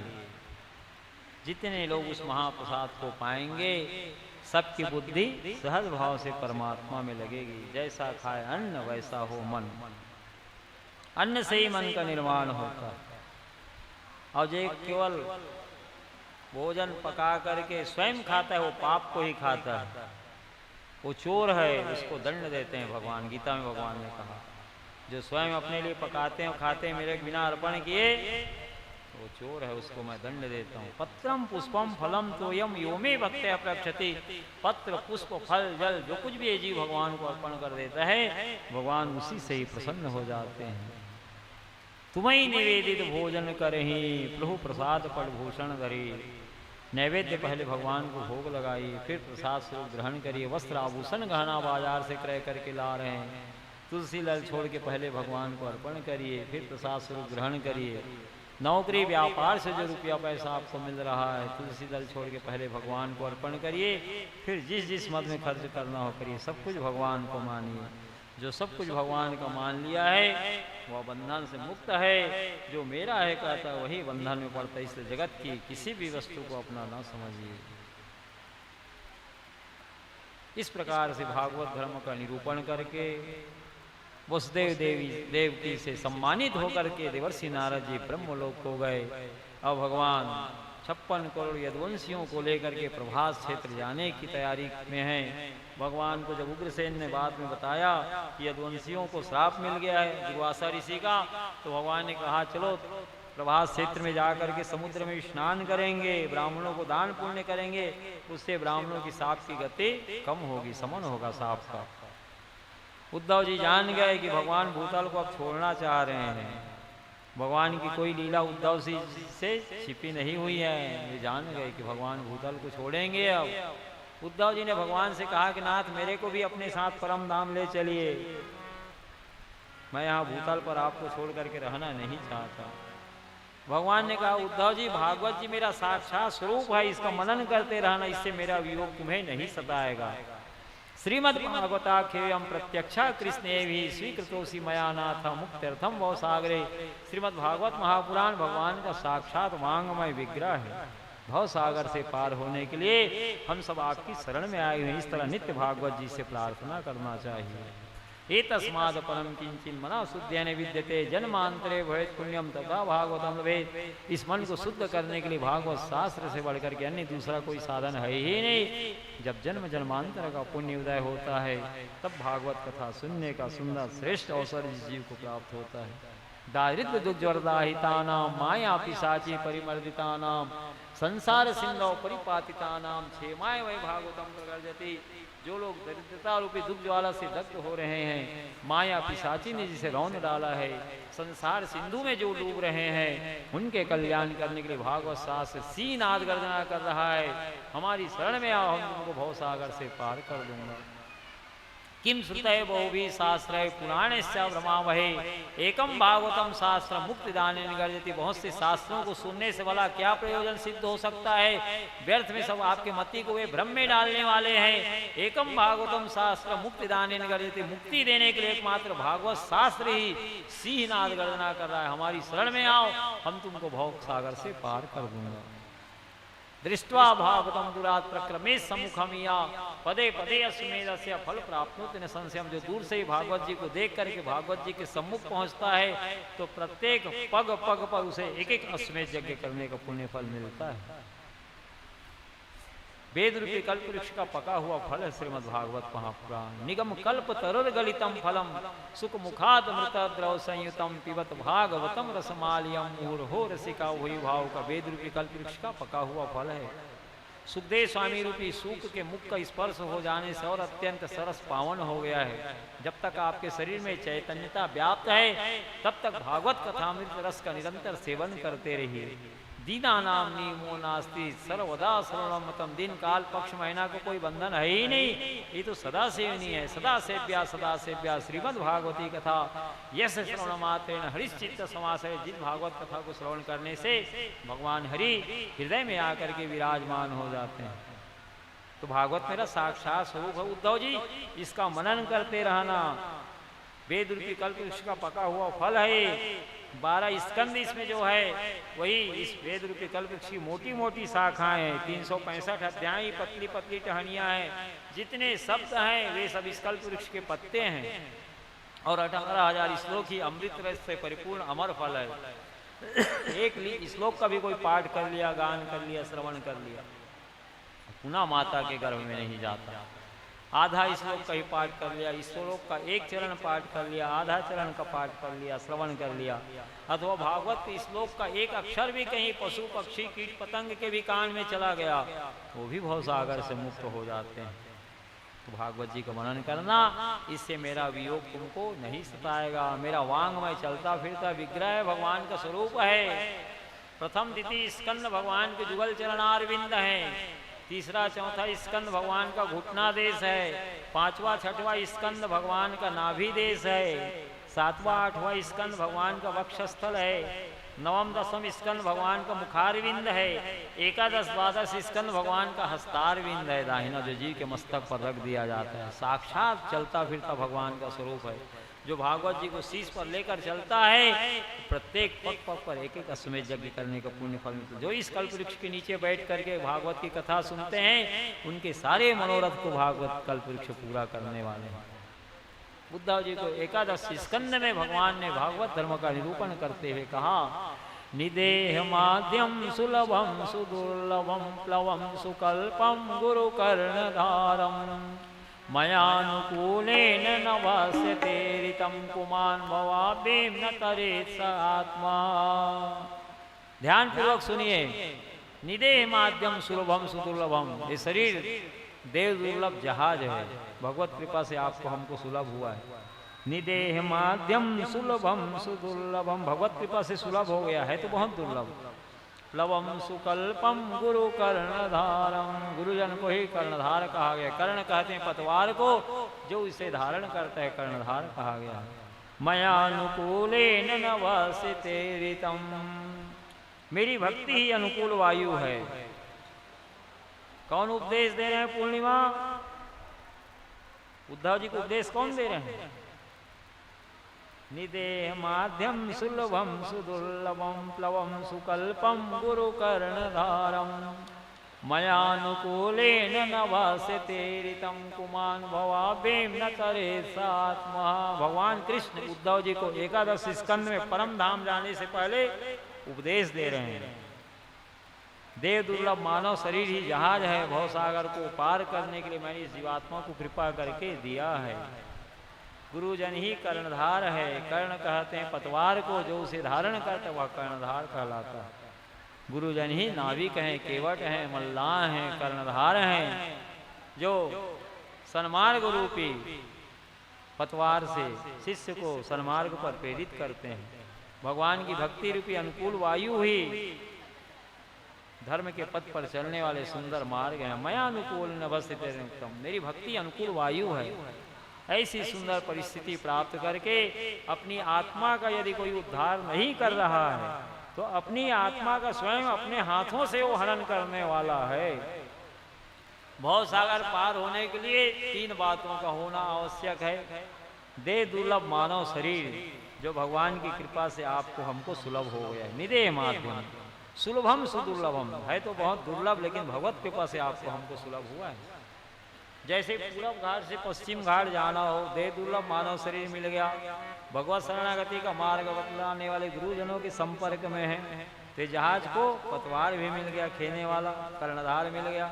गुरुजन उपदेश दे रहे हैं कि भगवान की भक्ति करिए, कथा कीर्तन उत्सव महोत्सव मनाते हुए धर्ममय जीवन व्यतीत करिए, तदनुकूल आचरण कर रहे हैं, तो समझ लो जहाज को भगवान की भक्ति रूपी अनुकूल वायु मिल रही है। पश्चिम घाट भगवत धाम हमारा लक्ष्य है, तो पूरब से पश्चिम हवा चल रही है। सहज वहां से पश्चिम घाट भगवत धाम जो हमारा लक्ष्य है, वहां तक ये नौका पहुंच जाएगी।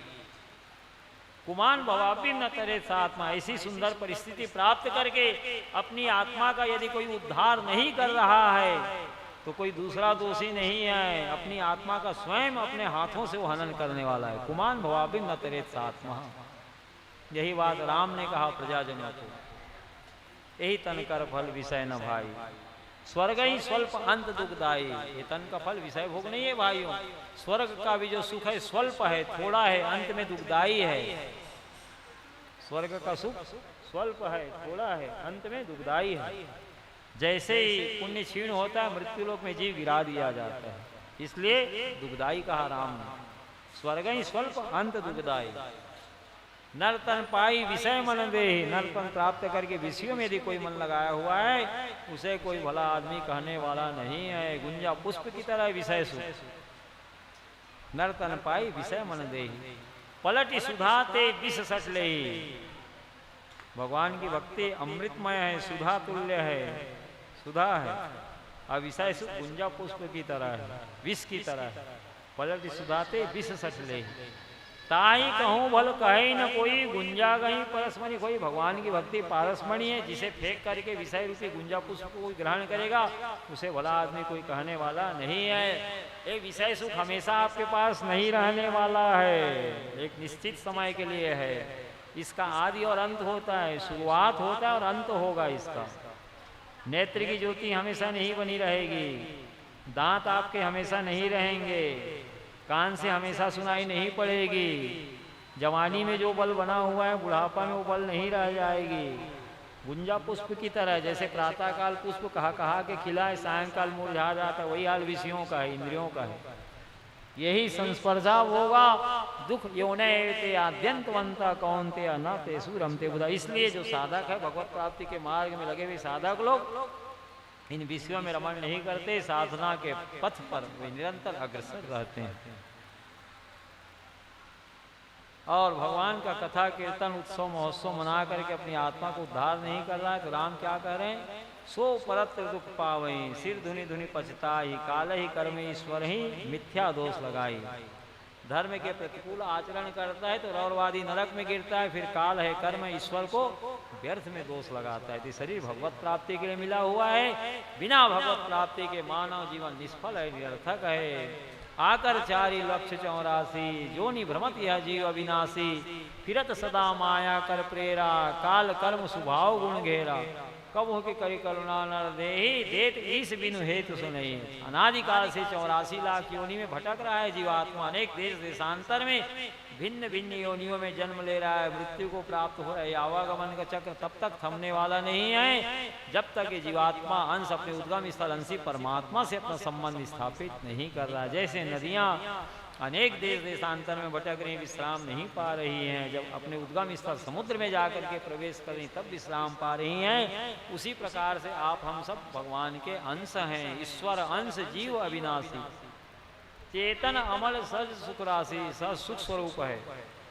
एक शरीर को छोड़ करके दूसरे शरीर में प्रवेश करने की विशेष योग्यता इस जीवात्मा को परमात्मा ने दिया है। तो जब तक ये अंश अपने उद्गम स्थल अंशी परमात्मा से अपना संबंध स्थापित नहीं कर रहा है, स्वप्न में भी सुख शांति आनंद मिलने वाली नहीं है। बोलो वृंदावन बिहारी लाल की जय हो। इस विषय में हमारे पूर्वज महाराज यदु, जिन्होंने अत्रि अंशुयानंदन भगवान दत्तात्रेय का दर्शन किया, उन्होंने जो अवधूतोपाख्यान वर्णन किया वह प्रसंग तुम्हें सुना रहा हूँ। भगवान ने उद्धव जी से कहा, हे परमहंस संहिता है भागवत जी, अत्रि अंशुयानंदन परमहंस महात्मा है, जड़भरत जी परमहंस महात्मा है, परमहंस सुखदेव स्वामी जी परमहंस महात्मा है, सब भगवान परमहंस महात्मा है। तो परमहंस महात्माओं के द्वारा प्राप्त विशुद्ध ज्ञान का इसमें वर्णन किया गया, जिसके सुनने से, पढ़ने से, मनन करने से भगवान जल्द मिलते हैं। एक बार हमारे पूर्वज राजा यदु अत्रि अनसुया नंदन भगवान दत्तात्रेय का दर्शन किए तो उनसे विनय करने लगे, भगवान प्राय जगत में धनी लोग भी दुखी देखे जाते हैं, उनके मस्तक पर चिंता की रेखाएं रहती हैं, लेकिन आप कोपीन कटी वस्त्र भी धारण नहीं करते, लंगोट आदि भी नहीं पहनते, निहंग रहते हैं, न कोई कमंडल, न छड़ी, न छाता, कुछ नहीं आपके पास, निहंग है, कोई संग्रह परिग्रह नहीं करते, फिर भी आपका मुखारविंद प्रसन्नता से खिला रहता है कमल की तरह। तेज योग का प्रभाव है कि ज्ञान का प्रभाव है कि वैराग्य का प्रभाव है, कृपा करके बताइए। तो हमारे पूर्वज महाराज यदु को अत्रि अनसुया नंदन भगवान दत्तात्रेय ने जो परमहंस संगीता की कथा सुनाई है वह प्रसंग मैं तुम्हें सुना रहा हूं। मैंने प्रकृति के 24 तत्वों से शिक्षा लिया, भगवान दत्तात्रेय ने राजा यदु को, और भगवान कृष्ण उद्धव जी को बता रहे हैं। पृथ्वी वायुराकाशा मापो अग्निश्चंद्रमा रवि कपोतो अजगरा सिंधु पतंगो मधुकृत गजा। पृथ्वी से मैंने धैर्य की शिक्षा लिया। कितना घात प्रतिघात लोग पृथ्वी पर करते हैं, लेकिन क्षमा की देवी है। केवल धर्मद्रोहियों के भार को ही पृथ्वी महारानी सहन नहीं कर पाते, तब गौ का रूप धारण करके ब्रह्मा जी की शरण में जाती है। ब्रह्मा जी स्वर्ग के अन्यान्य देवताओं के साथ पृथ्वी देवी को लेकर के भगवान नारायण की शरण में जाते हैं। भगवान नारायण समस्त देवताओं को पृथ्वी देवी को लेकर के गोलोक धाम गए, तो दो भुजाधारी गोलोक बिहारी भगवान कृष्ण द्वापर में पृथ्वी का भार हल्का किए। इसी प्रकार से त्रेता में भगवान राम पृथ्वी का भार हल्का किए।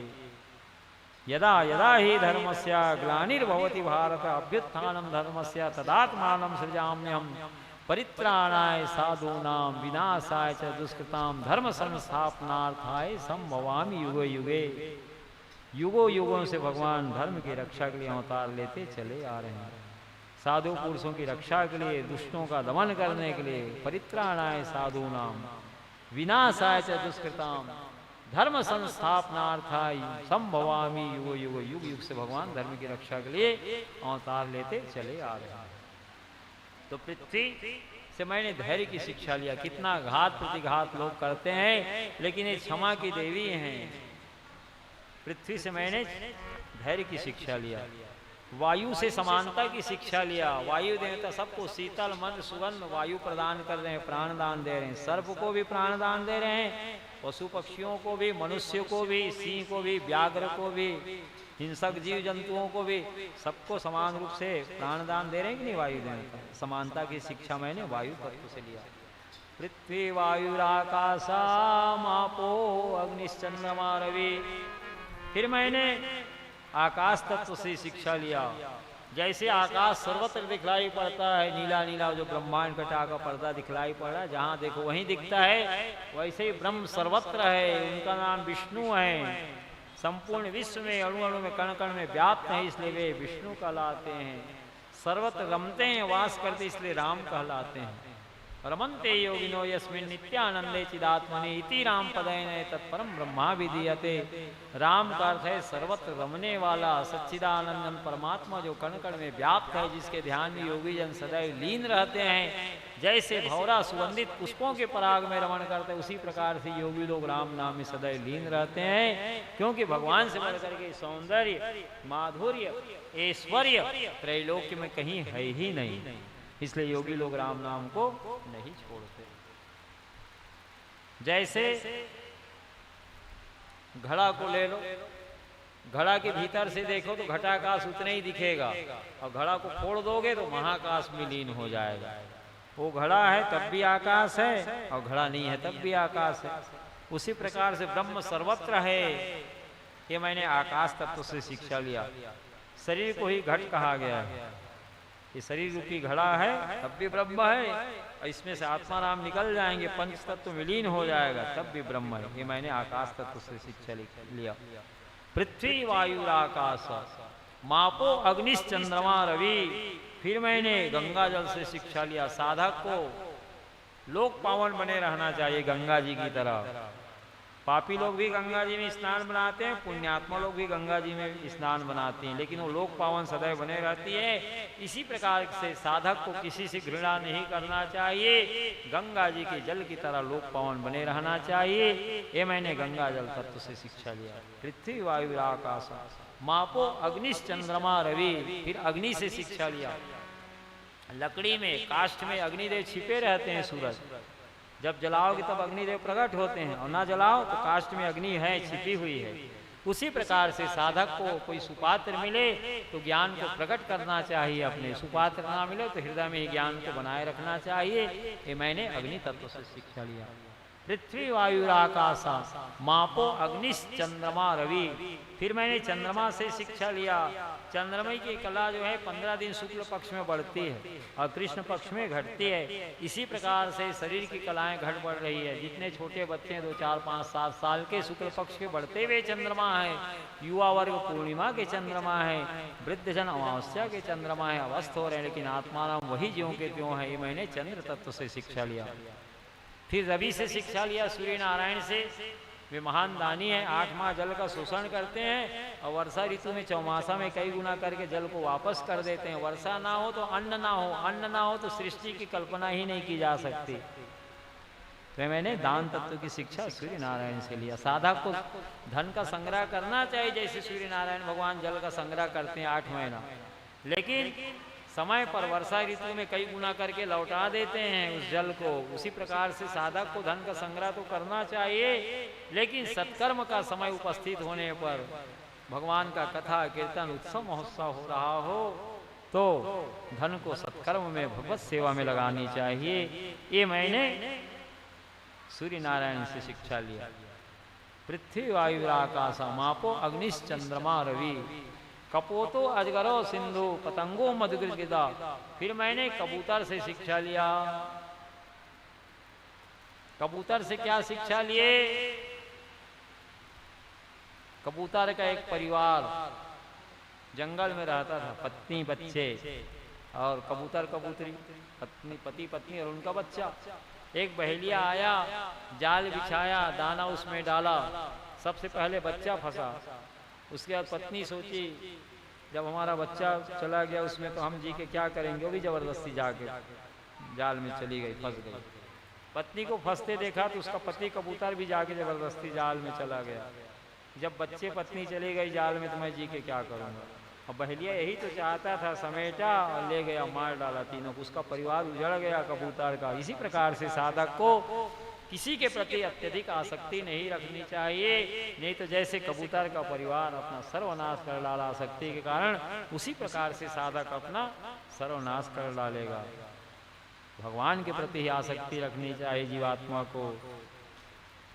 भगवान ही सच्चे साथी हैं। तुम्हें माता च पिता तुम्हें तुम्हें बंधुस्थ सखा तुम्हें तुम्हें विद्या द्रविणम तुम्हें सर्वम मम देव देवा। माता रामो मत पिता रामचंद्रा, स्वामी रामो मत सखा रामचंद्रा, सर्वस्व में रामचंद्र दयालु, नान्यम जाने नहीं जाने न जाने। माता राम है, पिता राम है, गुरु राम है, भाई राम है, सुजन संबंधी राम है। उमा राम समहित जग माही, गुरु पितु मातु बंधु प्रभु नाई। भगवान से बढ़कर के हितैषी न गुरु है, न माता है, न पिता है। ये जीवात्मा का सच्चा शुद्ध एकमात्र भगवान श्री हरि ही है। जगत के गुरु एकमात्र भगवान श्री कृष्ण ही हैं। वसुदेव सुतम देवम कंस चाणूरमर्दनम देवकी परमानंदम कृष्णम वंदे जगत गुरुम। जगत के एकमात्र गुरु भगवान श्री कृष्ण है, उन्हीं की शरण में जीव को रहना चाहिए। फिर कपोतो अजगरा, अजगर से मैंने शिक्षा लिया। अजगर करे न चाकरी, पंछी करे न काम, दास मलुका कह गयो सबके दाता राम। चाटी को कण भर, हाथी को मन भर देने वाले भगवान है। अजगर अपने स्थान पर रहता है, वहां तक भी भगवान उसे भोजन देते हैं। एक मलुक नास्तिक था, वृंदावन के सुपागी संत उनके घर में आए, अपने हाथ से रसोई सेवा किए, भगवान शालिग्राम को भोग लगा रहे थे। उसी समय वो आया। इनके माता पिता धर्मात्मा थे। सूपा में कच्चा भोज्य सामग्री दे दी थे, चावल, आटा, राम रस, नमक, घी, शक्कर आदि। तो रसोई तैयार करके भोग लगा रहे थे। उसी समय मलुक नास्तिक आया, कहा महाराज क्या कर रहे हो? शालिग्राम भगवान को भोग लगा रहा हूँ। इसका नाम विश्वम्भर है। संपूर्ण विश्व का पेट भरते हैं भगवान, इसलिए विश्वम्भर कहलाते हैं। और जो नहीं करता जबरदस्ती कराते हैं। और मैं ना करूँ आज तो तब भी तेरे के भोजन कराएंगे जबरदस्ती। सच्चे संत जीवन में परिवर्तन लाते हैं। महात्मा सिद्ध थे, वृंदावन से आए हुए थे। ठीक है महाराज, आज मैं भोजन नहीं करूंगा, देखता हूँ आपका परमात्मा कैसा मेरे को भोजन कराता है, देख लेना। अपने कमरा में आया, माता पिता कहे महात्मा सही कह रहे हैं, चाटी को कण भर हाथी को मन भर देने वाले भगवान है, चलो भोजन करो। ऐसे नहीं मानूंगा, वो परमात्मा कैसे मेरे को जबरदस्ती भोजन कराते, देखूँ तो सही।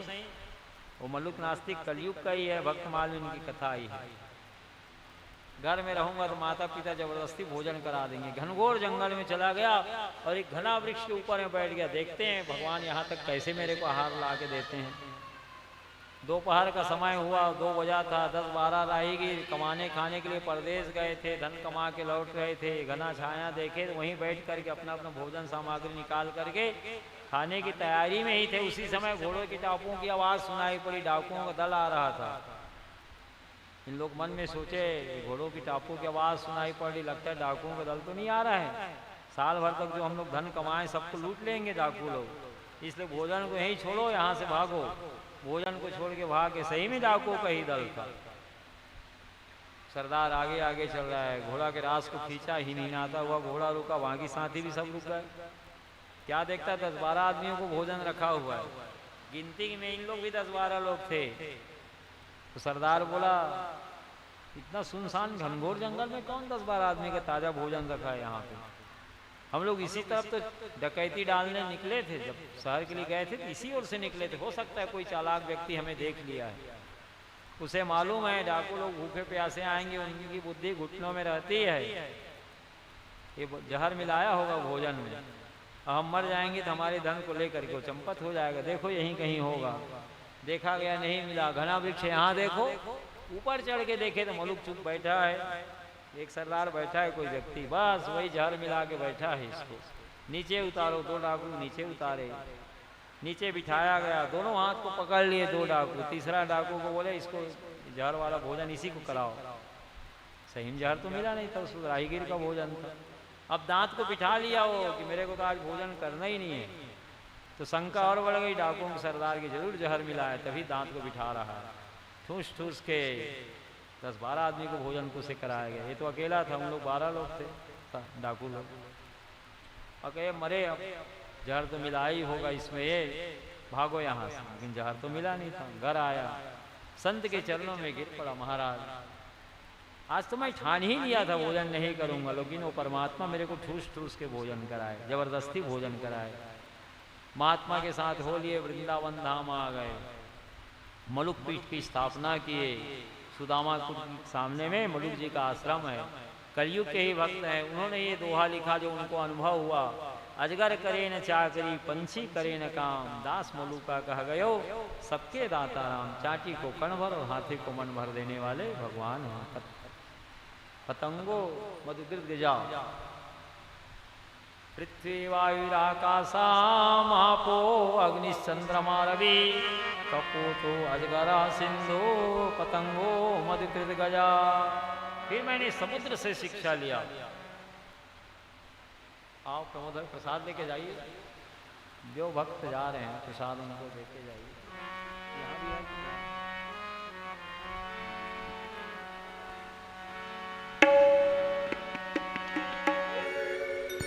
श्री वृंदावन बिहारी लाल की जय। फिर मैंने समुद्र से शिक्षा लिया। अथाह जल राशि है समुद्र में, लेकिन वो गंभीर बनी हुई है, मर्यादा का अतिक्रमण नहीं कर रहे हैं समुद्र नारायण भगवान। 71% भाग में जल है पृथ्वी में, 29% भाग में थल है, लेकिन समुद्र अपनी मर्यादा में बने हुए। यदि मर्यादा का अतिक्रमण कर दें तो 29% भाग को जल में विलीन होने में, प्रलय होने में कितना देरी लगता है। इसी प्रकार से साधक को समुद्र की तरह धैर्य धारण करना चाहिए, गंभीर रहना चाहिए समुद्र की तरह। वर्षा ऋतु में चौमासा में इतना बारिश होता है तो नदी नाला में उफान आता है, रास्ते बंद हो जाते हैं आवागमन, लेकिन 4 दिन बाद वो जल कहाँ जाता है पता नहीं चलता। लेकिन समुद्र में तो अनादिकाल से गंगा आदि पावन नदियाँ जाके प्रवेश कर रही हैं, फिर भी अपनी मर्यादा में बने हुए हैं। ये गंभीरता की शिक्षा मैंने समुद्र तत्व से लिया। क्षुद्र नदी भरी चली तराई, जस थोड़े धन खल बौराई। वर्षाकालीन जल जब बारिश होती है तो नदी नाले में उफान आता है, मार्ग सब बंद हो जाते हैं, 4 दिन बाद पानी कहाँ जाता है पता नहीं चलता। लेकिन समुद्र में तथा जलराशि, लेकिन वो गंभीर बने हुए हैं। गंभीरता की शिक्षा मैंने समुद्र तत्व से लिया। सिंधु पतंगो मधुकृत गजा, फिर मैंने पतंग से शिक्षा लिया। जो पतिंगा होता है अग्नि को देख करके मोहित होके जाता है और जल करके नष्ट हो जाता है, उसी प्रकार से जगत के भौतिक विषयों को ज्ञान की दृष्टि से इस जीव को देखना चाहिए, भोग की दृष्टि से नहीं देखना चाहिए। ज्ञान की दृष्टि से देखेगा तो बच जाएगा, और भोग की दृष्टि से देखेगा तो जैसे अग्नि में पतिंगा शरीर छोड़ देता है, वैसे ही साधक अपना सर्वनाश कर डालेगा। इदम शरीरम सतसंधि जर्जनम पतत तपस्यम परिणाम केवलम किमौषधम प्रेक्षस्य मूल गुरुमते निराभयम कृष्ण रसायनम चा। आपका हमारा जो शरीर बना हुआ है अनेक प्रकार के जोड़ तोड़ से, सैकड़ों प्रकार के जोड़ तोड़ से, अनेक प्रकार के हड्डियों से, नस नाड़ियों से, रुधिर से, मांस से लपेट दिया गया है। अस्थि मांस का स्तंभ मात्र है, अंतिम परिणाम इसका विनाश है। अनेक प्रकार के औषधियों का निरंतर सेवन करते रहने के बाद भी ये शरीर हमेशा के लिए स्थिर रहने वाला नहीं है। ऐसी स्थिति में जीव को निर्भय होने के लिए क्या साधन अपनाना चाहिए? तो निराभयम कृष्ण रसायनम, जो भगवान कृष्ण का नाम ही रसायन है, दिव्य सिद्ध औषधि है, उसी का निरंतर सेवन गुणानुवाद करते रहना चाहिए। पतंगो मधुकृत गजा, फिर मैंने मधु भौरा से शिक्षा लिया। भौरा सार तत्व को ग्रहण कर लेता है, पराग को। उसी प्रकार से जगत के सार तत्व भगवान श्री कृष्ण है, उन्हीं को गह लो, बाकी सब असार तत्व को छोड़ दो। सूरदास जी भगवत प्राप्त महापुरुष, उन्होंने पद लिखा, गहुरे मन सब रस को रस सार, गहुरे मन सब रस को रस सार। वेद धर्म कुल कर्म को तजिए, वेद धर्म कुल कर्म को तजिए, भजिए नंद कुमार, गहुरे मन सब रस को रस सार। धन यौवन कामिन को तजिए, भजिए श्याम उदार, गहुरे मन सब रस को रस सार। भौरा की तरह सारग्राही जीव को होना चाहिए। जैसे भौरा सार तत्व पराग को ग्रहण कर लेता है, उसी प्रकार से जगत के सार तत्व भगवान श्री कृष्ण है। सूरदास जी कह रहे हैं, गहुरे मन सब रस को रस सार, वेद धर्म कुल कर्म को तजिए, भजिए नंद कुमार। वेद में 2 प्रकार के धर्मों का निरूपण किया गया है। साधारण धर्म, जिसे लोक धर्म भी कहा जाता है, और एक है विशिष्ट धर्म। ध्यान पूर्वक सुनिए। साधारण धर्म क्या है? बाल बच्चों का पालन पोषण करना, शिक्षा दीक्षा दिला देना, नौकरी व्यापार में लगा देना, शादी ब्याह आदि करा देना, ये लोक धर्म है। वेद में इसका भी निरूपण है। इसका तो कर्तव्य का पालन करिए ही, लेकिन साथ में विशिष्ट धर्म को भी अपनाइए। विशिष्ट धर्म क्या है? अनन्य भाव से भगवान का कथा कीर्तन उत्सव महोत्सव मनाते हुए धर्ममय जीवन व्यतीत करना। विशिष्ट धर्म त्याज्य नहीं है। एक बार लोक धर्म त्याज्य है। 2 बातें आपके पास आती है, इधर लोक धर्म है, इधर विशिष्ट धर्म है। विशिष्ट धर्म को परम धर्म भी कहा गया है। परम धर्म क्या है? अनन्य भाव से भगवान की उपासना करना, कथा कीर्तन उत्सव महोत्सव मनाते धर्म जीवन व्यतीत करना। तो कभी कभी क्या बात आती, दोनों बातें आ जाती। एक तरफ लोक धर्म है, एक तरफ विशिष्ट धर्म है, दोनों में से एक को चुनना है। तो ऐसी स्थिति में किसको चुनोगे सूरज, बताओ तो? लोक धर्म को अपनाओगे कि परम धर्म को अपनाओगे?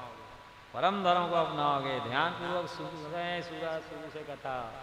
परम धर्म को अपनाओगे तो भव सागर पार हो जाओगे, और लोक धर्म को ही सर्वोपरि मान करके परम धर्म को की उपेक्षा करेंगे तो फिर संसार में जन्म मिलेगा, फिर किसी के नाती नौतरा पोता पोती बनना पड़ेगा, फिर 84 लाख योनि में जन्म मिलेगा। इसी बात को सूरदास जी कह रहे हैं, वेद धर्म कुल कर्म को तजिए।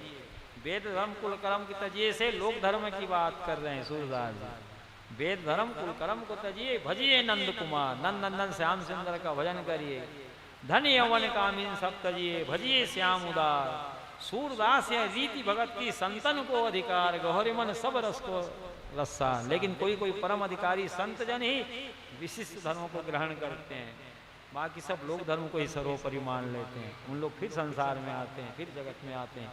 इसलिए जैसे भौरा सार तत्व पराग को ग्रहण कर लेता है, उसी प्रकार के जगत के सार तत्व भगवान श्री कृष्ण है, इसी को पकड़ लेना चाहिए, गह लेना चाहिए।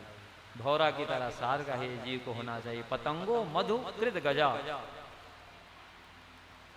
मधु शहद संग्रह करती है मधुमक्खी, स्वयं नहीं खाती, कोई जाए तो काटने दौड़ती है।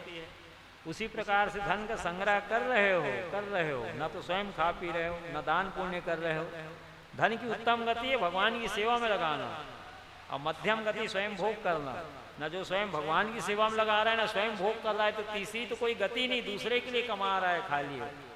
एफडी पे एफडी बनाए जा रहे हैं पोस्ट ऑफिस में, किसके लिए? अरे भाई, उसको भगवान की सेवा में जो लगा रहा है वो तो उत्तम है। अब मध्यम है भोग, जो ना भगवान की सेवा में लगा रहा है और ना स्वयं भोग कर रहा है, तो फिर तो तीसरे के लिए कमा रहे हैं। ज्यादा कमाना दूसरों के लिए कमाना है। सूरज साईं इतना दीजिए जामे कुटुंब समाए, मैं भी भूखा ना रहूं साधु में भूखा जाए। ज्यादा कमाओगे तो आईटी का रेट पड़ेगा, इनकम टैक्स का, ईडी वाले छापा मारेंगे, करोड़ों अरबों रुपये रात साथ कर लेंगे। आपका काम ही नहीं आया, क्या काम का ऐसा था। तो जैसे मधुमक्खी शहद का छत्ता तैयार करती, सूरज न स्वयं खाती न किसी को खाने देती, तो कंबल ओढ़ के अग्नि का ताप दिखा करके शहद लेके चले जाते हैं कि नहीं, शहद निकालने वाले। उसी प्रकार से धन का केवल संग्रह करोगे। वृंदावन बिहारी लाल की जय। आओ ठाकुर जी, जय हो। वृंदावन बिहारी लाल की जय हो। बैठो जीवन। पतंगो मधुकृत गजा, फिर मैंने मधु से शिक्षा लिया। मधु केवल संग्रह करती शहद का, ना स्वयं खाती है न किसी को खाने देती है। कंबल ओढ़ करके अग्नि का ताप दिखा करके मधुरस को निकाल लेते। इसी प्रकार से केवल धन का संग्रह करोगे तो चोर डकैत लुटेरे लूट लेंगे। आपके तो कोई काम ही नहीं आया ऐसा संग्रह करना, किस काम का। ये मैंने मधु तत्व से शिक्षा लिया। पतंगो मधुकृत गजा। फिर मैंने हाथी से शिक्षा लिया। महामत लोग क्या करते हैं, हाथी को पकड़ने के लिए गड्ढा खोद देते हैं जंगल में और घास फूस से ढक देते हैं ऊपर। तुक्ष तृण के लोभ में हाथी पहुंचता है घास को खाने के लिए, गड्ढा में गिर जाता है, महामत लोग पकड़ लेते हैं। उसी प्रकार से तत्साधु मन्ये सुरवर यदेहिनाम सदा समोदेग नदियाम सद्गृहा हित्वात्मपातम गृहमंदकूपम मनम गतो यद हरिमाश्रयेता। संसार के प्राणी मैं और मेरेपन के अभिमान में सदैव उद्विग्न रहा करते हैं। ऐसे प्राणियों के हित के लिए संत जन यही कह रहे हैं कि घास फूस से ढके हुए अंधकूप के समान इस गृहस्थ आश्रम से बाहर आकर के भगवान में अपना मन लगाए, कथा कीर्तन उत्सव महोत्सव मनाते हुए धर्म में जीवन व्यतीत करे। ये मैंने हाथी से शिक्षा लिया। पतंगो मधुकृत गजा। फिर जनकपुर की रहने वाली पिंगला वेश्या से भी मैंने शिक्षा लिया। अत्रि अंशिया नंदन भगवान दत्तात्रेय राजा यदु को, भगवान कृष्ण के पूर्वज को, और भगवान कृष्ण इसी उपदेश को उद्धव जी को दे रहे हैं। एक बार 2 बजे रात तक कोई पुरुष इनके पास नहीं पहुंचा तो पिंगला को वैराग्य हुआ। मेरे हृदय आराध्य भगवान मेरे हृदय देश में वास करते, उनकी मैंने आराधना नहीं की। जनकपुर की रहने वाली मैं ही ऐसी उल्टा नारी हूँ जो पर पुरुषों से जीवन यापन करती हूँ।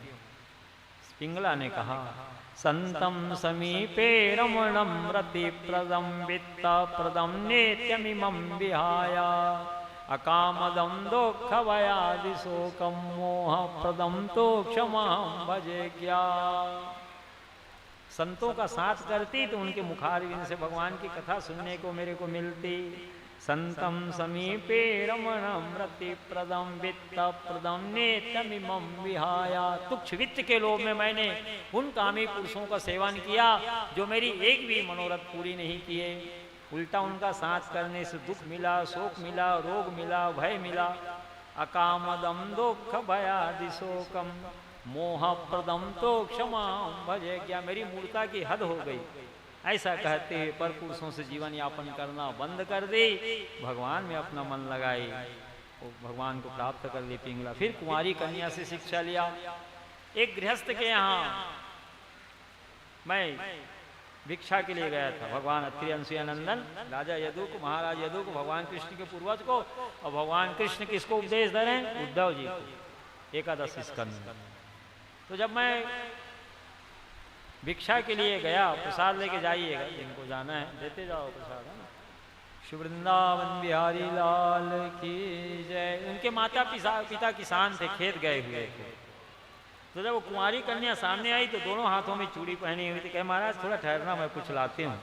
भीतर रसोई में गई, कुछ रहा नहीं घर में, तो आटा गूंथने लगी। चलो एक रोटी ही बना के दे देती हूँ।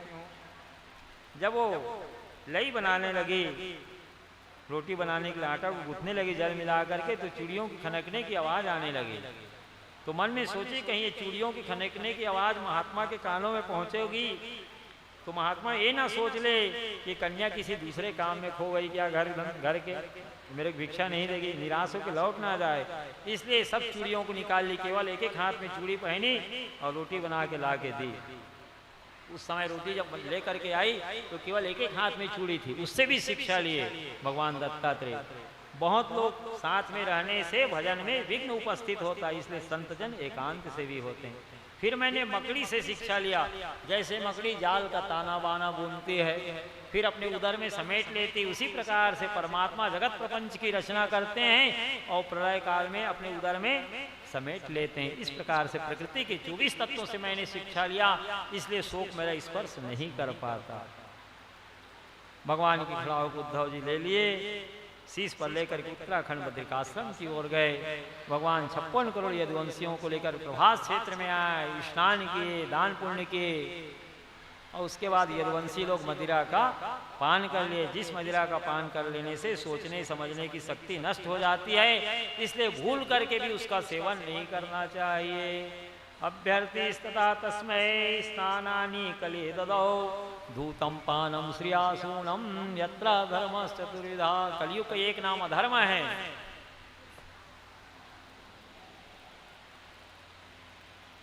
श्री वृंदावन बिहारी लाल जय हो। श्री कृष्णचंद्र भगवान की जय हो। जब कलयुग का दमन किए महाराज परीक्षित ने, अभ्यर्थी के रूप में वो खड़ा हुआ तो 4 स्थान दिए कलयुग को। धूतम पानम श्रियासूनम यत्रा धर्मस चतुर्विधा। जहाँ धूत क्रीड़ा होती है, जुआ खेला जाता है, वहाँ असत्य रूपी अधर्म कलयुग का वास होता है।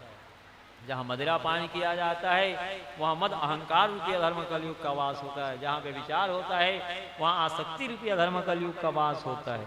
और जहाँ हिंसा होती है, वहाँ निर्दयता रूपी अधर्म कलयुग का वास होता है। इसलिए आत्म कल्याण के इच्छुक, मोक्ष के अभिलाषी, लोक कल्याण में लगे हुए प्रजा वर्ग के लौकिक नेतागण हैं, धर्मोपदेष्टा गुरुजन हैं, और भगवत प्राप्ति के मार्ग में लगे हुए साधक जन हैं। सबको बड़ी सावधानी से चारों वस्तुओं से दूरी बना करके रखना चाहिए, नहीं तो पतन होने में देरी नहीं लगती। तो यादव लोग 56 करोड़ यदुवंशी लोग मदिरा का पान कर ले, जिससे सोचने समझने की शक्ति नष्ट हो गई। कृतवर्मा और सात्यकी में इस बात पर बहस छिड़ी कि महाभारत युद्ध में पांडवों ने किसके बल का आश्रय लेकर के विजय प्राप्त किया। इसी बात को लेकर के दोनों में वाद हुआ, वाद से विवाद हुआ, विवाद से वितंडावाद, वितंडावाद से दंडावाद में उतर आए। जो एक नाम का नुकीला घास था,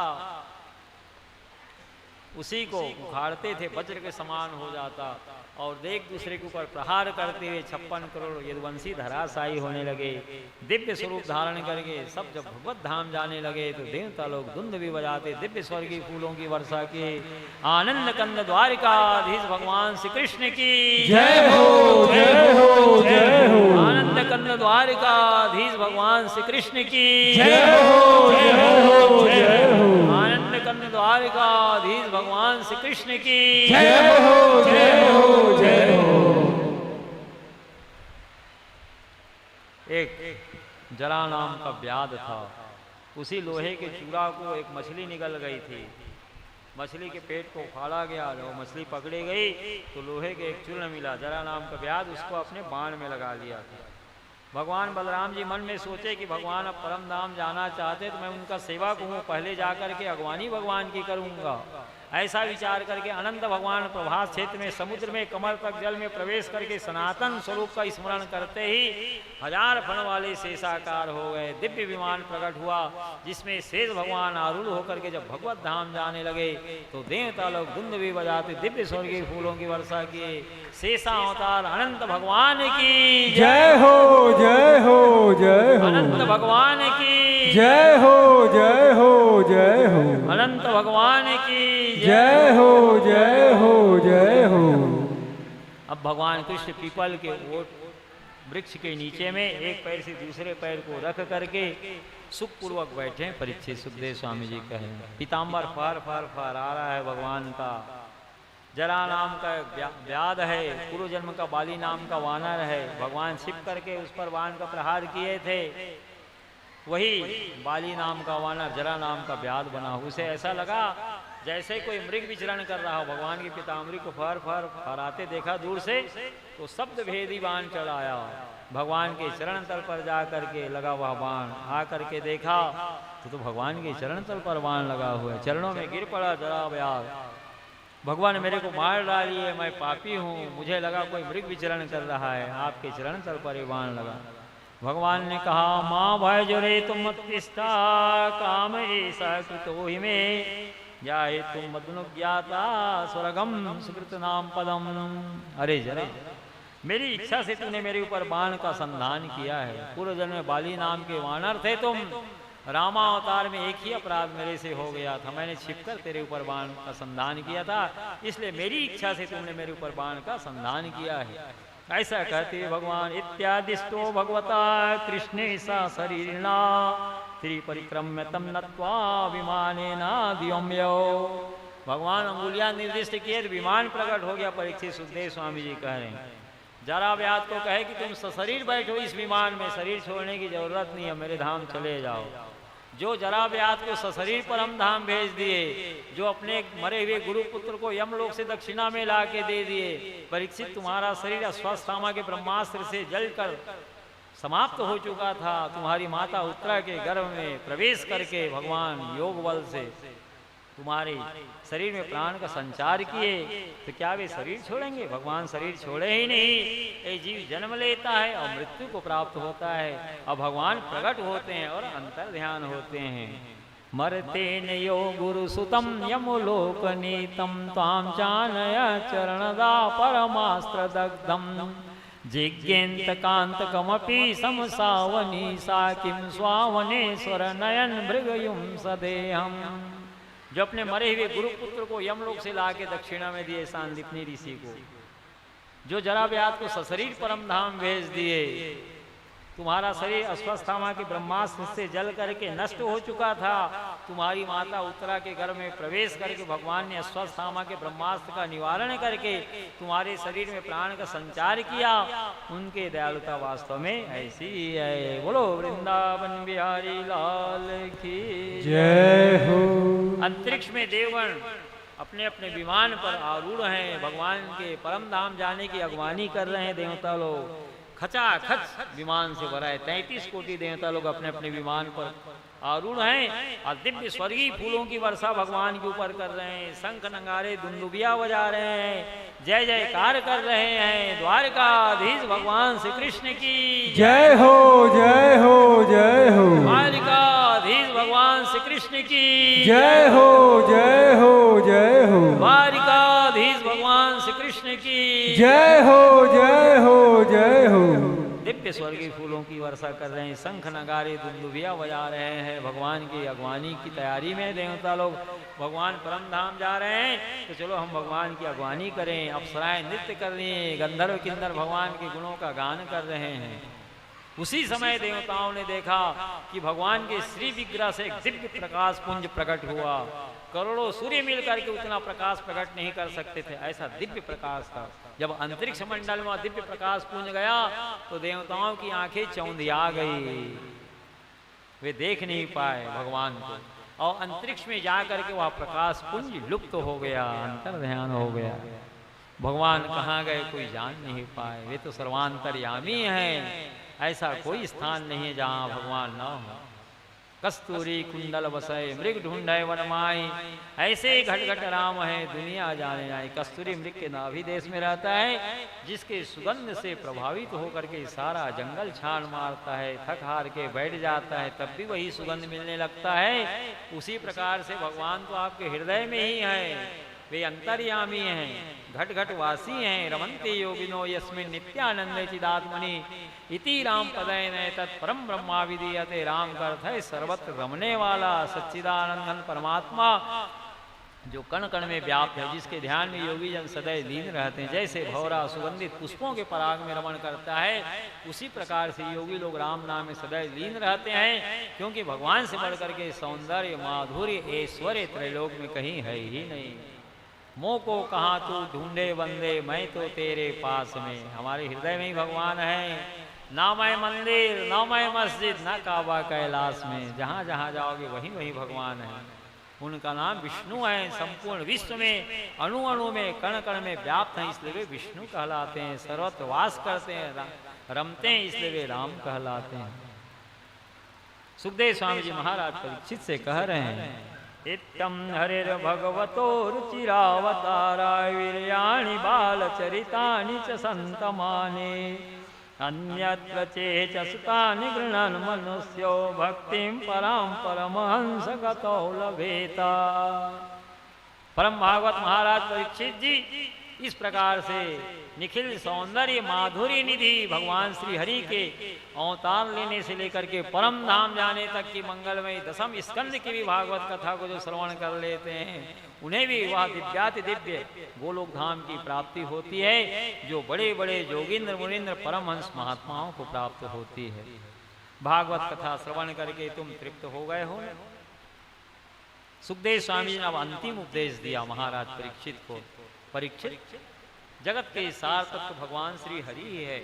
7 दिनों तक तुमको मैं भगवान का कथा कीर्तन उत्सव महोत्सव मनाते हुए व्यतीत किया। जो राजाओं की कथा सुनाया, अम्बरीश है, प्रहलाद है, ध्रुव जी है, हरिश्चंद्र है, रंतिदेव है, उन राजाओं की कथा वाणी का विलास मात्र है। सार तत्व भगवान श्री कृष्ण है। उन राजाओं की कथा इसलिए तेरे को सुनाया ताकि ज्ञान वैराग्य तुम्हारा सुदृढ़ हो। ऐसे ऐसे चक्रवर्ती सम्राट हो गए हैं पृथ्वी में, जिनके पास किसी साधन की कोई कमी नहीं थी। आज्ञाकारी पुत्र थे, रानियां थी, खजाना था, धन धान्य था, फिर भी उन्होंने अंततः जगत को अंततोगत्वा मिथ्या समझा। अब भगवान में ही अपने मन को लगाए। तो तुम्हारे ज्ञान वैराग्य को, भक्ति को सुदृढ़ करने के लिए उन राजाओं की कथा मैंने सुनाया है। वो वाणी का विलास मात्र है। तुम एकमात्र भगवान में ही अपने मन को लगा लो परीक्षित। नाम संकीर्तनम जस्या सर्व पाप प्रणाशनम प्रणामो दुखसम नस्तम नमामि हरिम परम। 12 स्कंद का अंतिम श्लोक श्रीमद् भागवत महापुराण का। जिन भगवान श्री हरि का नाम संकीर्तन कर लेने मात्र से समस्त प्रकार के पापों का प्रायश्चित हो जाता है। जैसे जी भगवान को लक्ष्य करके हाथ जोड़ करके प्रणाम करता है, समस्त दुखों का भी हमेशा हमेशा के लिए अंत हो जाता है। और भागवत कथा श्रवण करके तुम तृप्त हो गए हो कि नहीं, ये भी मेरे को बता दो। और यदि तुम भागवत कथा सुन करके तृप्त हो गए होगे तो अब मैं चलूंगा यहाँ से, क्योंकि जब तक मैं यहाँ बैठा रहूंगा तक्षक नाग आने वाला नहीं है। और मैं किसी ब्राह्मण को असत्यवादी बनाना नहीं चाहता। और भागवत कथा सुन करके तृप्त नहीं हुए होगे मान लो, तो मैं वो ब्राह्मण की साप की गति को 7 दिन के लिए और बांध देता हूँ, तुमको और कथा सुनाऊंगा। परीक्षित ने कहा, महाराज मैं भागवत कथा सुन करके तृप्त हो गया हूँ। आत्म तत्व का बोध मेरे को हो गया है। एक रहस्य मैं प्रकट कर रहा हूं जो 7 दिनों में अनुभव किया, जिसे गुप्त रखा था, अभी तक आपके समक्ष प्रकट नहीं किया था।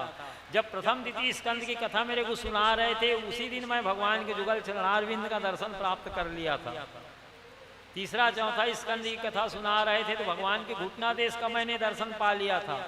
5वां 6वां स्कंद की कथा सुना रहे थे तो भगवान के नाभि देश का दर्शन कर लिया था। क्या सुंदर भगवान की नाभि की गहराई थी, जो जमुना जी की गहराई से भी सुंदर दिखलाई पड़ती थी। जमुना जी की नाभि की गहराई से भी सुंदर प्रतीत होती थी भगवान की नाभि देश की गहराई। 7वां 8वां स्कंद की कथा सुना रहे थे, भगवान के वक्षस्थल का मैंने दर्शन पा लिया था। श्रीवत्स का चिन्ह स्वर्ण में कौस्तुभ मणि सुंदर शोभायमान हो रही थी।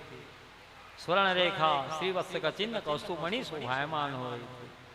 नवम दशम स्कंद की कथा सुना रहे थे। भगवान का मुखारविंद का दर्शन मैंने पा लिया। भगवान का मुखारविंद नील कमल के समान था, अति सुंदर अधर और कुंद कली के समान मनोहर हाथ से बड़ी दिव्य भगवान की शोभा हो रही थी। जब एकादश द्वादश स्कंद की कथा नाथ मेरे को सुना रहे थे तो भगवान का दाहिना हस्तारविंद मेरे सिर पर रख दिया गया है। मैं निर्भय हो गया हूँ। तक्षक आए तब वाह वाह, ना आए तब वाह वाह। इस प्रकार से रहस्य को प्रकट किए महाराज परीक्षित। उठ करके साष्टांग दंडवत प्रणाम किए, चरण को धोए, चरणों को शीश में लिए, मस्तक पर तिलक लगाए और स्वर्गीय फूलों की माला पहनाए। सुखदेव स्वामी जी को आरती उतारे, प्रणाम किए, साष्टांग दंडवत करके चार परिक्रमा किए। सबसे सम्मानित हो करके सुखदेव स्वामी जी उत्तराखंड बद्रिकाश्रम की ओर जाने लगे तो देवता लोग धुंध भी बजाते दिव्य स्वर्गीय फूलों की वर्षा किए। श्री सुखदेव स्वामी की जय हो, जय हो, जय हो। श्री सुखदेव स्वामी की जय हो, जय हो, जय हो। श्री सुखदेव स्वामी की जय हो, जय हो, जय हो। बस यहीं तक भागवत कथा मानी गई है। जहाँ सुखदेव स्वामी जी प्रवचन प्रारंभ किए वहीं से भागवत कथा प्रारंभ है। जहाँ वे अपनी वाणी का विराम दिए वहीं भागवत कथा विराम कही गई है।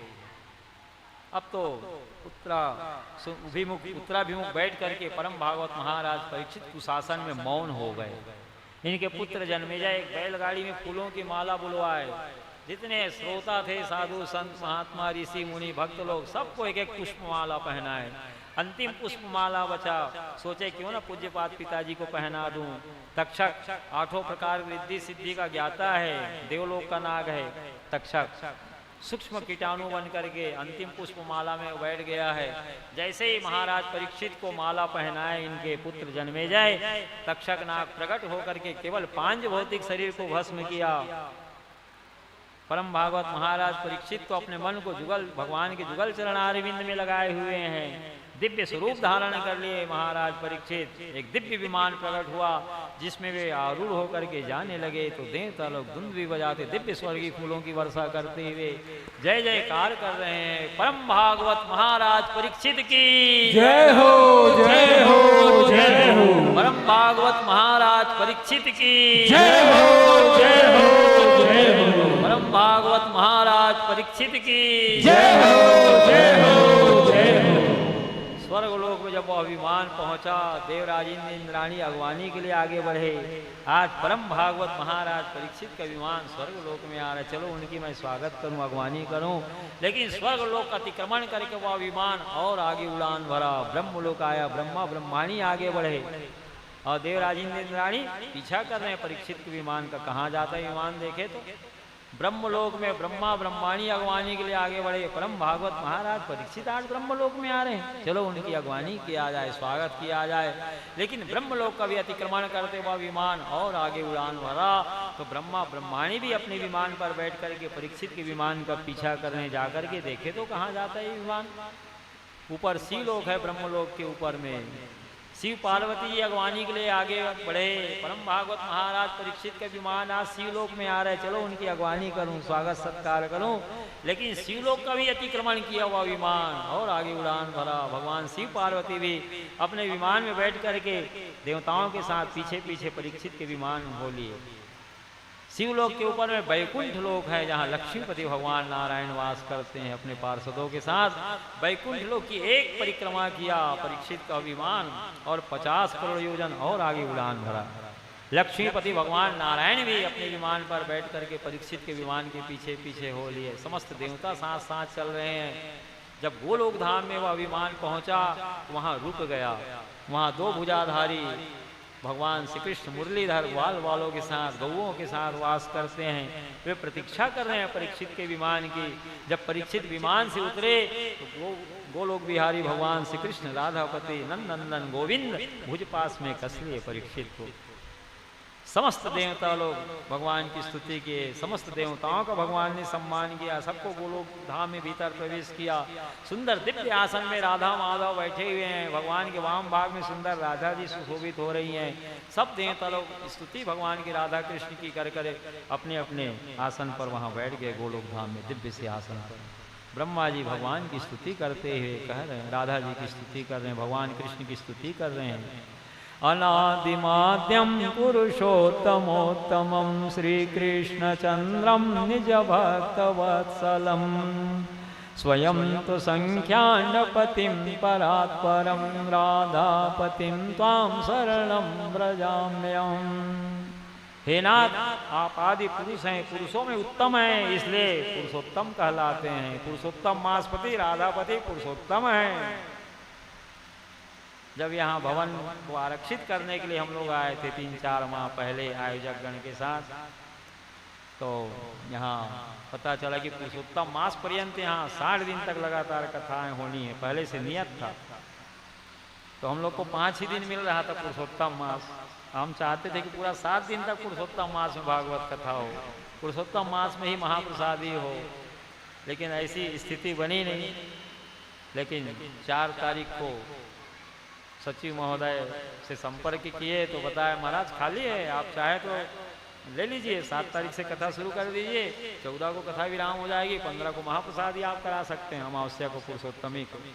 लेकिन हमको समय केवल 1 ही दिन मिल रहा था, 4 को सूचना मिली, 5 एक दिन समय था, 6 तारीख को विधि निर्माण करना पड़ता, सब यहाँ व्यवस्था सजाना पड़ता और 7 से कथा होनी थी।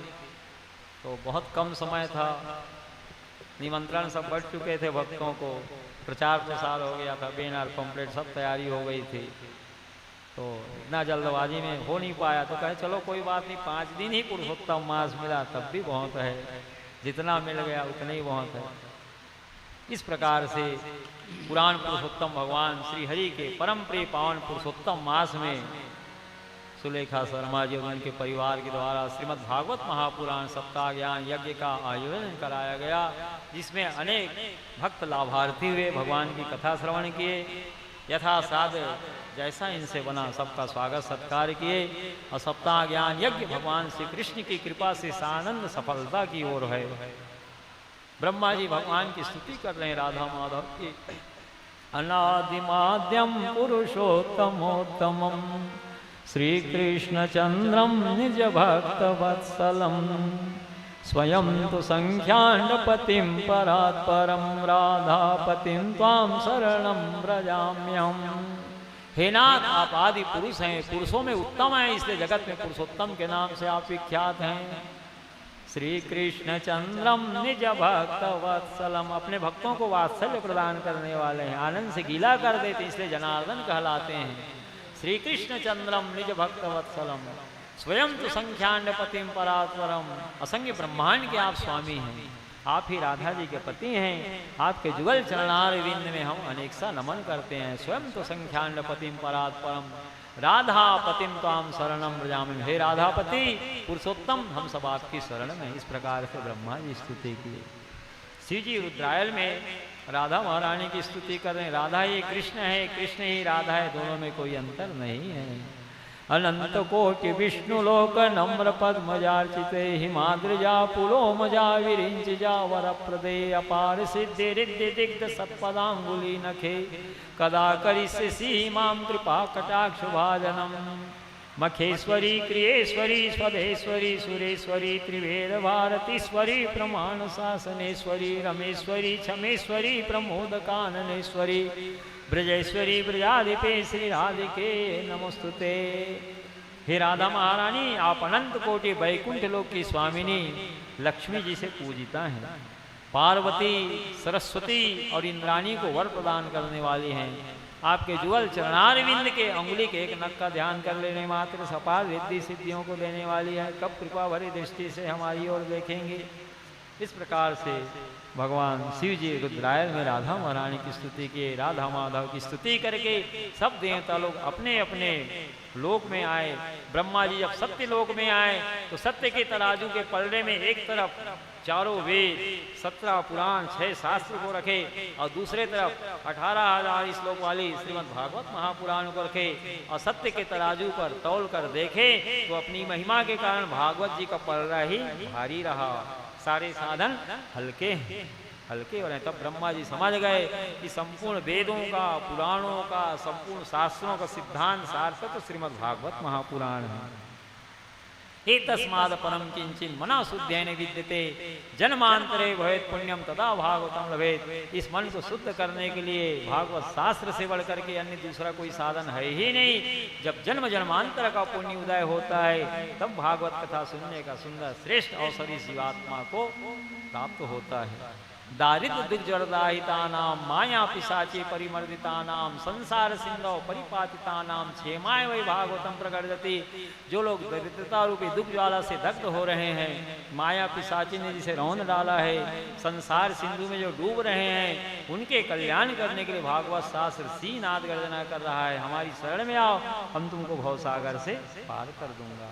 दृष्ट्वा भागवतम दुरात प्रक्रमे सम्मुखमिया पदे पदे असुमेधस्य फल प्राप्नोति न संशयम। जो दूर से भागवत जी को देख करके भागवत जी के सम्मुख आता है तो प्रत्येक पग पग पर उसे एक एक अश्वमेध यज्ञ करने का पुण्य फल प्राप्त होता है।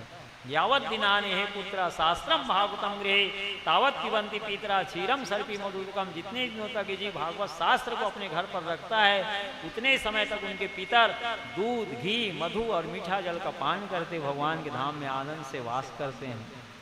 सभी पुराणों का, संपूर्ण शास्त्रों का, संपूर्ण सिद्धांतों का सार तत्व है श्रीमद् भागवत महापुराण।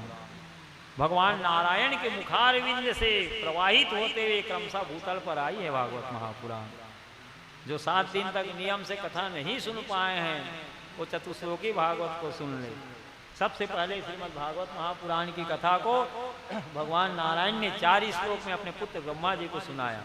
श्रीमद् भागवत महापुराण का द्वितीय स्कंद का 9वां अध्याय का 32 से 35वां श्लोक चतुश्लोकी भागवत कहलाता है।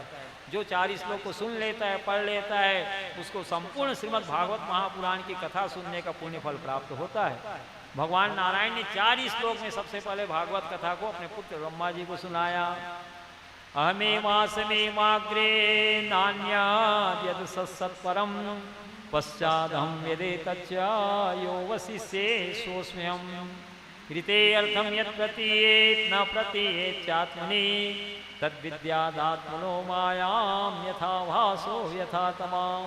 यथा महान्ति भूतानि भूतेषु च वचेष्वनो प्रविष्टान्य प्रविष्टानि तथा तेषु न तेष्वहम्। एतावदेव जिज्ञास्यं तत्त्वजिज्ञासुनात्मना अन्वयव्यतिरेकाभ्यां यत् स्यात् सर्वत्र सर्वदा।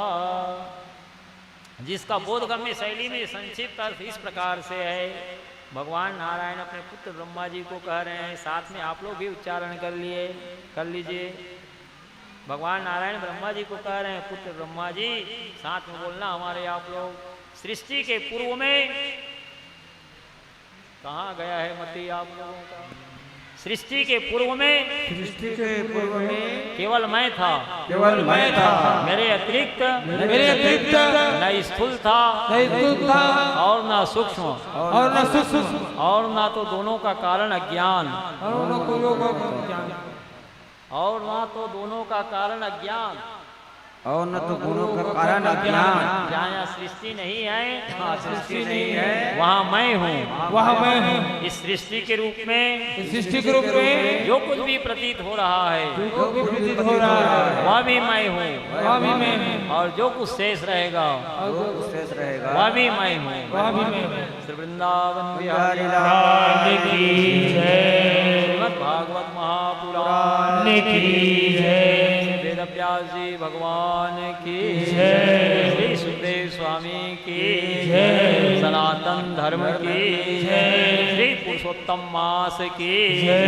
श्री पुरुषोत्तम मासपति राधापति पुरुषोत्तम भगवान श्री कृष्ण की जय। सर्वेश्वरेश्वर युगल सरकार की जय। श्री जगन्नाथ स्वामी की जय। श्री रंगनाथ स्वामी की जय। श्री द्वारिकानाथ स्वामी की जय। श्री बद्रीनाथ स्वामी की जय, श्री गोवर्धन नाथ स्वामी की जय, श्री विराट भगवान की जय, सनातन धर्म की जय, श्री गौ माता की जय, श्री गोलोक धाम की जय, श्री गौवंश की जय, सर्वेश्वरेश्वर युगल सरकार की जय, जय श्री राधे, जय जय श्री राधे, जय जय श्री राधे।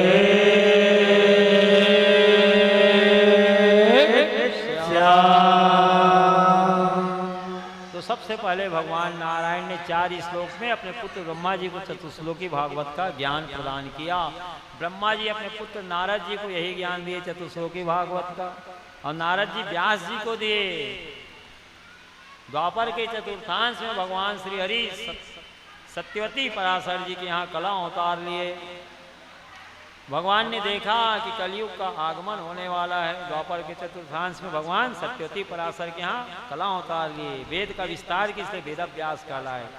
17 पुराणों की रचना कर लिए, 6 शास्त्रों की रचना की, वेद का 4 भाग में विभाजन किया उन्होंने, फिर भी उनके मन को शांति नहीं मिली। इसलिए वे कला अवतार लिए सत्यवती पराशर के यहाँ कि वेद की भाषा को कलयुग के मनुष्य नहीं समझ पाएंगे, और नहीं समझ पाने के कारण अर्थ की अनर्थ व्याख्या करेंगे। इसलिए पुराणों पर पुराणों की रचना करके वेद के रहस्य को प्रकट करने लगे। 17 पुराण, वेद का 4 भाग विभाजन, 6 शास्त्रों की रचना वे कर ली। फिर भी उनके मन को शांति नहीं मिली। सरस्वती नदी के तट पर खिन्न मन से बैठे थे। देवर्षि नारद जी का आगमन हुआ। उदासी का कारण पूछे नारद जी व्यास जी को। व्यास जी ने कहा, पता नहीं नारद जी, मेरा मन क्यों अशांत है, दुखी है, उद्विग्न है। हमने पुराणों पर पुराणों की रचना करके 17 पुराण तक की रचना कर चुके हैं। वेद का 4 भाग विभाजन के लिए 6 शास्त्रों की रचना कर लिए। विविध कल्याणप्रद मार्गों का निरूपण भी जीव के कल्याण के लिए किया, लेकिन फिर भी मेरे मन को शांति नहीं मिली। तब नारद जी कृपा करके चतुश्लोकी भागवत का ज्ञान दिए व्यास जी को, जो अपने पिता ब्रह्मा जी से मिला हुआ था।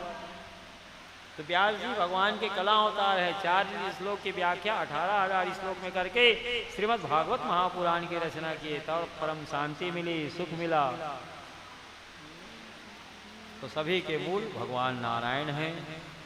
ये तस्माद परम किंचिन मना शुद्धेन विद्यते जन्मांतरे भवेत् पुण्यम तदा भागवतम लभे। इस मन को शुद्ध करने के लिए भागवत शास्त्र से बढ़ करके अन्य दूसरा कोई साधन नहीं है। जन्म जन्मांतर का पुण्य उदय होता है, तब भागवत कथा सुनने का अवसर मिलता है। व्यास जी 18,000 श्लोक वाली श्रीमद् भागवत महापुराण की रचना करके सबसे पहले अपने पुत्र सुखदेव स्वामी को पढ़ाया। सुखदेव स्वामी जी परम भागवत महाराज परीक्षित को भागवत की कथा सुनाए, और परीक्षित की कथा सुन लेने के बाद पृथ्वी में भागवत धर्म का प्रचार प्रसार हुआ। इस प्रकार से वैकुंठ लोक से भगवान नारायण के मुखारविंद से क्रमशः प्रवाहित होते हुए हमको आपको भागवत कथा सुलभ हुई है। जो इस कल्प वृक्ष के नीचे बैठता है, उसी के संपूर्ण मनोरथों को ये पूर्ण करने वाले हैं। बोलो वृंदावन बिहारी लाल की जय हो। जय जय श्री राधे, जय जय श्री राधे, जय जय श्री राधे।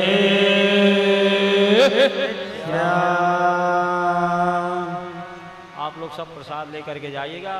आज की संपूर्ण कथा महारानी को राधापति भगवान गोविंद के श्री चरणों में वाक्य पुष्पांजलि श्री कृष्णार्पण करते वाणी को विराम दे रहा हूँ।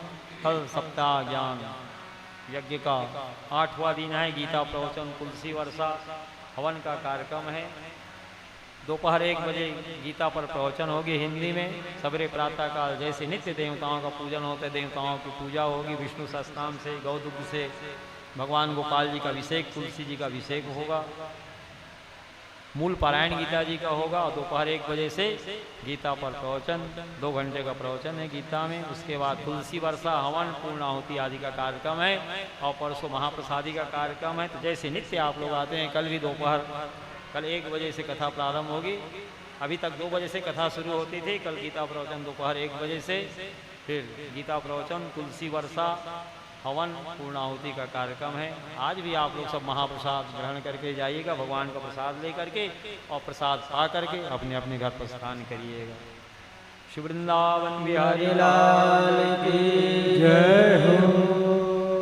यज्ञ के संपन्न होने पर भगवान को प्रसन्न करने के लिए सुंदर मंगल गीत गाना चाहिए, नृत्य करना चाहिए भगवान के समक्ष। तो आप लोग सुंदर भजन गाइए, कीर्तन करिए। और ये भी है डांडिया नृत्य करने के लिए। लो ज्ञानी श्री वृंदावन बिहारी लाल की जय। भगवान की महारासलीला प्रसंग का पद गा रहे हैं, आप लोग साथ में पद का गायन करिए। जिन भक्तों को नृत्य करना है नृत्य करिए। श्री राधा रासेश्वर भगवान श्री कृष्ण की जय। शरद पूनम की रात में देखो कान्हा बजाए मुरली, चलो सखी नाचे क्षमा छम छम, चलो सखी नाचे क्षमा छम छम।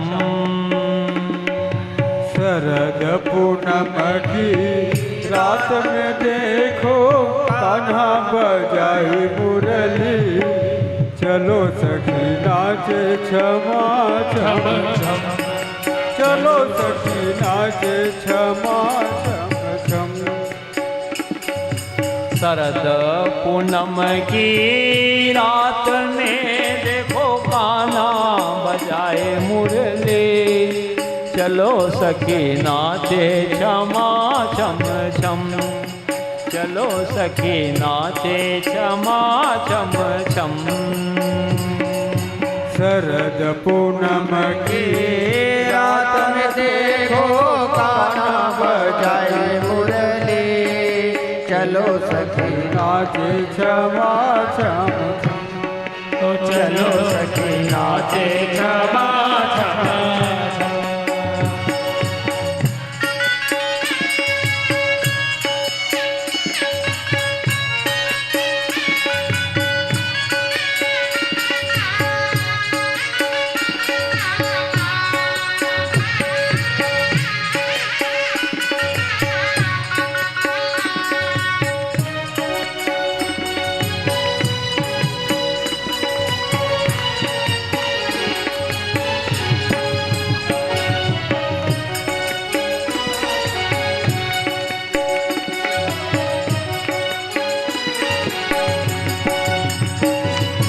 ना जाने क्या इनके मन में समाए, ना जाने क्या इनके मन में समाए, ना जाने क्या इनके मन में समाए, ना जाने क्या इनके मन में समाए। मोर मुकुट वाले ने बंसी बजाए, मोर मुकुट वाले ने बंसी बजाए, ना जाने क्या इनके मन में समाए, ना जाने क्या इनके मन में समाए। मोर मुकुट वाले ने बंसी बजाए, मोर मुकुट वाले ने बंसी बजाए। हलचल सी मच गई तीनों लोकन में, काबू आ नहीं रे मन, चलो सखी नाचे क्षमा छम छम, चलो सखी नाचे क्षमा छम छम। शरद पूनम की रात में देखो कान्हा बजाए मुरली, चलो सखी नाचे क्षमा छम छम, चलो सखी नाचे क्षमा छम छम।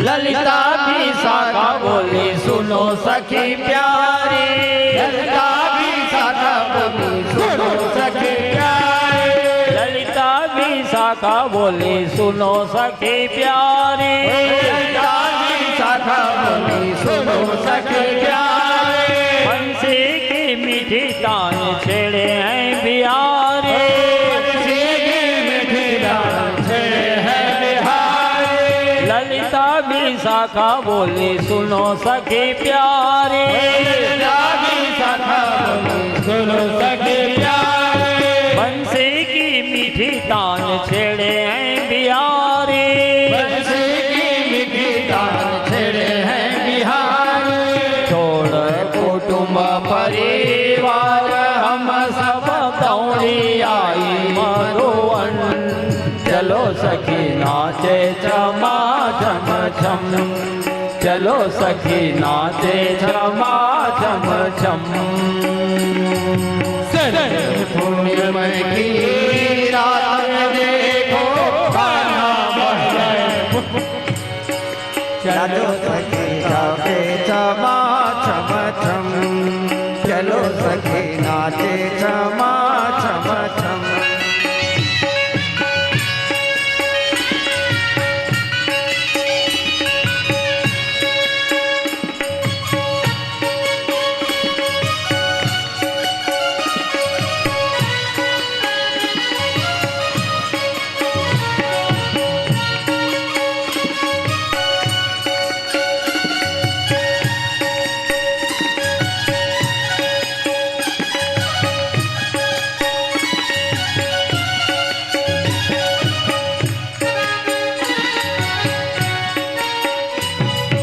रास खेलन को घेरा है बनाई, रास खेलन को घेरा है बनाई, जितनी गोपियाँ रूप उतने हैं कनाए, जितनी गोपियाँ रूप उतने हैं कन्हाई, रास खेलन को घेरा है बनाए, रास खेलन को घेरा है बनाई, जितनी गोपियाँ रूप उतने हैं कनाए, जितनी गोपियाँ रूप उतने हैं कन्हाई, गाना बजाए बांसुरिया और राधा बजाए मेरे दम, चलो सखी नाचे छमा छम छम, चलो सखी नाचे छमा छम छम। शरद पूनम की रात में देखो गाना बजाए मुरली, चलो सखी नाचे छमा छम छम, चलो सखी नाचे छमा छम छम।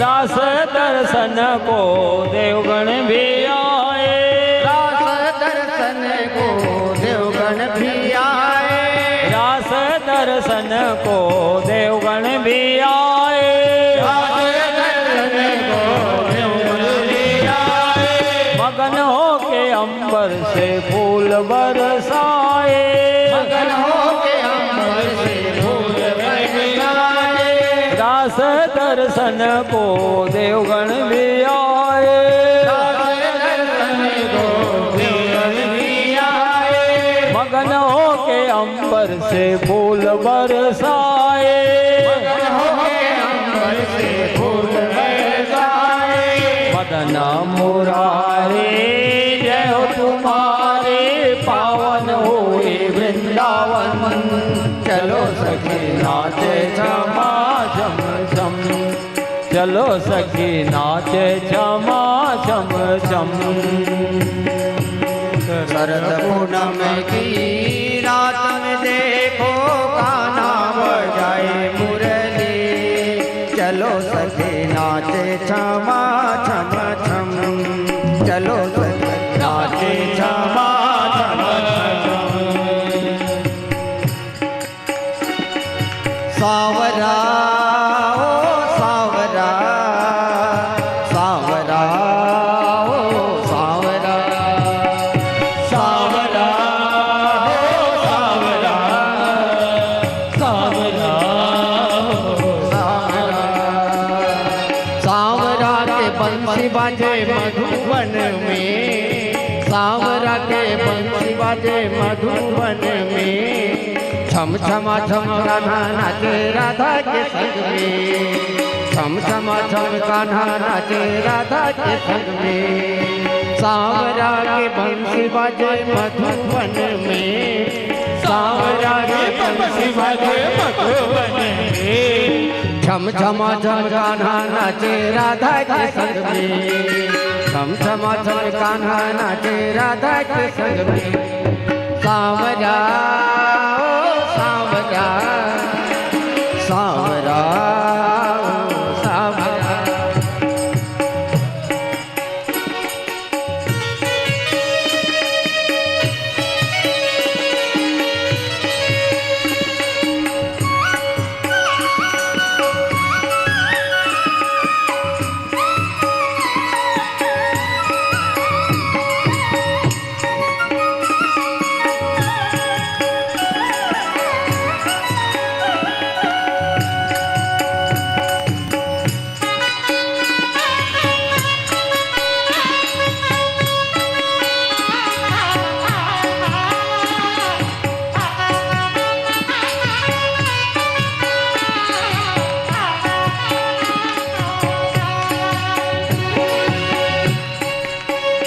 कान्हा गोपियों के संग में रास रचाए, कान्हा गोपियों के संग में रास रचाए, कान्हा यमुना किनारे में गैया चराए, कान्हा यमुना किनारे में गैया चराए, कान्हा गोपियों के संग में रास रचाए, कान्हा गोपियों के संग में रास रचाए, कान्हा यमुना किनारे में गैया चराए,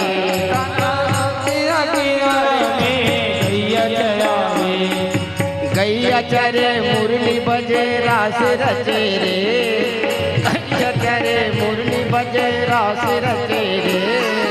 कान्हा के संग राधा नाचे मधुबन में, कान्हा के संग राधा नाचे मधुबन में।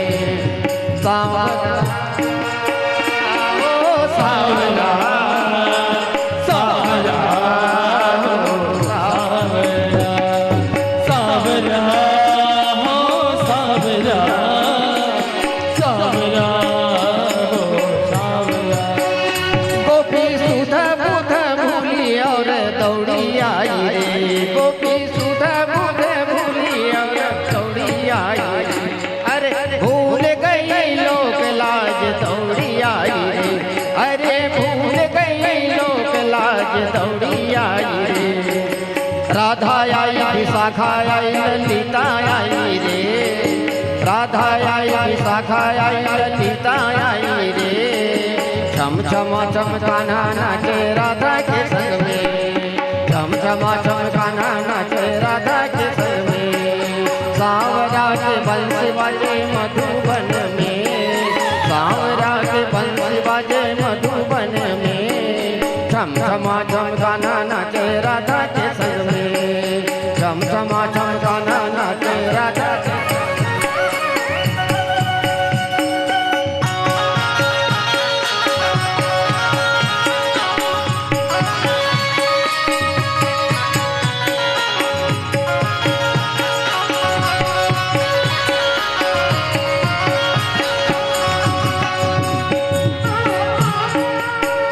प्यारा भोले बाबा दौड़े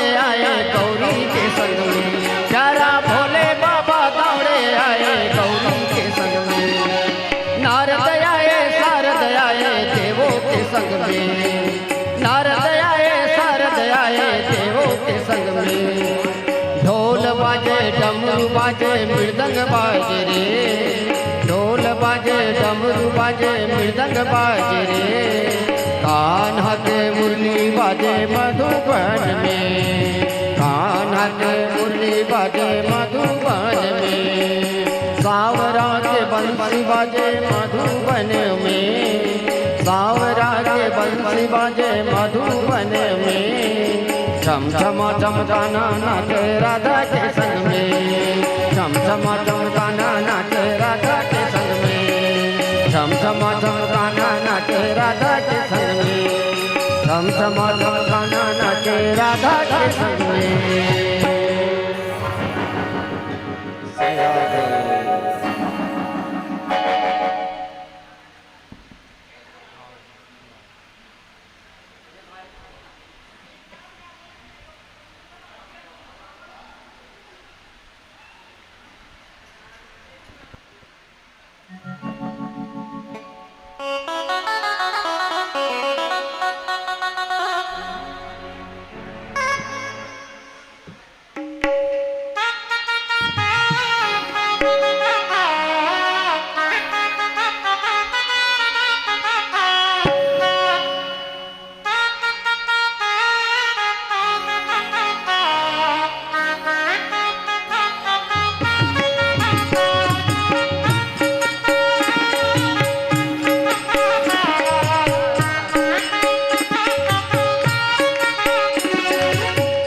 रचो है रास रचो है, यमुना किनारे कान्हा रास रचो है।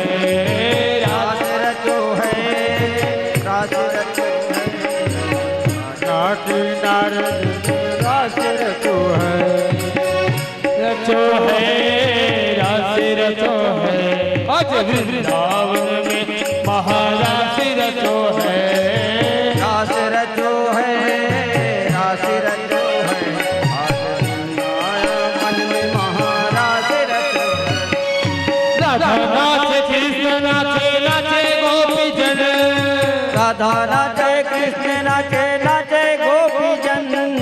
राधा नाचे कृष्ण नाचे नाचे गोपी जन। राधा नाचे कृष्ण नाचे नाचे गोपी जन। मन मेरो बस गयो रे सखी पावन वृंदावन, मन मेरो बस गयो रे सखी पावन वृंदावन। रास रचो रास रचो रास रचो है, यमुना किनारे कान्हा रास रचो है। रास रचो रास रचो रास रचो है, यमुना किनारे महारास रचो है।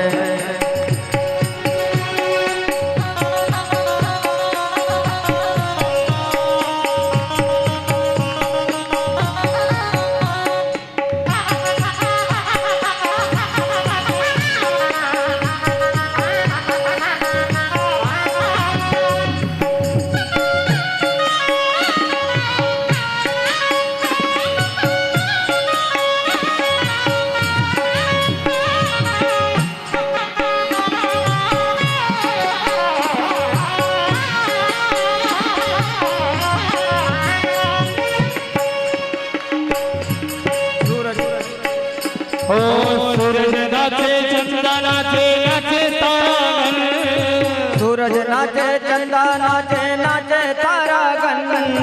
सूरज नाचे चंदा नाचे नाचे तारागण। सूरज नाचे चंदा नाचे नाचे तारागण। मन मेरो बस गयो रे सखी पावन वृंदावन, मन मेरो बस गयो रे सखी पावन वृंदावन। रास रचो रास रचो रास रचो है, आज रास रचो रास रचो रास रचो है, आज जमुना किनारे रास रचो।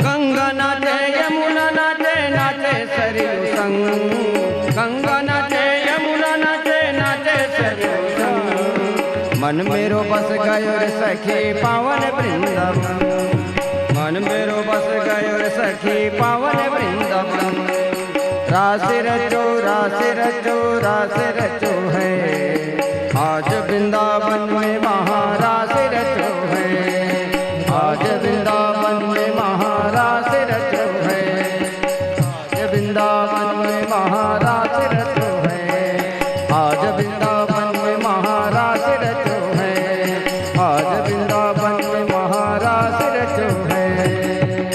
बोल कृष्ण भगवान की जय हो।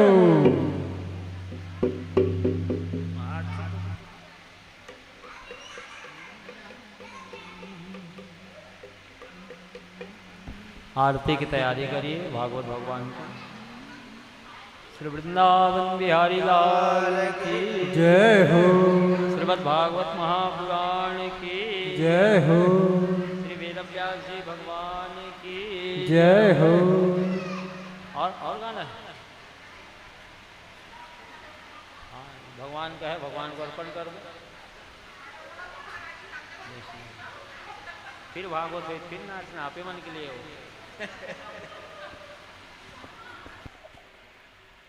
चलिए आरती प्रज्वलित करिए गुड़िया के लिए कुछ प्रसाद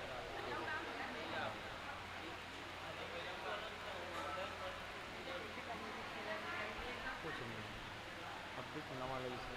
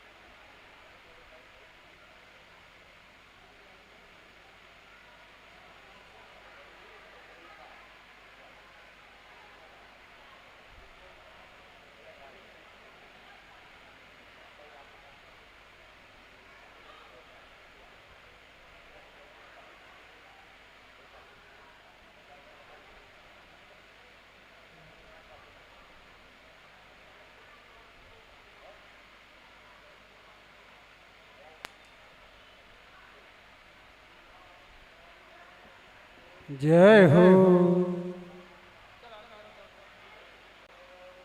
श्री पुरुषोत्तम मास की जय हो। श्री पुरुषोत्तम मासपति राधापति पुरुषोत्तम भगवान श्री कृष्ण चंद्र की जय हो। सर्वेश्वरेश्वरी युगल सरकार की जय हो। जय जय श्री राधे जय जय श्री राधे जय जय श्री राधे श्याम। चंद्रमा मनसो जात चक्षो सूर्यो वजायतः श्रोत्राद्वायुष्य प्राणस्य मुखादग्निर्जायतः। श्री युगल सरकार की जय। आरती श्री पुरुषोत्तम की जय। राधे धन न्यौछावर की जय। सोतम की जय। राधे धन न्यौछावर की जय। आरती श्री पुरुषोत्तम की जय। आरती युगल किशोर की जय। आरती श्री पुरुषोत्तम की जय। आरती युगल किशोर की जय। आरती युगल किशोर की जय। आरती श्री पुरुषोत्तम की जय। आरती श्री पुरुषोत्तम की जय। तन मन धन न्यौछावर की जय। तन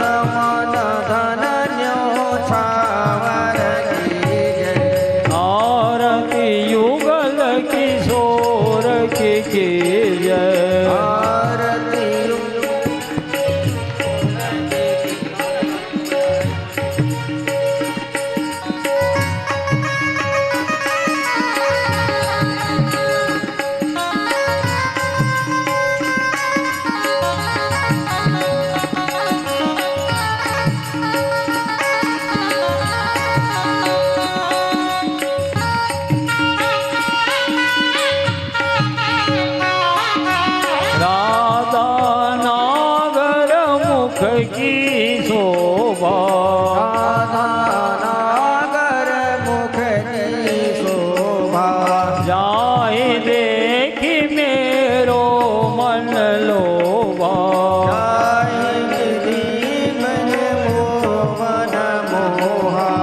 आरती श्री पुरुषोत्तम की जय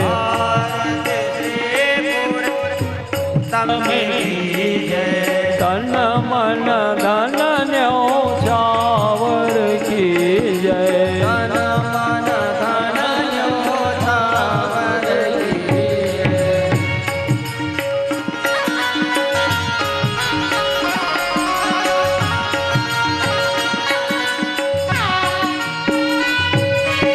और श्याम तन निरखतरी जय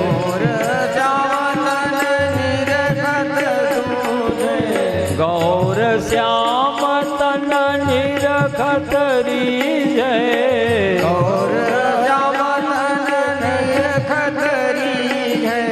प्रभु को रूप नयन भर की जय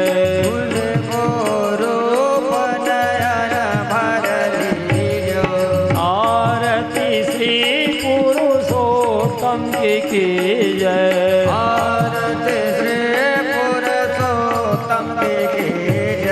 राधे धन न्योछावर की जय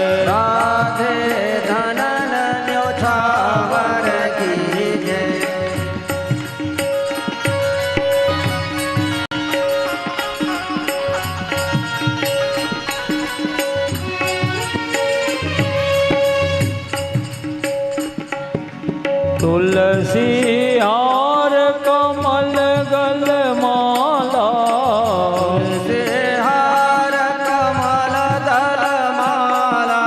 गोपियन संग सोहै नंद लाला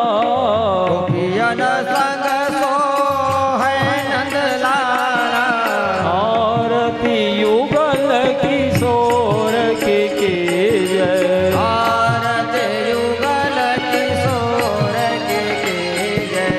आरती श्री पुरुषोत्तम की जय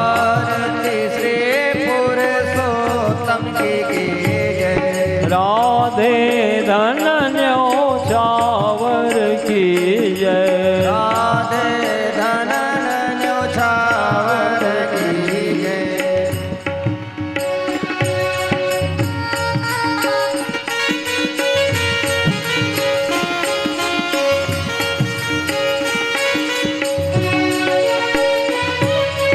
देश मुकुट प्रिय प्रियतम के साजे